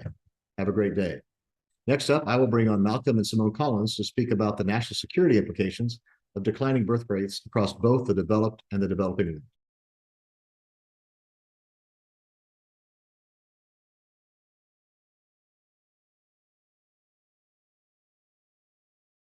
Well, welcome, everyone. I'm again back with a couple of my great friends and some really noted thought leaders in a particular area that I'm thrilled to have with us today as part of our National Security Summit. They are Malcolm and Simone Collins. And for those of you who are not aware of sort of the notions or the issues around pronatalism and birth rates around the world, in the United States, et cetera, these are two of the foremost leaders, thought leaders in this area. And I think it's particularly important for people focused on national security, the longevity and the success of our country, as well as all of our allies, to be aware of this issue. And I'm really, really thrilled to bring on Simone and Malcolm to talk about this very important issue. So welcome. Well, we're really excited to be here. And this is, and I will say this with extreme confidence, this and AI will be the two dominant geopolitical issues in terms of which countries have geopolitical power over the next century, and how that power shifts and which countries are rising and which countries are falling will be very, very heavily dependent on fertility rates and the demographic trends that result from those rates. A lot of people are just either unfamiliar with how fast things are changing. They see it as a linear continuation of what's been happening for a long time, or they don't know how widespread it is. They think it is a problem that is contained to the developed world. Both of those things are very wrong. If you look at the United States, for example, if our fertility rate continues to fall at the same rate it has over the past 10 years, and we have one generation every 30 years, for every 100 Americans, there's going to be 4.3 great-grandchildren, okay? That is catastrophic if you're talking about one, the economy, or you're talking about our ability to defend ourselves. Now, we are fortunate in that we're in a much better position than most of the other major geopolitical players out there. And a lot of people will say, well, you can solve this, America, you can solve this with immigration. The problem is it is an unsustainable solution. All the way back in 2019, by the UN's own reporting, collectively, Central America, South America, and the Caribbean fell below repopulation rate. And that is where we are getting the vast majority of our immigrants. So we are taking immigrants. We are a farmer that is watering his crops with a pond that's evaporating. And when we explain this to him, he goes, well, the pond's not on my property. I don't see how it's my problem. It's very much our problem. Now, the blessing in all of this, and this is when I started caring about this issue, is when I was working as a venture capitalist in Korea, is we have the advantage of seeing countries that are further along on this collapse timeline than us. And this allows us to answer a few questions and a few intuitive gut feelings that a lot of people have when they first look at this data. So they'll look at this data and they'll say, well, surely it's going to taper off at some point. Like there's some floor on fertility collapse, or at least prosperity-induced fertility collapse, which is what we're talking about here. And so far, we haven't seen any country hit this floor. In fact, in many countries, the trend seems to be accelerating often as they get lower. So if you look at something like South Korea today, right, at South Korea's current fertility rate, this is not assuming a continued decline. For every 100 South Koreans, there's going to be only 6.4 great-grandchildren. And their fertility rate dropped. If you're looking year over year, just this last year, so this was for Q3 this last year, 13% year over year. Okay. And if you look at this, if I may, let me interrupt for just a second. I'm not sure that everyone viewing has a really great understanding of why this is important and how devastating it is. And so I thought maybe either you or Simone could talk a little bit about why having a declining birth rate and a declining population, especially at the rates that we're having them, is an existential threat. So I'm not people get that. And I think also they think it's like you said, a long-term problem. This is something that's going to happen out in the future, way out in the future, but it's closer than they think. Well, so yeah, one thing I really want to pull on here, and I'll let Simone answer this question, but I wanted to get to this with Korea because this is another intuition people have, is that culturally we will begin to adapt when we hit critical levels of fertility decline. So Korea is at a critical level right now. Right now, 60% of their population is over the age of 40. They basically can't solve this problem anymore. They've already spent around $200 billion on this issue over the past 16 years, and they're continuing to see this rapid decline. And one of the biggest social movements in the countries right now is the 4 No's movement, which is women saying no sex, no men, no marriage, no kids. So the problem accelerates as it gets worse. And by the time you notice it in your daily life, because a lot of Koreans aren't noticing it in their daily lives right now, unless they work in childcare or something like that, it is too late. It's what we call the pig and the snake issue, which is what South Korea is dealing with right now, is that by the time you notice it in terms of the overall population of your country, the vast majority of your country is now outside of childbearing age. And so no matter what incentive system you use, you will be unable to motivate above repopulation rate. But Simone, can you talk a bit about why this is so critical for national security? Right. So it's critical on a couple of fronts. One is sort of basic, is your nation functioning level? So our, our city's infrastructure is based on a stable or growing population.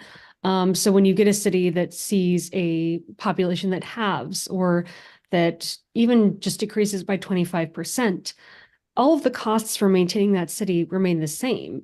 But the number of people, taxpayers, rent payers, maintaining the city disappear, essentially. There's a much lower tax base, there's a much lower renter base. So people assume, beautiful cities like Seoul are going to be empty. I can get an apartment for next to nothing. No, it's going to look a lot more like Detroit or like some other nations where you see crumbling infrastructure, buildings that have been abandoned, literally people living kind of like hermit crabs inside buildings where there's no running water or anything, but they're just kind of squatting in those buildings. And that's a really big problem. Then, of course, you have pension funds, huge problem. Most cities' expenditures goes toward paying for people who have already retired. So when you this is hidden in a lot of cities' budgets. So a lot of people will look at a city like Manhattan and they'll say, okay, only 7% of the yearly budget is going to debt payments. And then it's like, well, look closer. If you look at payroll in Manhattan, about a third of payroll is going to previously incurred expenses, which is equivalent to debt, basically. These are previous pension plans, stuff like that. And you see this across the major population centers of the US and the world. In fact, our entire economy has been structured this way. We have structured our economy with very, very large amounts of debt because debt is a miraculous thing when an economic system is growing on average. Because if I make an $8 investment, if I make a $10 investment and $8 of that is debt and $2 is equity, and that grows by just 20%, I've doubled my investment. But if it shrinks by just 20%, I've lost my entire investment. Well, this matters with a city because you can say a 10% reduction in the size of a city is not a big deal. But when that's 50% of the money that you're actually able to use, that is a big deal. And this comes to what Simone was saying about infrastructure, which people often really underestimate the scale. They think that, and remember we talk about like our economy has been growing on average. A large reason the world economy has been growing on average is because the number of producers and the number of consumers has been growing exponentially for basically all of human history.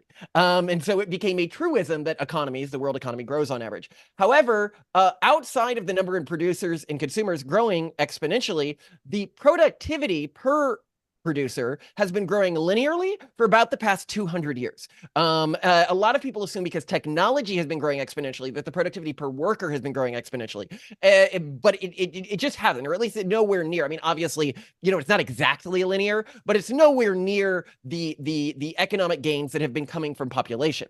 Now, so let me force gump this a little bit because I think the one thing that most people watching will understand is the fundamental idea that if we have a bunch of young people supporting a bunch of old people, retirement works. The baby boomer thing, everyone in America is pretty much familiar with the baby boomer phenomenon, right? Yeah, and we'll say even if government crumbles, if there are lots of young people who can take care of their elderly parents, things are okay. But if all these elderly people both have a crumbling social security and city infrastructure system, and they have no kids to take care of them, now there's no government social net and there's no social net. There's no familial social net. And so you're in a very, very dire situation. But I mean, from a national security standpoint, too, we could also take an angle here. And this is something that Malcolm brings up a lot when he's looking at like the war between Russia and Ukraine, for example. You have these nations that will expend huge numbers of lives trying to take over another nation, when literally, if they could just get their birth rates up, they will outcompete that other nation. They just walk across the border. They can just take it over. Malcolm, you can elaborate on that. So the way I often think about this is when I was living in Korea, right? And I was imagining these cities where like Seoul having 5% of its current population. And I was like, who's going to fill these buildings, right? Like just at a basic level, like who's going to be using this infrastructure? And I was like, well, they could take immigrants. And I'm like, well, they can't take immigrants from Japan. They can't take immigrants from China. Both of those countries have desperately low fertility rates as well. And Japan is actually a bit more demographically healthy. But it got me thinking, it's wild to think that less than a century ago, Japan was able to motivate its population to go out and, kill hundreds of thousands of people, but they can't motivate their population to just have kids. Because let's talk about that a little bit. That's a fundamental assumption that underlines this that people aren't aware of, that there are people choosing not to have children, to get married, the four noses you describe them, et cetera. And that is driven by affluence largely, right? It seems to be an Yeah, affluent. it's a prosperity-induced phenomenon, but it happens at fairly low levels of prosperity. So as soon as the average citizen in a country is earning over 5,000 USD per year, generally the country will fall below replacement rate. Before we go into this I have to direction, stop you for a second and let that sink into people, because policymakers are watching this show, these programs we have, right? And for them to hear that at only 5,000, this is not an issue affecting just Europe, Canada, North America, et cetera, and other parts of the developed world in Asia, unless you get down to the third world, right? The lower part of the third world, do you see growing birth rates, correct? yeah. Yeah, I mean, this is a not like South America developing world problem. This is only like the most desperate poverty developing problem. Below 5,000 USD in per capita GDP per year. So deeply, deeply, desperately poor.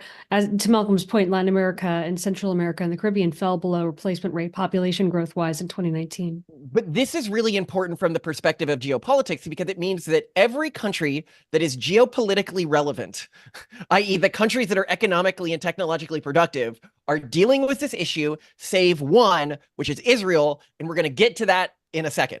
But something I really wanted to call upon when we talk about this economic situation we find ourselves in is a lot of people, when they are planning geopolitically, okay, what happens when we enter a world in which on average the global economy is shrinking every year? Because we haven't looked at that yet, and so that really changes a lot of things. And they think that when a developed country goes back to the economic state like of a developing country today, that it will have a quality of life similar to a developing country. And that is not accurate.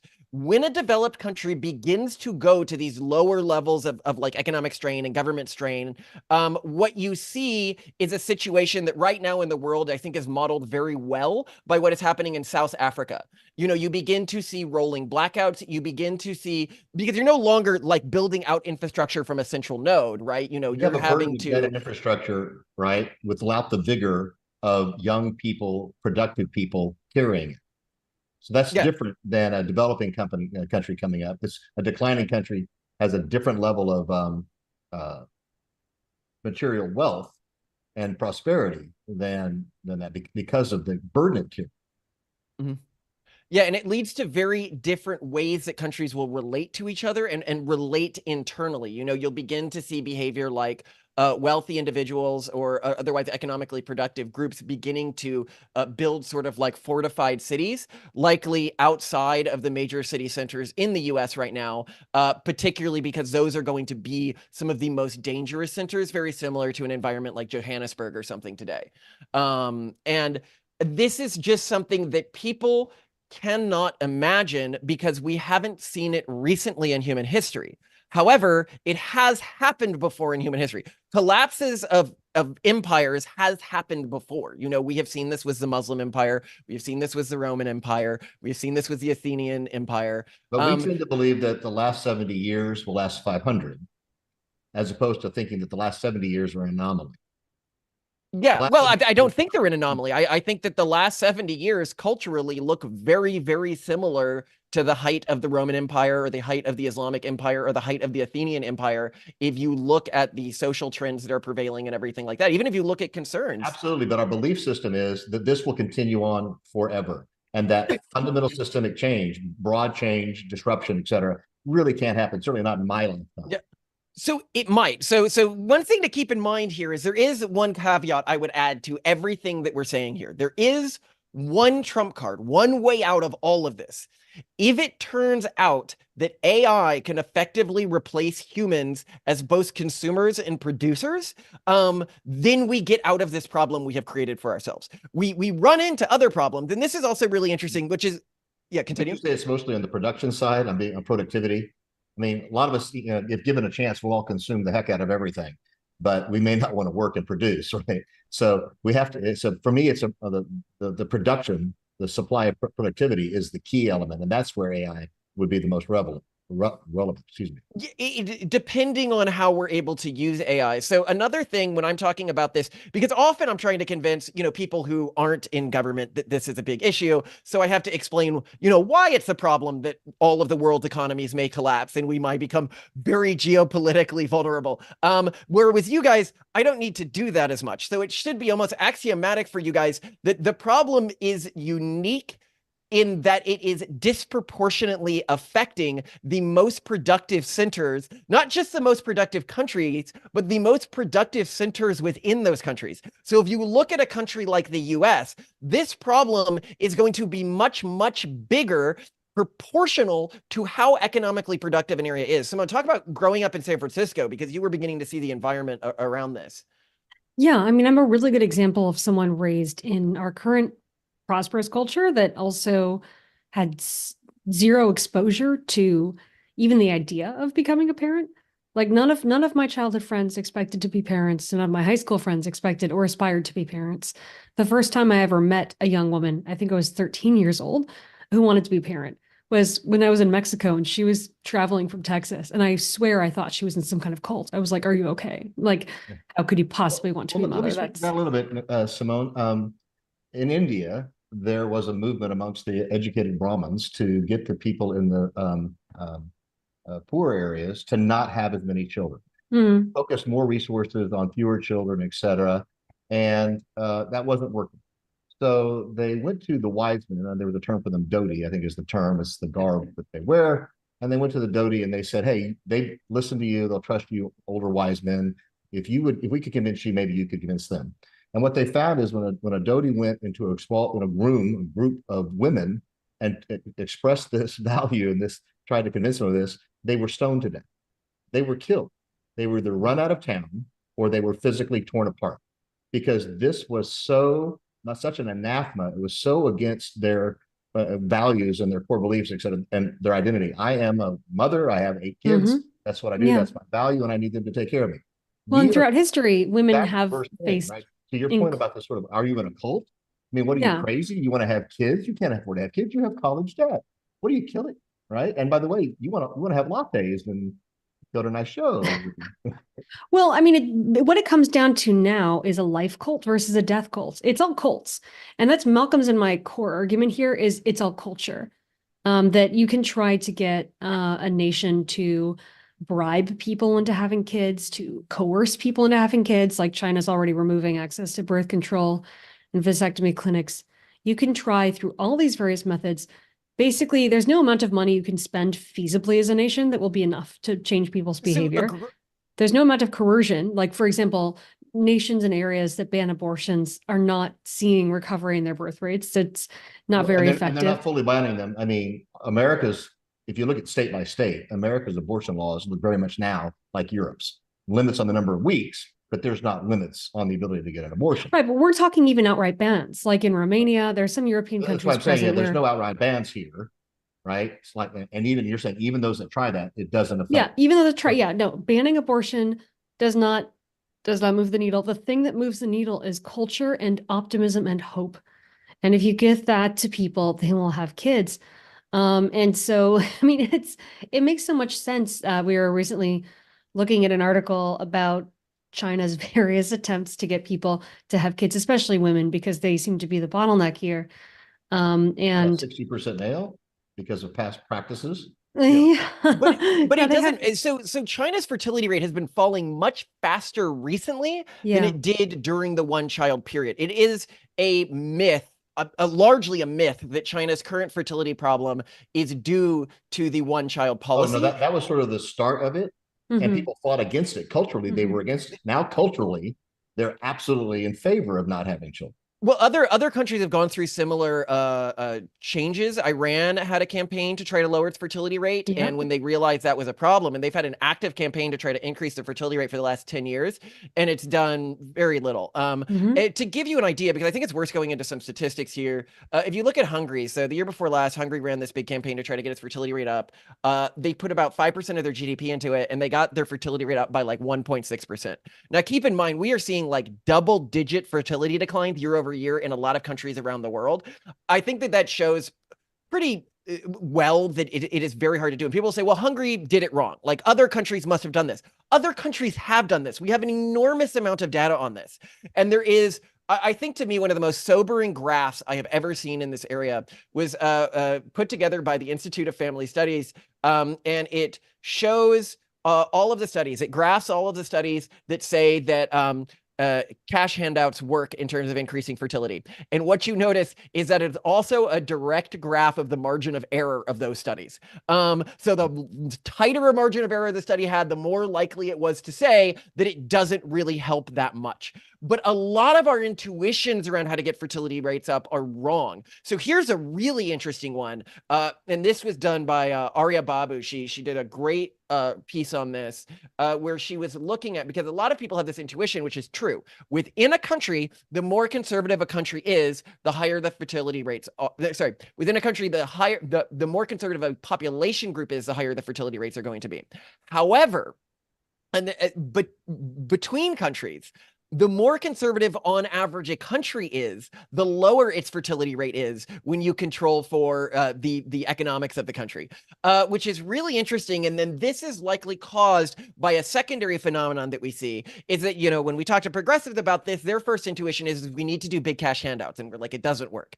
A lot of conservatives' first intuition is, well, then to preserve our culture, we need to stop immigration. And then you point out, actually, the countries that are the least diverse, the countries that have done best at slowing immigration, like South Korea, are the countries with the lowest fertility rates for their level of economic success.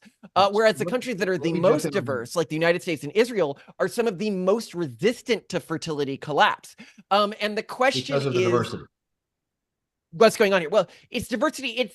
And this is likely the same phenomenon that is causing these conservative dominant countries to have these low fertility rates.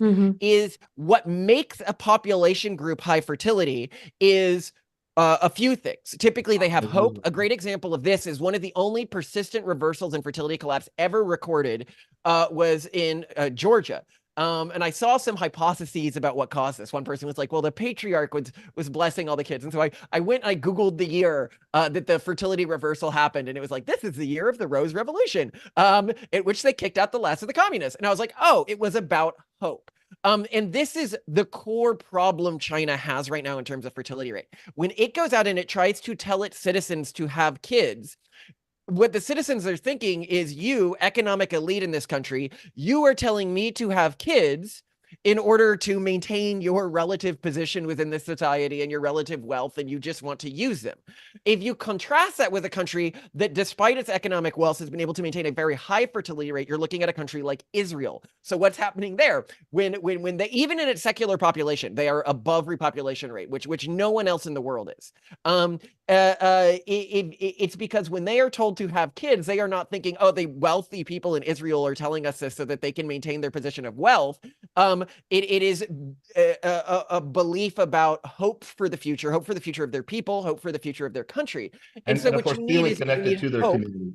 You need to feel distinct from surrounding populations. Like if you think everyone is like me, then there's no reason for you specifically to have kids, for you specifically to carry on your culture.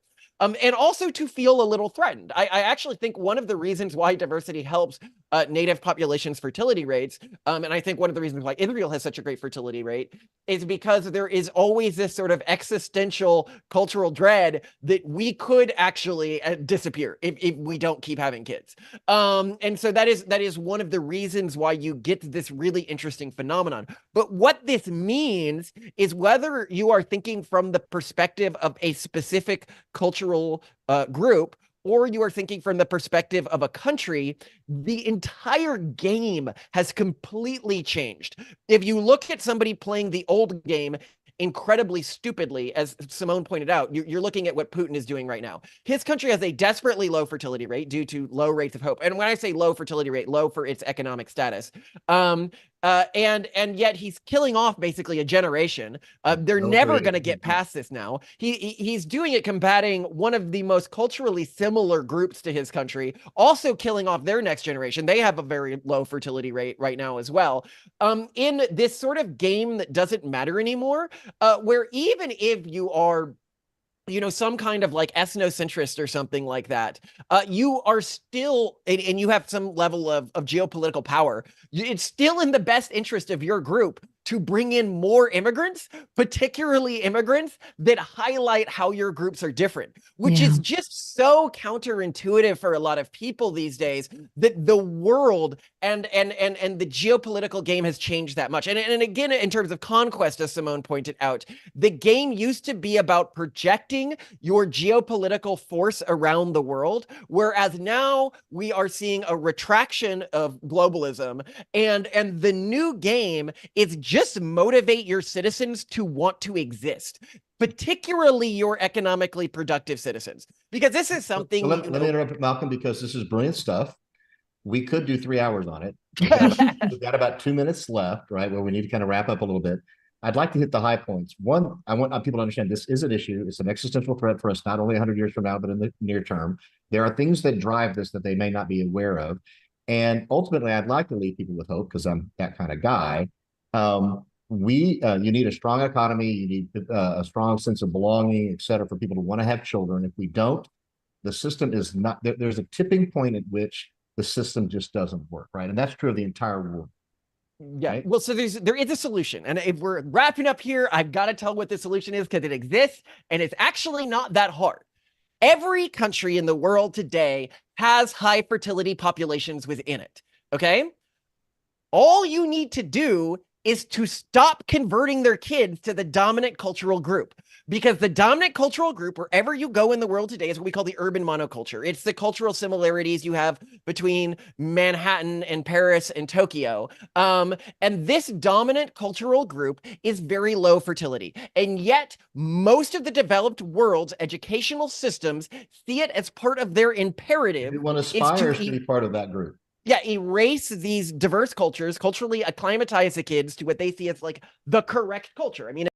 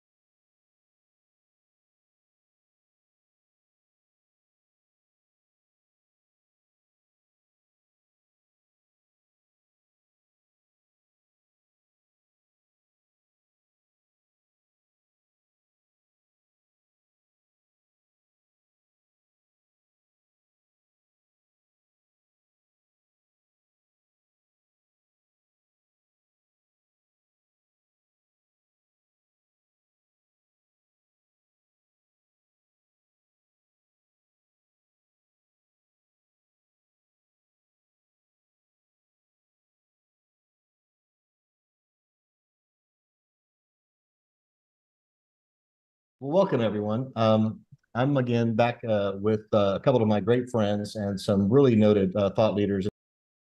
Cultural genocide. And What we China need is to do actively is looking at begin. this, right?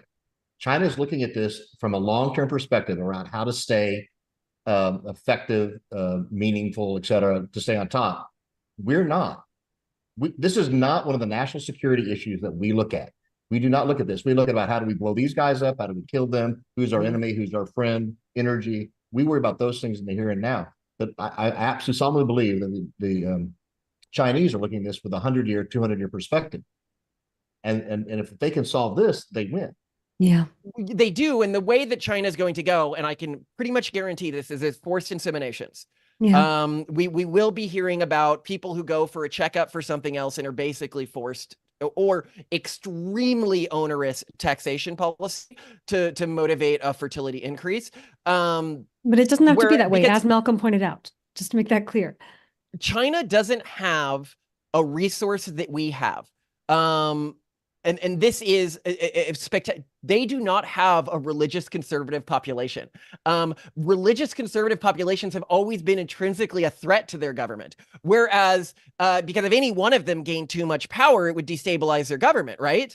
We have such a diversity of religiously conservative groups that if we just foster them all equally, we can maintain ourselves as largely the same country we are. We just need to stop erasing them. And if we talk about what's happening in China, there was a Guardian piece on us that had one of my favorite lines in it. Is we said, they were like, well, are you trying to create a sort of Handmaid's Tale future? And I was like, excuse me, if the only cultural groups and the only countries that can get out of this period in history, can get through this crucible that we're passing through, are those that do so through removing the rights of women, then we end up with a Handmaid's Tale axiomatically. And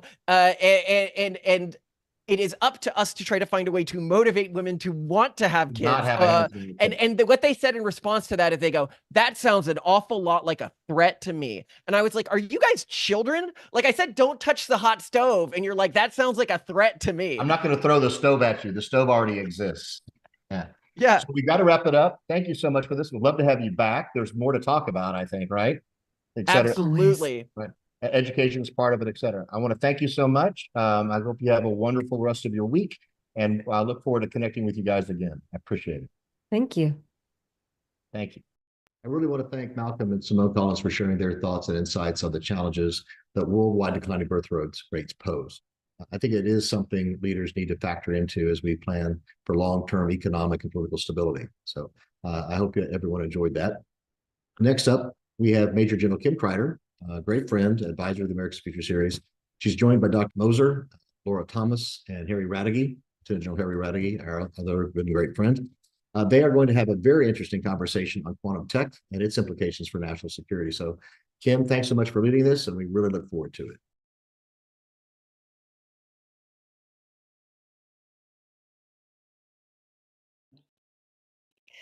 Well, thank you, David. It really is a pleasure to be here for this panel on quantum technologies and its impact on national security. Quantum is said to be a veritable game changer when it comes to the future of conflict, particularly in the areas of sensing, timing, computation, and security. Largely because quantum itself and the technology it's spawning is so different than other more classical science and technologies. To be sure, as national security leaders have become more aware of the leap ahead advantages quantum technologies can bring in establishing and maintaining military superiority against a peer adversary, they become increasingly interested in learning more about how to harness, integrate, and scale these technologies for maximum effect. That's what we intend to talk about here today as we dive into a deeper understanding of quantum and its implications on national security with my special guest, Laura Thomas, the Chief of Staff and Strategic Initiatives at quantum technology and manufacturing company Inflection. Laura has served over 18 years in national security and leadership roles, working extensively across industry, the U.S. intelligence community, National Security Council, U.S. Department of State, U.S. Department of Defense, Congress, and with foreign partners. Dr. Joel Mosier recently retired as the Director, Science, Technology, and Research for United States Space Force and Chief Scientist, United States Space Force and Space Operations Command. Lieutenant General Harry Radke, who served in uniform for more than 36 years in a number of senior positions across the Air Force and Joint Force, and was a previous director at the Defense Information Systems Agency. General Radke has been an executive leader, board director, and senior consultant in industry to a number of organizations where he has continued to help those organizations understand how to leverage emerging technologies like quantum to advance and secure our national security capabilities and those of our allies. Thank you all for joining me here today. We're going to start with you, Laura, and ask you to help us to sort of set the stage on what is quantum. Can you give us an overall explanation of quantum technologies in a simple way to help our listeners appreciate its significance? Yeah, that's actually a very hard question because quantum is one of the hardest sciences that's out there. And, even PhD physicists still have challenges in explaining quantum today. But at the fundamental, core, quantum is about how things behave at the atomic level, the level of atoms. And that's very different than how things behave at a much larger macro level. We see a car going through the street. It's an object that's moving at a certain velocity. But when you break it down into individual atoms, they behave quite differently. And quantum is really about harnessing individual atoms in order to do things that we've just not been able to do previously. But at the same time, quantum, it sort of conjures this idea that it's a very far future technology, but it's been around for quite some time. And there are things today that we have, like MRIs, that are based on quantum technology. So it's really not new, but there are newer applications that are being used, especially on the national security side. So a great example there would be quantum atomic clocks. Now, atomic clocks have been around for a very long time as well, but there are newer types of clocks that we're developing that are much smaller, much higher performance, and very resilient, durable, that can be used in battlefield type scenarios. And that's really when we start to think about quantum enabled warfare, for example, where quantum is going. And that really is a fairly near term, next 3 to 5 years. It's not the far horizon that you often hear when you're just quantum computing. Thank you, Laura. Joel, based on that and some of these the different nature of quantum technology, this idea of quantum enabled warfare that Laura introduced and some of the applications we're going to dive into a little bit more deeply later, but based on Laura's introductory comments about quantum itself, what do you see as some of the national security implications of this technology? Well, thank you, Cam, and thanks for inviting me to be on this. And I am one of those PhD physicists that has trouble explaining quantum physics and how quantum technologies apply it. They're very non-intuitive, so it's not a simple situation at all. But there's really 3 different areas that we look at when we talk about quantum technology. There's quantum sensing, there's quantum communications, and there's quantum computing. And there are various levels of maturity. So let me start with the quantum sensing, because as Laura mentioned, we've had atomic clocks flying around since the 70s, and the United States Space Force operates a constellation of these clocks called the GPS system. And so it's not necessarily new technology, but it is definitely an evolving field. Quantum sensors have sensitivities to detect things like electromagnetic fields or magnetic fields or gravity fields or acceleration, like no other sensors we've ever been able to harness before. So the national security implications of those things are pretty high. As our adversaries have the ability to jam our GPS signals, we need to replace that positioning, navigation, and timing capability with other capabilities. So the ability to have local clocks that can keep very precise time allows us to get away from some of those vulnerabilities. The ability to sense the magnetic field very, very finely gives us an alternative way to do navigation. We can sense the structure of the magnetic field, and we have it pre-mapped around the globe. We can tell where we are just based on that. And so, things like that are emerging technologies that, in a quantum-enabled warfare, the military will depend on. And they're here today. Those are technologies that are maturing right now. So over the next 5 years, we'll see a lot of those things. The second one I'll talk about is the quantum communications. And this one, by the way, is probably the one that China invested in the most. Is, some of the physics of quantum entanglement are appealing in that one might think that you can communicate in a way that's unhackable, that physically somebody can't eavesdrop on you. And there's a lot of investment going in there. Actually, that's not such a big area for the United States right now. In fact, the National Security Administration recommends against some of those technologies like quantum key decryption because of the additional risks and things that it propose. So I'll set that one aside for now. The third one is quantum computing, which Laura mentioned. And that one's a lot more further off than certainly quantum sensing. There's a lot of progress and exciting news these days about quantum computers. IBM just last month announced their latest computer that has over 1,000 qubits or quantum bits, which is, just in 2019, I'm sorry, they announced the first quantum computer that had 20 qubits. So they've increased by nearly 2 orders of magnitude over 4 years. So, but before that's useful, we're going to have to see millions or maybe even tens or hundreds of millions of qubits. So that may be off in the future. But the national security implications of that are that quantum computers could decrypt using things like Shor's algorithm to factor big prime numbers, could decrypt our current encryption standards. So the national security imperative there is to develop and implement post-quantum encryption capability today, so that when that time comes of computers that can decrypt them, we're prepared. So those are just a few of the national security implications. A lot deeper in each one of those. Thank you so much, Dr. Mosier. General Radke, I'd like to get your take on this. I mean, you have been an important voice in the national security community for a long time, certainly when you were in uniform and definitely in the years since. You have walked the halls, you continue to stay connected to the leaders around all of the national security organizations in the U.S. and internationally.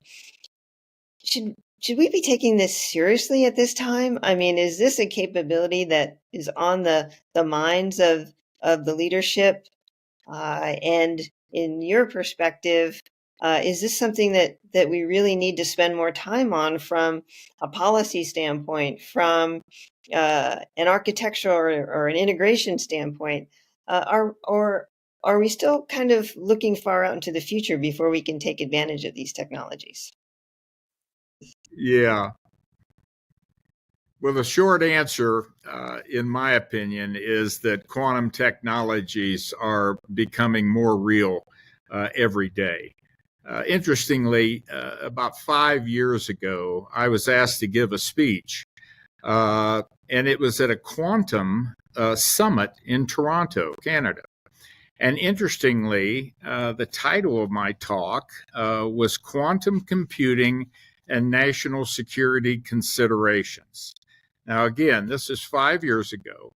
And at that time, one distinguished professor who was there predicted that it might actually be 5 to 10 years before any of these quantum machines that we were talking about that day would have the capacity and the accuracy to solve useful problems. So here we are today, standing at the 5 years down point at that projected time frame. And at that Toronto summit, also, and this kind of reflects on what Joel just said just a minute ago, IBM was also there. And their lead scientist noted that they had been doubling the power of their quantum computers since 2017. That's now been more than 6 years. And one thing seems sure, however, today we find ourselves ready to face new and major foundational type changes in the basis of global information processing. In other words, we're really moving from the digital world to the quantum world. And being a guy that came through the analog world and worked into digital world, now we're moving on from digital to quantum. And I think that's one interesting way of thinking about it. And interestingly, earlier today, just today, from the World Economic Forum in Davos, a 5-step quantum security maturity index plan is being presented so that the world leaders there can begin thinking about their futures in a quantum world where they're going to need to chart and measure their living and operating progress in an evolving quantum security world. Now, that's being presented to world leaders today at Davos. So, yes, is it real? Yes, and people are starting to get very serious about it now. One last thought. Although quantum technology is evolving quickly, I think we all realize that it's still in its very early stages of development. Thanks so much, John Radke. So it's real, yet somewhat nascent. Certain applications may be farther along than others. Sounds like from both Laura and Joel's comments that the computing side is maybe a little bit further out, specifically with regards to the computational ability to break all encryption. But Laura, this is what we often hear about. We often hear this bell ringer about a quantum computer's potential to break all encryption. Is that what we should be most concerned about right now? What's the likelihood of this? If not this, then what? Yeah, I mean, look, that's what drew me into the field. Very short story. It was CIA, was an ops officer, so I was handling recruiting foreign assets, aka spies. And I went out one day to send an encrypted message, and I was with a tech person that I took along with me. And I asked, why do we think that this can't be broken? What is it about traditional encryption? And he gave me a very typical answer. It would take thousands of years for a computer to hack into this message. I said, well, what would challenge that assumption? He said, a quantum computer. I said, well, what's that? And he explained it, very basically to me. And I said, well, do they exist yet? And should this be something that I'm worried about as I'm handling assets? And he said, well, we just don't know when it'll be, possible. It could be 5 years, could be 10 years, could be 20 or never. And I said, well, that sounds like a real problem. I hope somebody's looking into that. And it's what set me on this journey and eventually joined Inflection as a quantum company. But now that I've been here a lot longer, look, quantum computing is still the holy grail. What capabilities that would unlock would just be, it is unfathomable for a country like the United States to come in second place to something like that. So is it important? Absolutely. Must we continue, the research and development that we're doing in quantum computing? 100%. Is it what we should be most concerned about now, breaking encryption? No. Should we be planting the seeds of how we could combat a future quantum computer, specifically by China, by switching over to post-quantum cryptography now?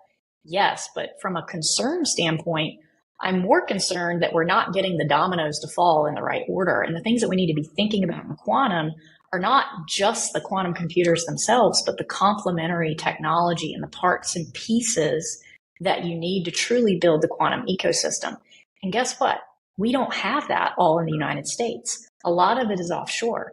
But guess what country does have all of that within its borders when you start to break it down and think about what you need to really build these quantum systems? Well, it's China.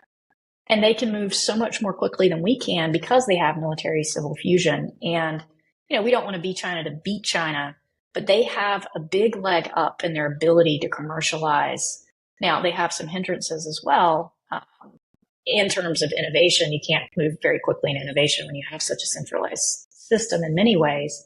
But there's a lot of the first domino steps that we have to get right. And that goes back to supply chain, making sure that Department of Defense and the intelligence community are buyers, and that we actually start to, put these systems into production and not just, continually talk about them as R&D.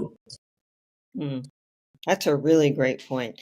Let's dive into that part of it a little bit here, because I do think that gets at the crux of the issue right in front of us.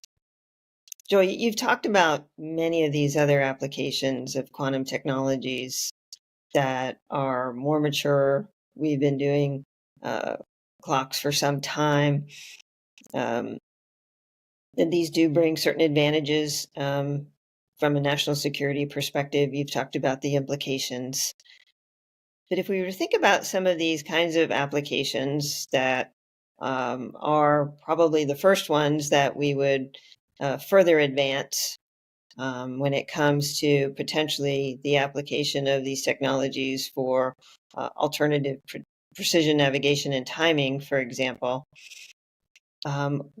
What do you think is going to draw the government to a broader application of this, and maybe even commercial uses to a broader application of these technologies in their ability to advance PNT, for example? And to Laura's point, how do we begin to move in that direction from an overall scalability standpoint? Yeah, the great set of questions you ask, and lots of directions we could take this conversation. But it's a pretty exciting time, particularly from the quantum sensing perspective, and the fact that there's commercial companies that can produce small scale, small swap atomic clocks, and sensors are coming out of the laboratory and into demonstrations and applications. So a lot of very exciting things are going to happen as that goes on, as we start seeing more and more of these tools, these quantum tools, put into the hands of users and operators. We'll find more and more uses of them. I mean, just think of things like GPS. I mean, when we put it up, that was a military system for navigating ships at sea, and now it controls a $4 trillion a year economy, including Uber and everything else. So we're going to find applications for these things, and we need to be ahead of that. One of the things that I've seen throughout my career as a technologist is some of these emerging things that get promised that they're coming, they're right around the corner. Things like fusion energy or quantum computers are. We hear about them for a long time, and we can become a little bit disillusioned because it does take time for these things to mature. But once they sort of cross a threshold of where they become things that you can actually hold in your hand and use, that's when chaos and amazement and disruption happen. That's when the really surprising things come out of it. So we need to be in front of that curve and making sure that we're paying attention to the field. Quantum computers are not at all like classical computers. They're a very different thing. They solve a very different kind of problem. And we need to be thinking now of the types of problems. I mentioned Shor's algorithm that factors big numbers using quantum computers. That was developed by Peter Shor back in the 1990s, in 1994. So, mathematicians and folks doing algorithms have been thinking about how to apply algorithms to quantum computers for a long time. Once we have them, just imagine how many different applications. We can think about things like the merger of quantum computing and machine learning or artificial intelligence. That's not necessarily a thing right now. There's no particular field of merging those two, but it could be a breakthrough, something that gives us stepping stone to very much higher levels of general artificial intelligence. So we really need to be paying attention right now in the history of this sort of hinge of history moment when the technologies are coming out. And Laura's right. We need to be paying attention to things like supply chain and industrial base and people who have the education to deal with these things. All of those are things that are right here in front of us today from a national security perspective that we need to be paying attention to and taking very seriously. You know, Kim, if I could just add something to what Laura and Joel just mentioned.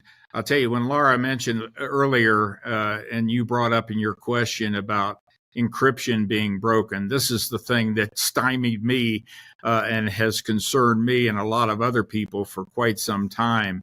But, you know, as things continue to evolve, we're starting to hear now about quantum resistant algorithms that are now starting to be developed. And, you know, networks in the future using quantum style safe key distributions are now starting to be deployed. And that will be very important, you know, to protect our most sensitive secrets. But that's going to take some time for sure. Okay. Yeah, good.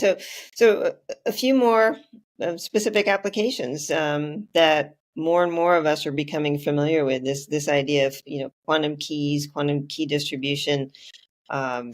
Definitely seeing more discussion of that in terms of a commercialized capability. Joel talks about, you know, where we are with this hinge in history and the potential for quantum to be connected to other rapidly emerging technologies to further increase the competitive advantages that those technologies can provide on a force multiplying level. And yet the critical need to be aware of the fact that there's limited, if any, supply chain to support some of these things. Even though, you know, we're starting to see some of them in the early stages of deployment. So what gives, Laura? How do we begin to think about transitioning out of the lab into the field, into operations? What's going to be needed from the government? What's going to be needed from commercial industry?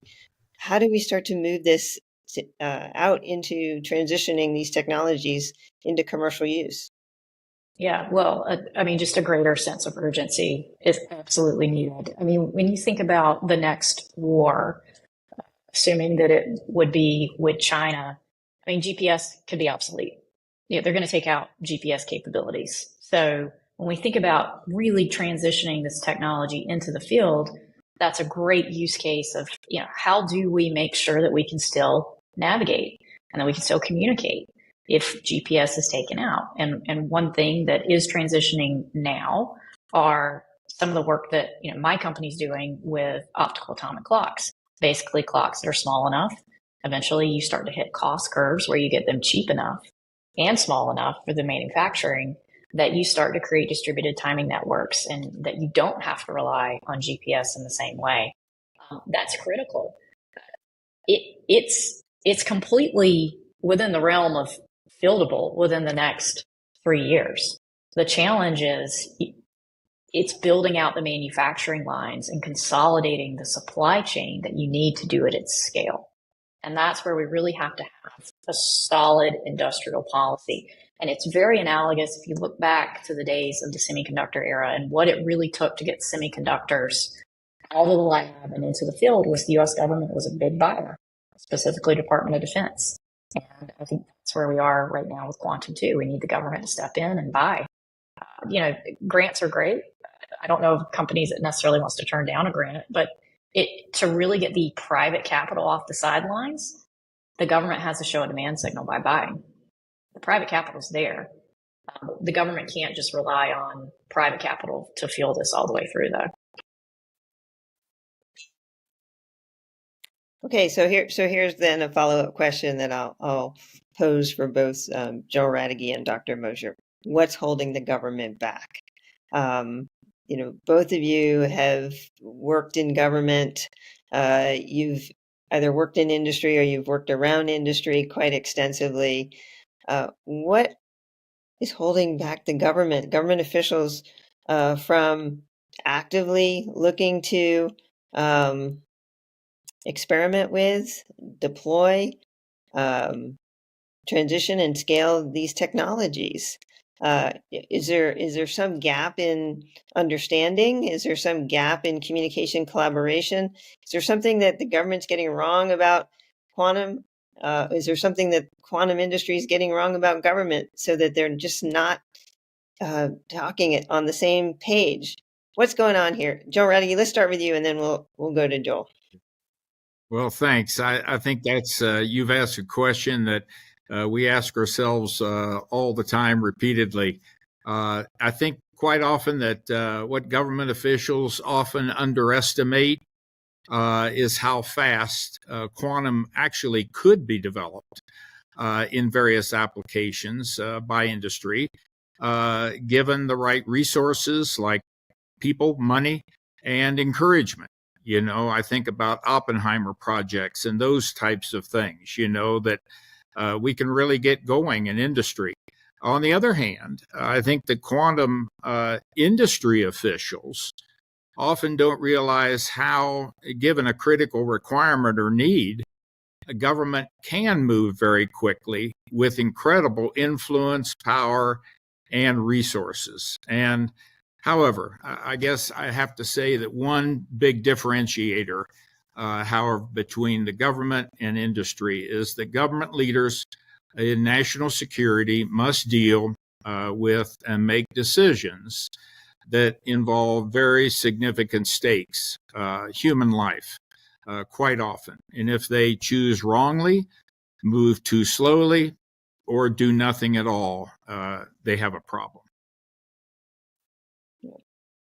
Yeah, I agree with that. And, you know, one of our strengths in the Department of Defense is that we have processes for developing our force. You know, so we come up with concepts and we study them and war game them and develop doctrine and strategy around them and then acquire them and field them. That's a strength because it gives us very robust capabilities. It's a weakness in that process takes a long time. Sometimes, you know, when you get palm cycles involved in it, it can take many years. It can take 20 to 30 years to go from an idea to a fielded system. And in this world of advanced technology, accelerating technology that spreads around the globe faster than any time in history, we have to be able to find ways to not necessarily short circuit that robust process, but to find on-ramps for new technology that we can be more agile, get them into play more quickly.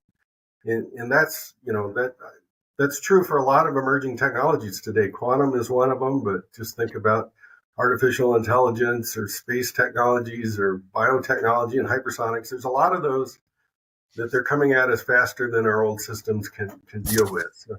So for quantum, I think one of the challenges we have is because it's not here today, it's risky to invest in it, or at least you know, the traditionalists or the force development folks that are doing things are averse to taking that risk. And we have to get beyond that because we have to get in front of these technologies before adversaries get a hold of them. So just adopting a stronger risk posture, a more liberal risk posture in adopting these new technologies and leveraging, you know, what industry is already investing in and putting out that demand signal will help.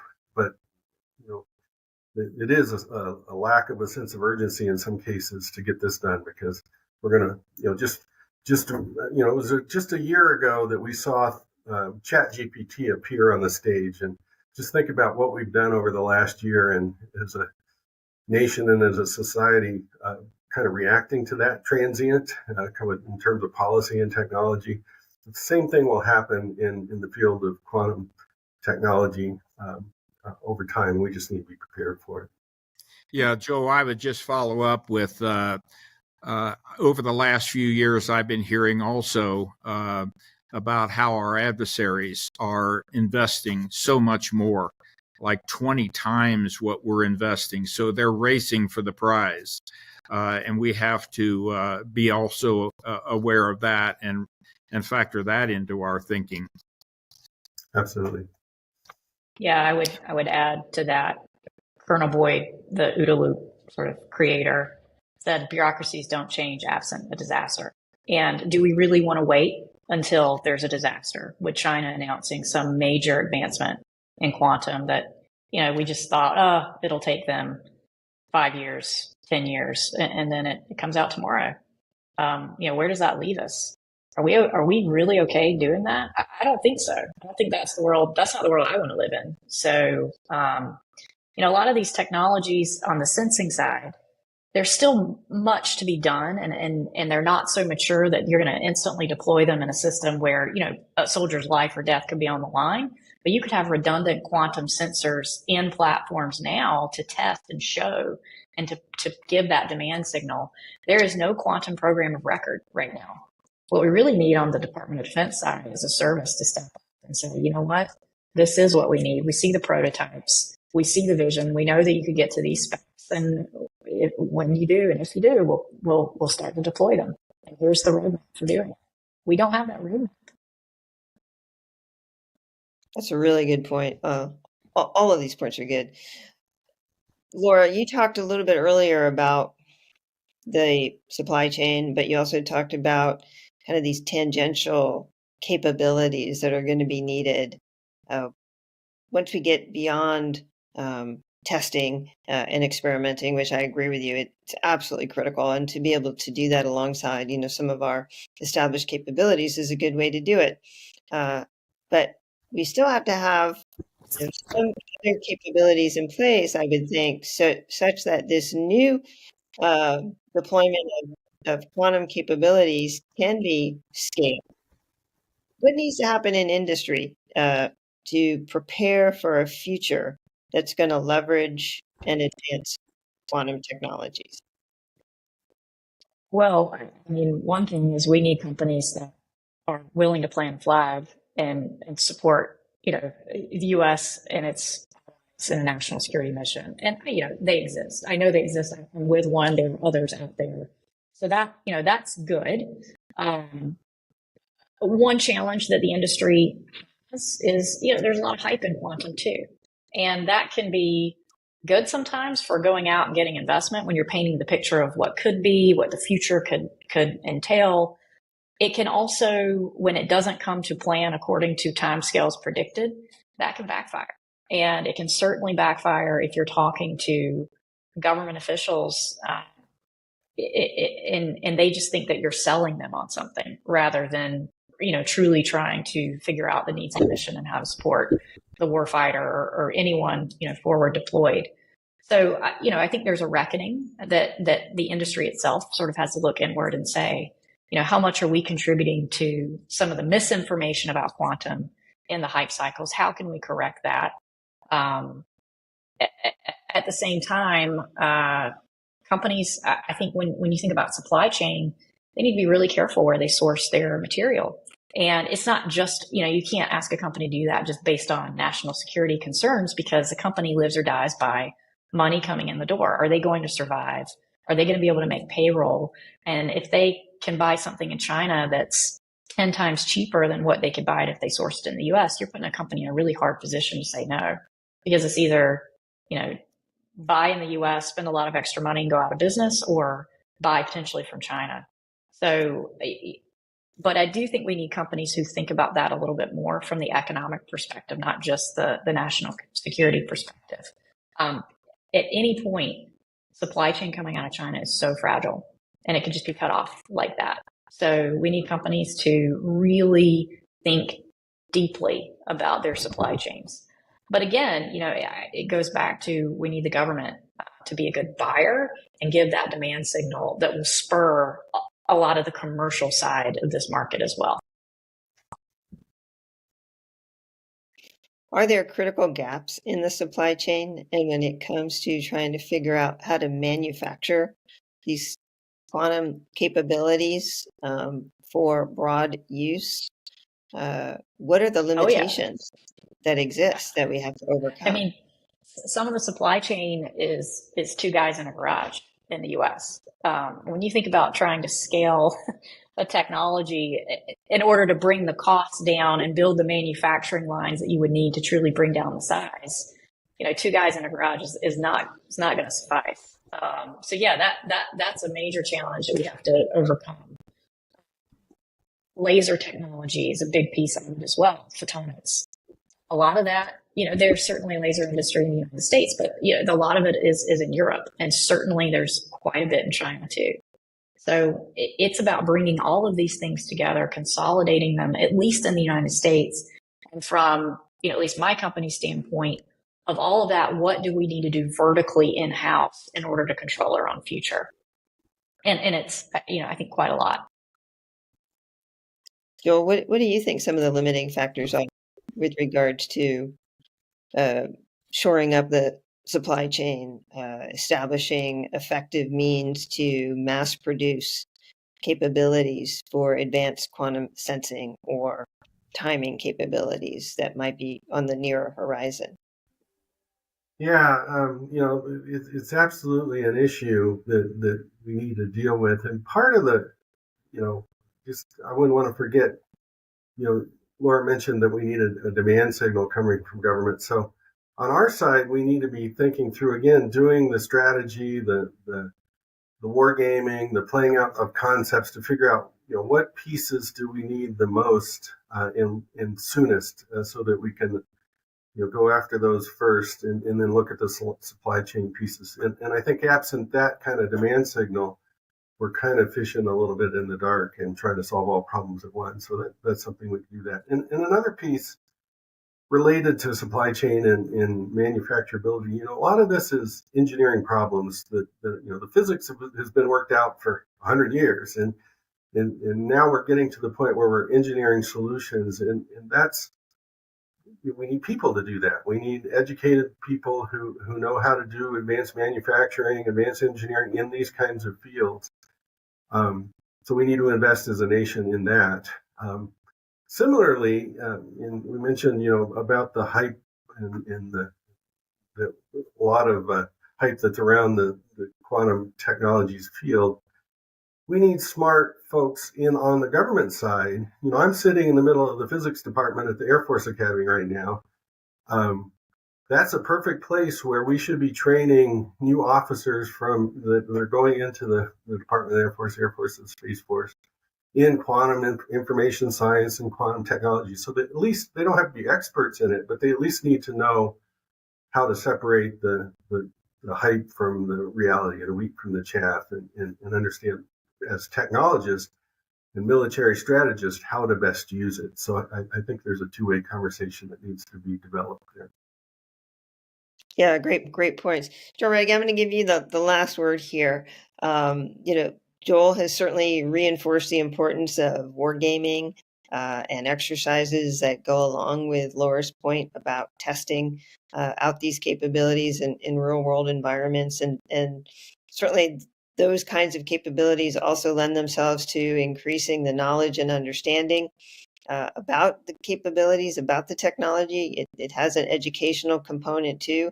Laura has hinted at the fact that two guys in a garage aren't gonna cut it, meaning to me that we probably have a limited supply of talent that is actually skilled at developing these capabilities for broad government and commercial uses.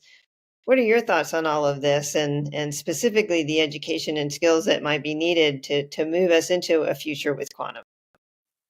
Yeah, Laura, I guess you reminded me when you talked about two guys in a garage. I guess those are the guys that get in their truck, two guys in a truck, and go around also to sell their wares. But anyway, yeah, the question about what kind of education and skills are going to be needed here in the future with quantum, certainly the science, technology, engineering, and mathematics are STEM is a great place to start. And of course, we've got shortages there normally.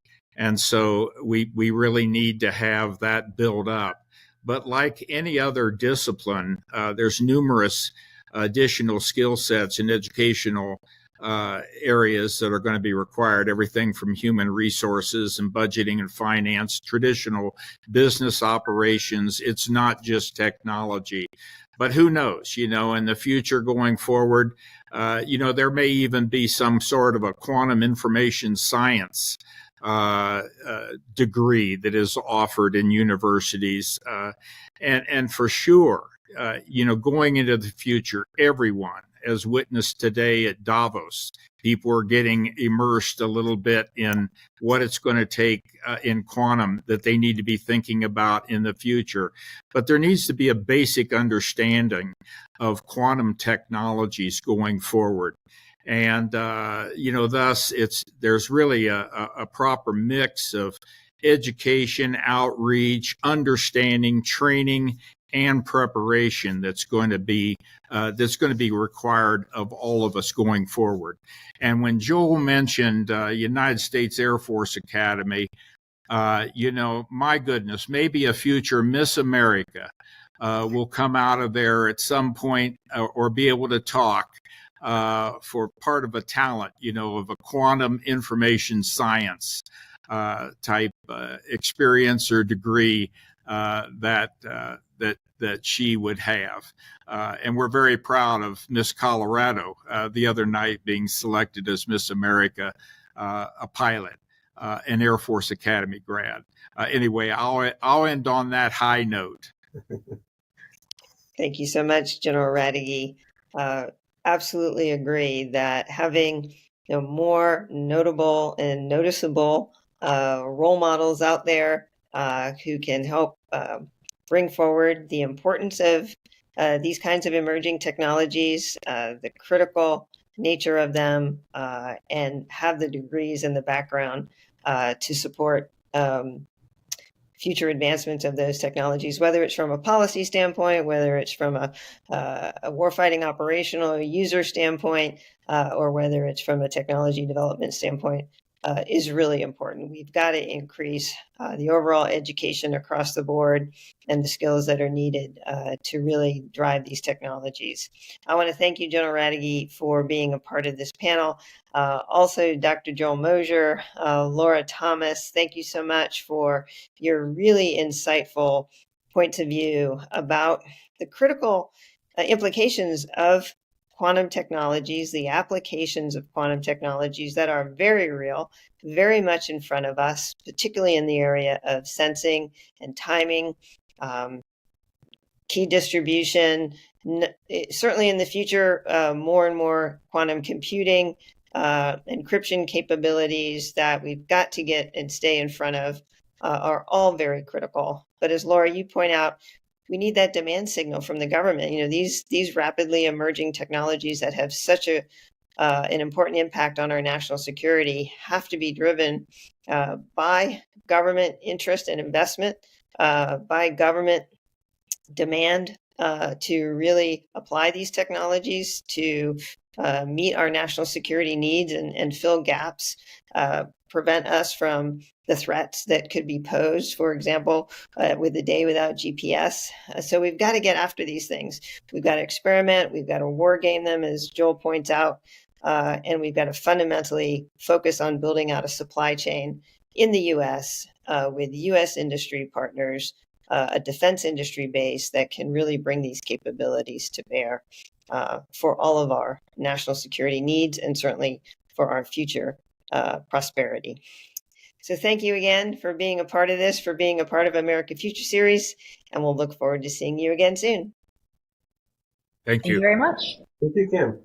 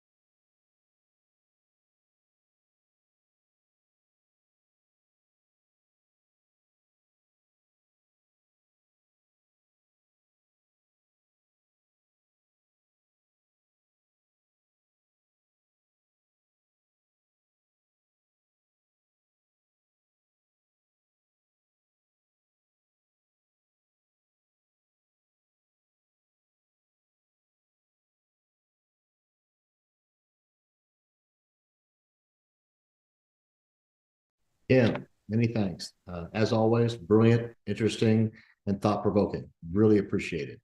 Joining us again is a great leader and a friend to the AFS, Eric Fanning, President and CEO of the Aerospace Industry Association. Interviewing him will be Vago Morelian, founder, editor, and host of Defense and Aerospace Report.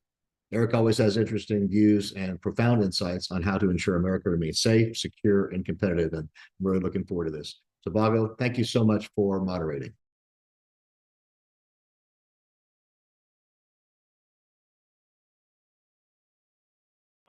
Eric, thanks so very much for joining us today, and I'm sorry to hear you're a little bit under the weather. Well, thanks for having me get out. Afternoon, Vago. I'd never miss an opportunity to chat with you. It's always an honor and pleasure, and thanks to David and his whole team for putting this conference together. You and I have spoken for a long time, and I think there's no place probably better to start than the budget outlook. The administration and the House Speaker and the Majority Leader now have a deal, $886 billion. On the defense side, I think it's about 740 some odd billion for the rest of government. We will need a short-term continuing resolution to get us over the finish line as everybody works these details out, even though I think there are some people who are surprised that that much mechanics would be needed at this point.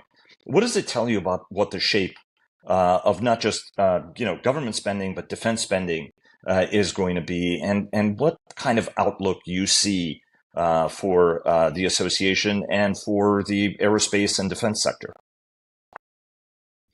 Well, a couple of things to start. Just a reminder to everybody that we seem to treat getting a continuing resolution like a victory, but in many ways it's the least outcome of not having a budget on time in the first place, which we fail to have year after year after year after year, and that's incredibly disruptive to government planners, and to the industries that are trying to help them, not just aerospace and defense.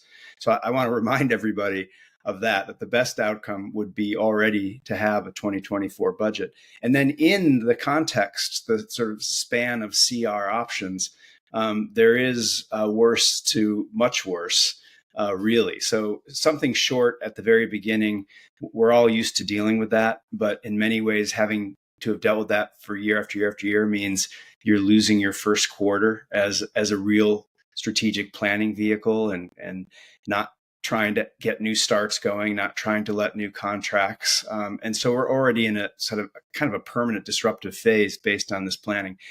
Now we find ourselves in a year with additional variables. Somehow they find a way to make it more complicated year after year after year. So separating the vehicles into two deadlines, interesting strategy, but of course further complicates things. And then we have the supplemental out there. And there's a lot in the supplemental that's important, particularly on the defense side. And so it's really hard to do the math and figure out where we're going to actually land on how much money is in the budget for national security. But a reminder for aerospace and defense, there are things in both of the deadlines that are important to us, primarily the second one, but there are a lot of important things for commercial aviation and space in other bills, not just the defense bill. And I would argue a number of things that are important to national security as well, that support national security, for example, NOAA.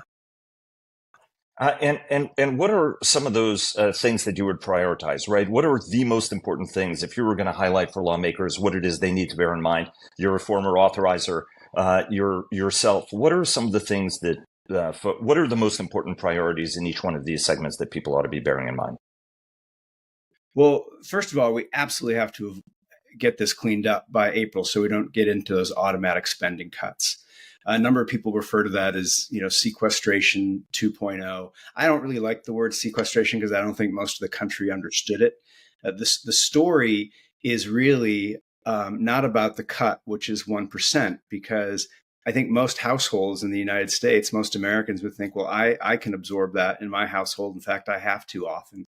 But when you do automatic cuts and you do them late into the budget year, you really can't do a peanut butter spread across the entire budget because there are things that are walled off, things you can't cut quickly. And in fact, some things are increasing. For example, pay for uniformed military and civilians. And so what we saw 10 years ago when we had sequestration, what we called sequestration, is really massive cuts to some parts of the modernization budget and to your O&M, your operations and maintenance, which hit readiness. We're still digging out of the readiness hole that we created for ourselves, because once you stop doing certain things on the readiness side, on the operations side, it's a long time to catch up. And that's also true with modernization, because you're creating this start and stop environment for industry, which is very hard to plan around. So first of all, we want to avoid getting to the spending cuts. But just a reminder also to people that there's a hyper focus on China as a pacing threat. It's bipartisan, it's bicameral. In some ways, it feels like people are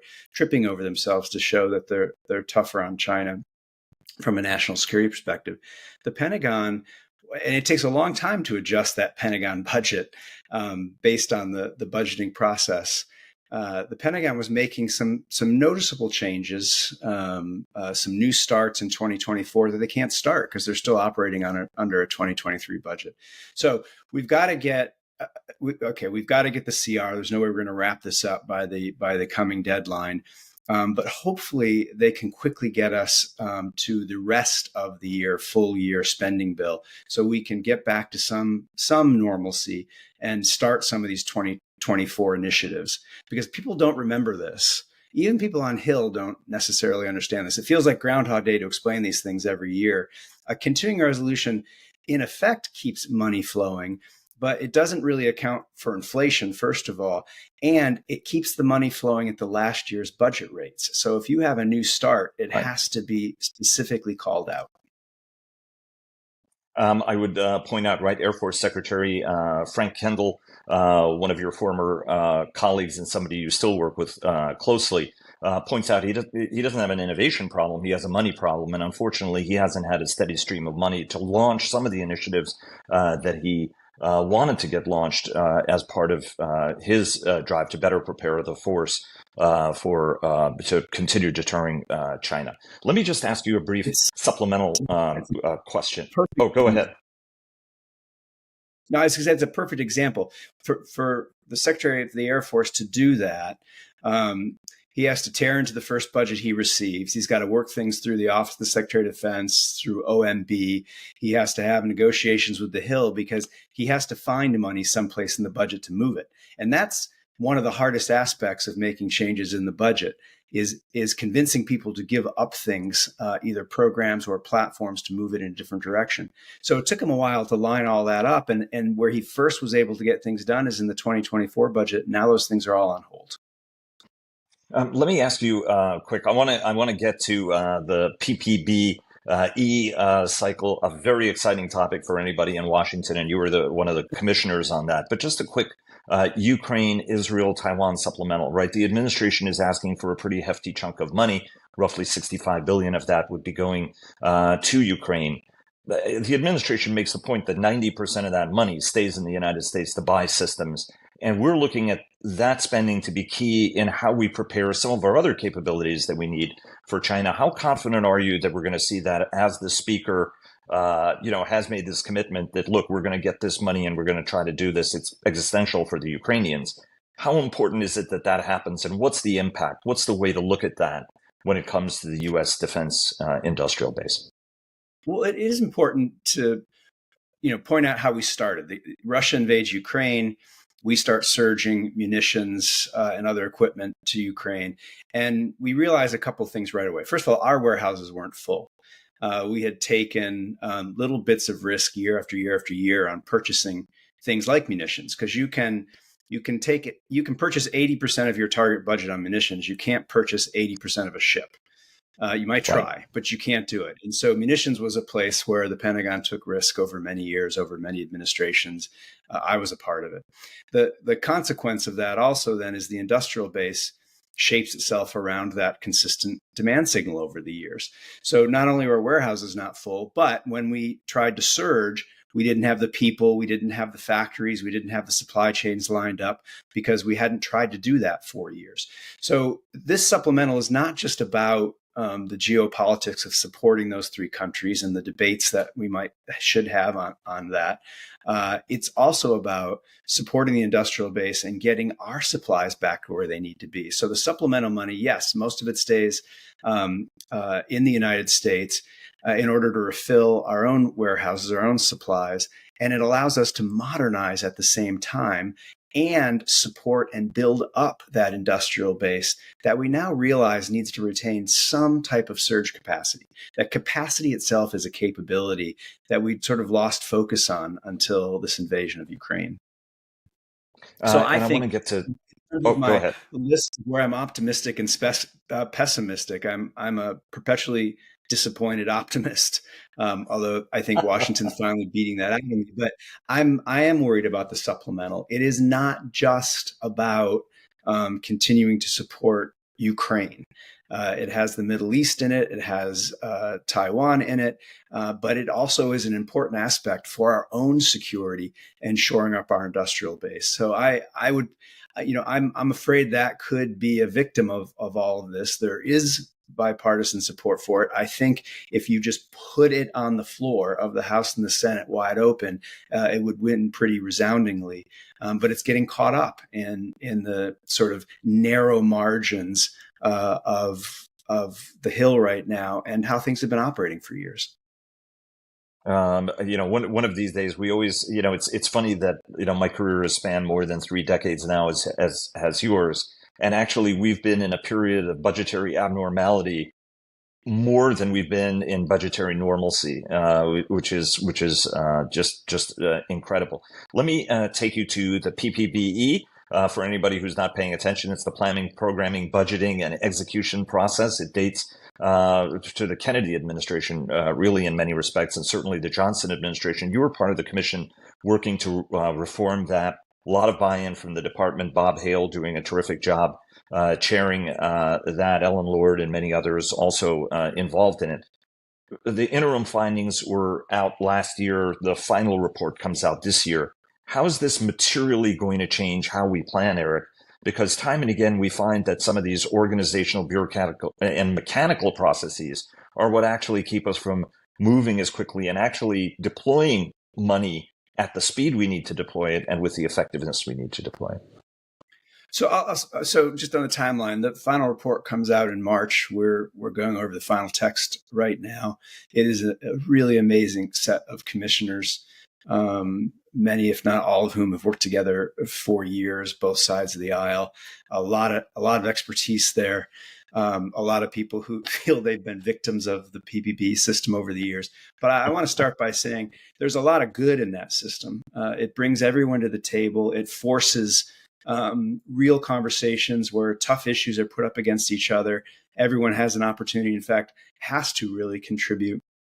And make sure that the building and the planners account for out-year expenses, that it's not just 12-month budgets one after another, that if you're going to buy something or maintain something, you've built the tail into the budget, you're showing your homework. I worked with someone from the Department of Veterans Affairs who said, he came over to DOD, you may not like the system, but at least you have a system. But we do recognize that it is not agile enough to keep pace with how fast and how iteratively technology is developed and fielded these days. And so strong interest on the Hill to do something about this, to be supportive of change. I speak today as a commissioner, not for the commission. We'll do that when the report comes out. But the Hill asked us to do a lot of things in this commission. So there are a lot of elements to this that we're reviewing. But for me, I started like a lot of experienced Pentagon people thinking, let's give the building more agility. And then very early on, an appropriator said to me, well, let's not do that just to allow the Pentagon to be more feckless in its planning. And then, of course, we realized Congress has a job to do. We're a congressional commission, actually, a congressional advisory commission. So I don't expect they're looking for us to come back and just point fingers at what Congress can do differently. So to me, it's sort of 3 elements. The building needs more agility. A. B, it needs to be tied more clearly and directly to the strategy, which is a part of what we're looking at, to make sure that the planning process really links to the strategy. And if you look at the timelines, of recent years, the strategy tends to come out after the planning has started. And then third, the building Pentagon, the Department of Defense has to do all those important back office things, which are not interesting to a lot of people, but are a critical part of this.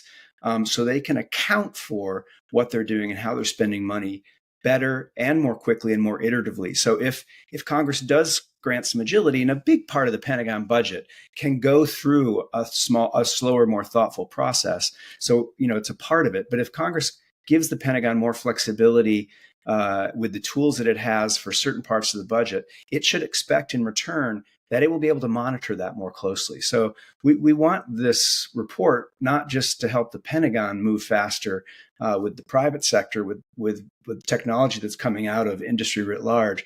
We want this report to also have ideas. It will have ideas to make Congress's job easier.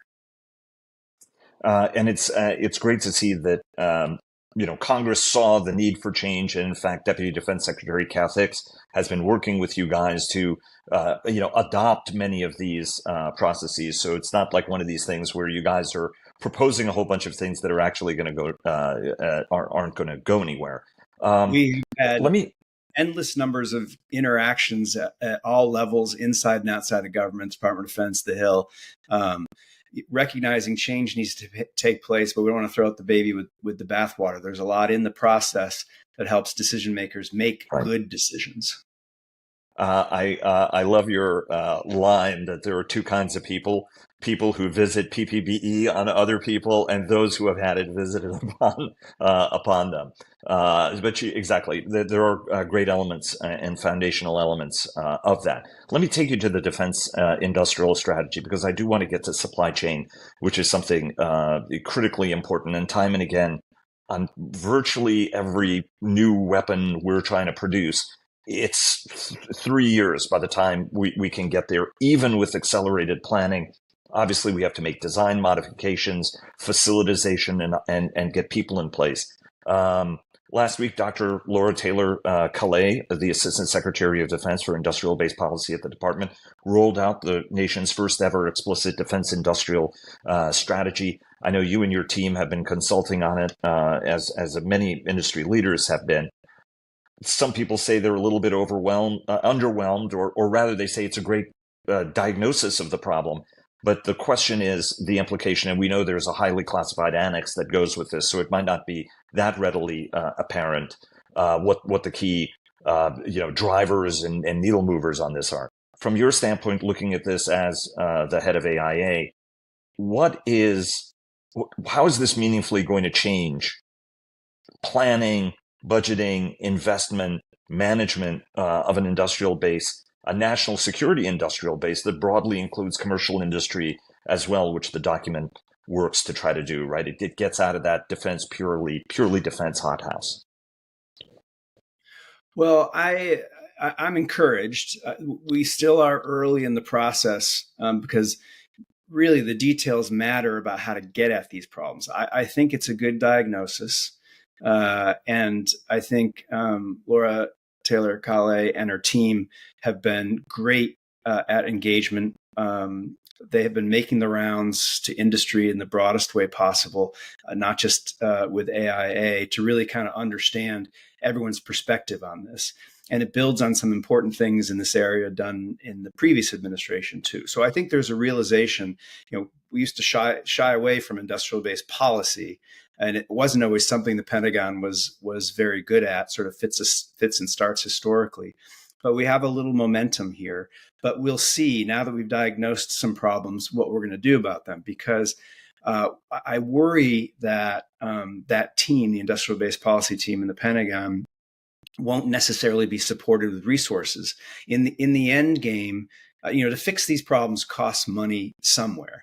And in the end game, sometimes investing in industrial-based policy doesn't compete well against other things that you might want, because you're really talking about investing in a possibility, something that's notional, some capacity that you just want to protect in case you need it, versus something you can actually park out on the ramp or send out to sea. So we'll watch that, because what can happen sometimes in the absence of resources, government will then put the requirements on the industry side, and the burden sharing ratio gets out of kilter a little bit. But ultimately, that costs the government money too, because as you put more requirements on industry, that costs money.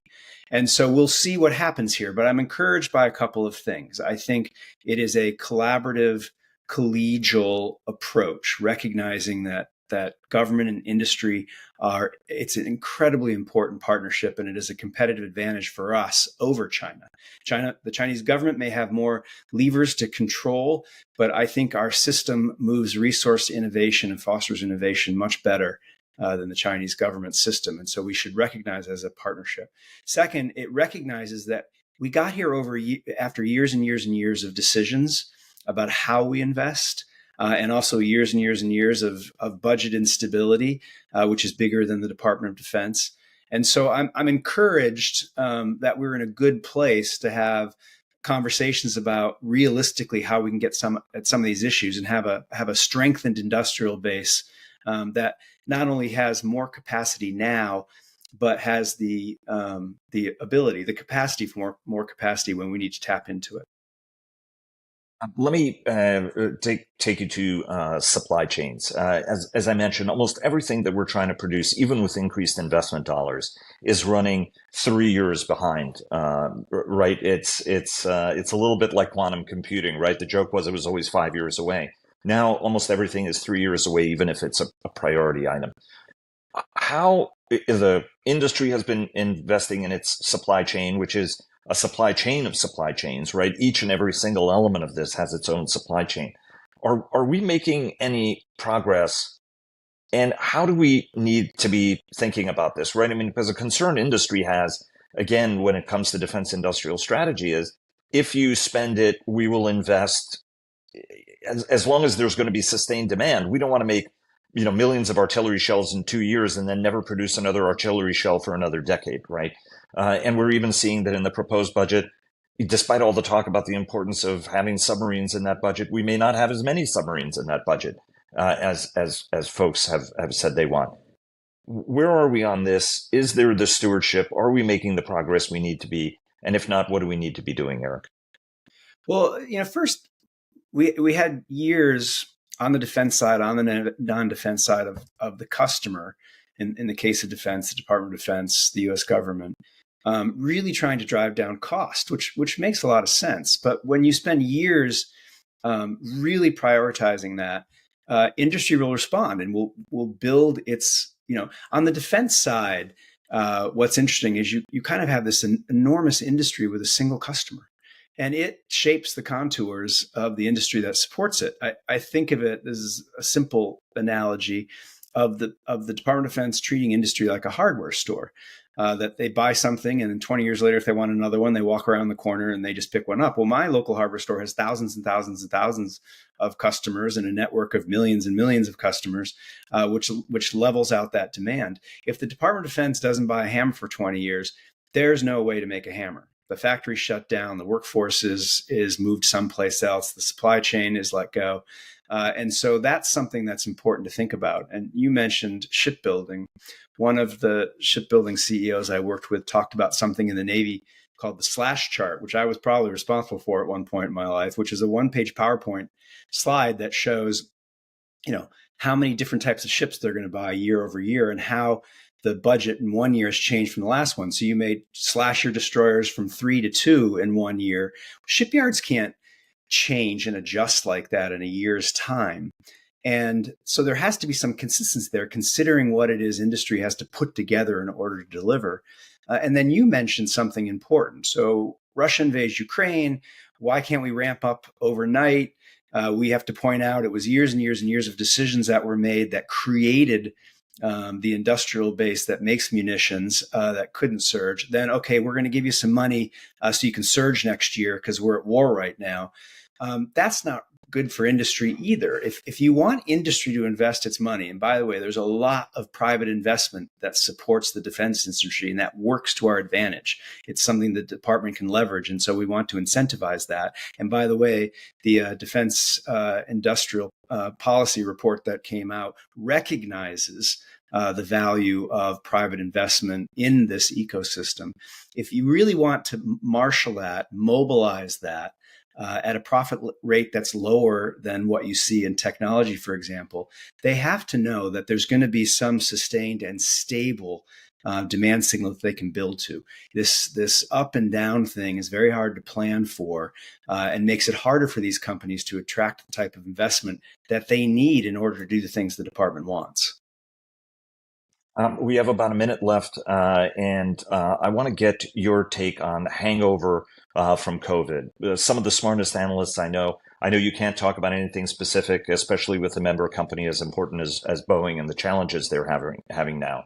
But there is a sense among analysts that the reason we're in this problem is, generational pandemic, crash in passenger air travel, no pun intended, a sharp decline. And then folks stopped building airplanes because people didn't need airplanes. There was a great retirement.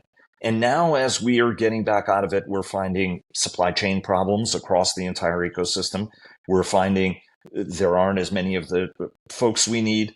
And even on the commercial air travel system, the FAA is struggling with a lot of near misses as the system has come back to 2019 demand. From your standpoint, how long is it going to take? How much of this is an aftermath of COVID? How reasonable do we have to be that it's actually going to take some time to dig our way through this? And do we need any different approaches to try to help get back to where we need to be overall for the production ecosystem, the air travel ecosystem, et cetera? Well, I'd start by saying how important safety is to the entire ecosystem. And I was reading something from James Fallows last week, who's a pilot himself, saying that the aviation safety that you find in the United States, in Europe, is a modern technological marvel. And that even today, it's the safest form of transportation by far there is. He says it's safer to fly than to take a walk or sit in a chair. Statistically, which is a remarkable thing to think about when we have this conversation. The impact of COVID, it's impossible to overstate what that did to the commercial airline industry, both the manufacturers, the airlines themselves, everything ground to a halt, cash flow ground to a halt. Really hard decisions had to be made very quickly that do take a while to get out of. Workforce decisions, supply chain decisions. But it wasn't just COVID. Again, we don't find ourselves into places quickly. Usually there's years of decisions that are made. And I don't think there's any one thing that I'd point at right now. Workforce is an issue all around. I think that's stabilizing at the big part of the industry side, though still a problem in the supply chain. I worry about what we're producing in that pipeline. If you look 10 years ahead, particularly in the engineering side, a lot of schools are now engineering and computer science. And while they look to be growing, if you look more closely, the computer science part is growing, not necessarily the engineering, many of the engineering aspects of it. So we have to keep our eye on all this because these are long-term ongoing struggles. But that workforce issue is also a problem on the FAA side. I think we have underinvested in the FAA for many years. That reauthorization is up this year. It's critically important. And my headline when I talk about the FAA is we need to make sure they have the right workforce in order to be the best partner they can with industry. And they need some systems updates, just like we were talking about DOD, and that requires investment. They're working on some old systems and are really doing the people they have, I think, are doing heroic jobs keeping that all together and working with that. And so we need to take a look and make sure that we are investing properly for the future to maintain that unbelievable level of safety that we have today in aviation. Eric, thanks so very much for joining us. Really appreciate it. Terrific conversation as always. And David, thanks again to you and your team for organizing this great conference. Thanks very much. Thanks, everyone.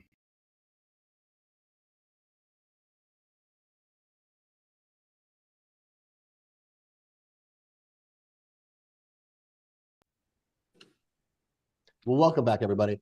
Thank you, Vago. Thank you, Eric. That was a fantastic discussion. Really appreciate you wrapping up the day with us, being a keynote of the entire program for the day. Really interesting and very powerful. Thank you so much. With that, I'd like to bring on our host and sponsor for the two-day summit, Ken Peterman, Chairman, CEO, and President of Comtech. Ken always does a great job summing up the day and crystallizing the key takeaways.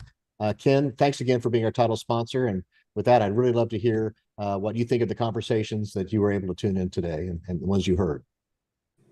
Well, thank you, David. I'll tell you, I enjoyed the day. I thought they started off on just the right note with someone we all respect and admire, the former secretary, the Honorable Ellen Lord. I think Ellen was artful in articulating the challenges we face, being a democracy, and having a budgeting process and an acquisition process that can be quite, deliberate, and how we need to unleash the innovation potential of our economy in order to compete with countries like China, where their blended economy of military and their blended economy and military are essentially one and the same. Ellen spoke with Congressman Ken Calvert and his National Security Advisor, Bryn Wollicott, about a wide variety of issues as well as potential solutions, which is really key because I think we always need to stay focused on what is working and what we can do now to solve our most challenging problems, not just talk about it. Next, we had Comtech's own Daniel Gazinski hosting a conversation about commercial space assets. This conversation touched on how we're investing in them, protecting them, always bearing in mind their strategic importance. These, among many other important issues. It was great to have thought leaders join Daniel, people like Kevin Steen of OneWeb Technologies, Scott Shemriff of Iridium, and Sam Visner, who is a tech fellow at the Aerospace Corporation and the chairman of the Space ISIC. They all joined him. I always think it's important to have people with both technical and leadership experience like these talk about both the high-level implications and also some of the technical challenges we face. We then remain focused on the space theme with Major General Heather Pringle, who leads the Space Foundation, being joined by the head of AI and software at Carnegie Mellon, Paul Nielsen, and Stephen Kittay, who helped lead Microsoft's Azure program. While this is a really broad national security summit, I love it when we look at the future, especially when we focus on cutting-edge disruptive technologies like AI. I really think it's important for us to understand that to get the most out of our investments and work in space, we have to leverage technology as much as possible. Payloads and personnel are simply far too precious. Humans are going to need as much help as possible from technology if we want to work in space, reap its benefits, and eventually live in space. This has always been one of the challenges that space presents, and it causes us to really hone our skills and focus on what matters, as space propels us in so many exciting new directions. So many advancements have come from the exploration of space. I believe space will be a huge catalyst for advancing AI and other technologies we haven't even imagined yet. I also thought it was interesting to have former FBI profiler Jana Monroe, who's known for being the inspiration for Clarice in Silence of the Lambs. She talked about other facets of security, namely cyber and physical security. A little farther afield was the discussion you had regarding declining birth rates across the world and their impact on economies and political stability. I'm not sure how many people know this is a potential problem or have given thought to what the implications may be. I do think it's something leaders should be fully aware of, especially those responsible for long-term strategic thinking in national security.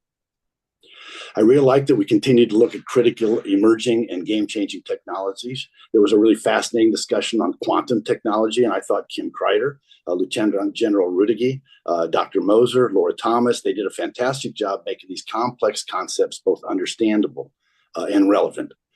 Quantum is something that's going to change computing. It's going to change AI and many other aspects of our lives in really profound ways. So I'd encourage anyone who missed this to find it on AFS's YouTube channel. Give it some time. It won't disappoint. We finished the day with a great conversation with former Secretary of the Army Eric Fanning, who was hosted by our friend Vago Meridian, who is the editor of Defense and Aerospace Report. I felt this sort of bookended the day by focusing on big picture, long-term strategic issues and threats and how we as a nation must come together to deal with them. So all in all, I think it was a great mix of highly relevant topics, thought-provoking content. We had well-known thought leaders, people with relevant experience and deep domain expertise. David, as you usually do. I'm really glad this content will be available on your America's Future Series YouTube channel. It'll give viewers an opportunity to review these important discussions, perhaps even watch them more than once, and see the ones they may have missed, and share them with colleagues. So again, thanks for a truly fantastic day one. We'll see you back here tomorrow on day two. Fantastic, Ken. Really appreciate it. Have a great evening.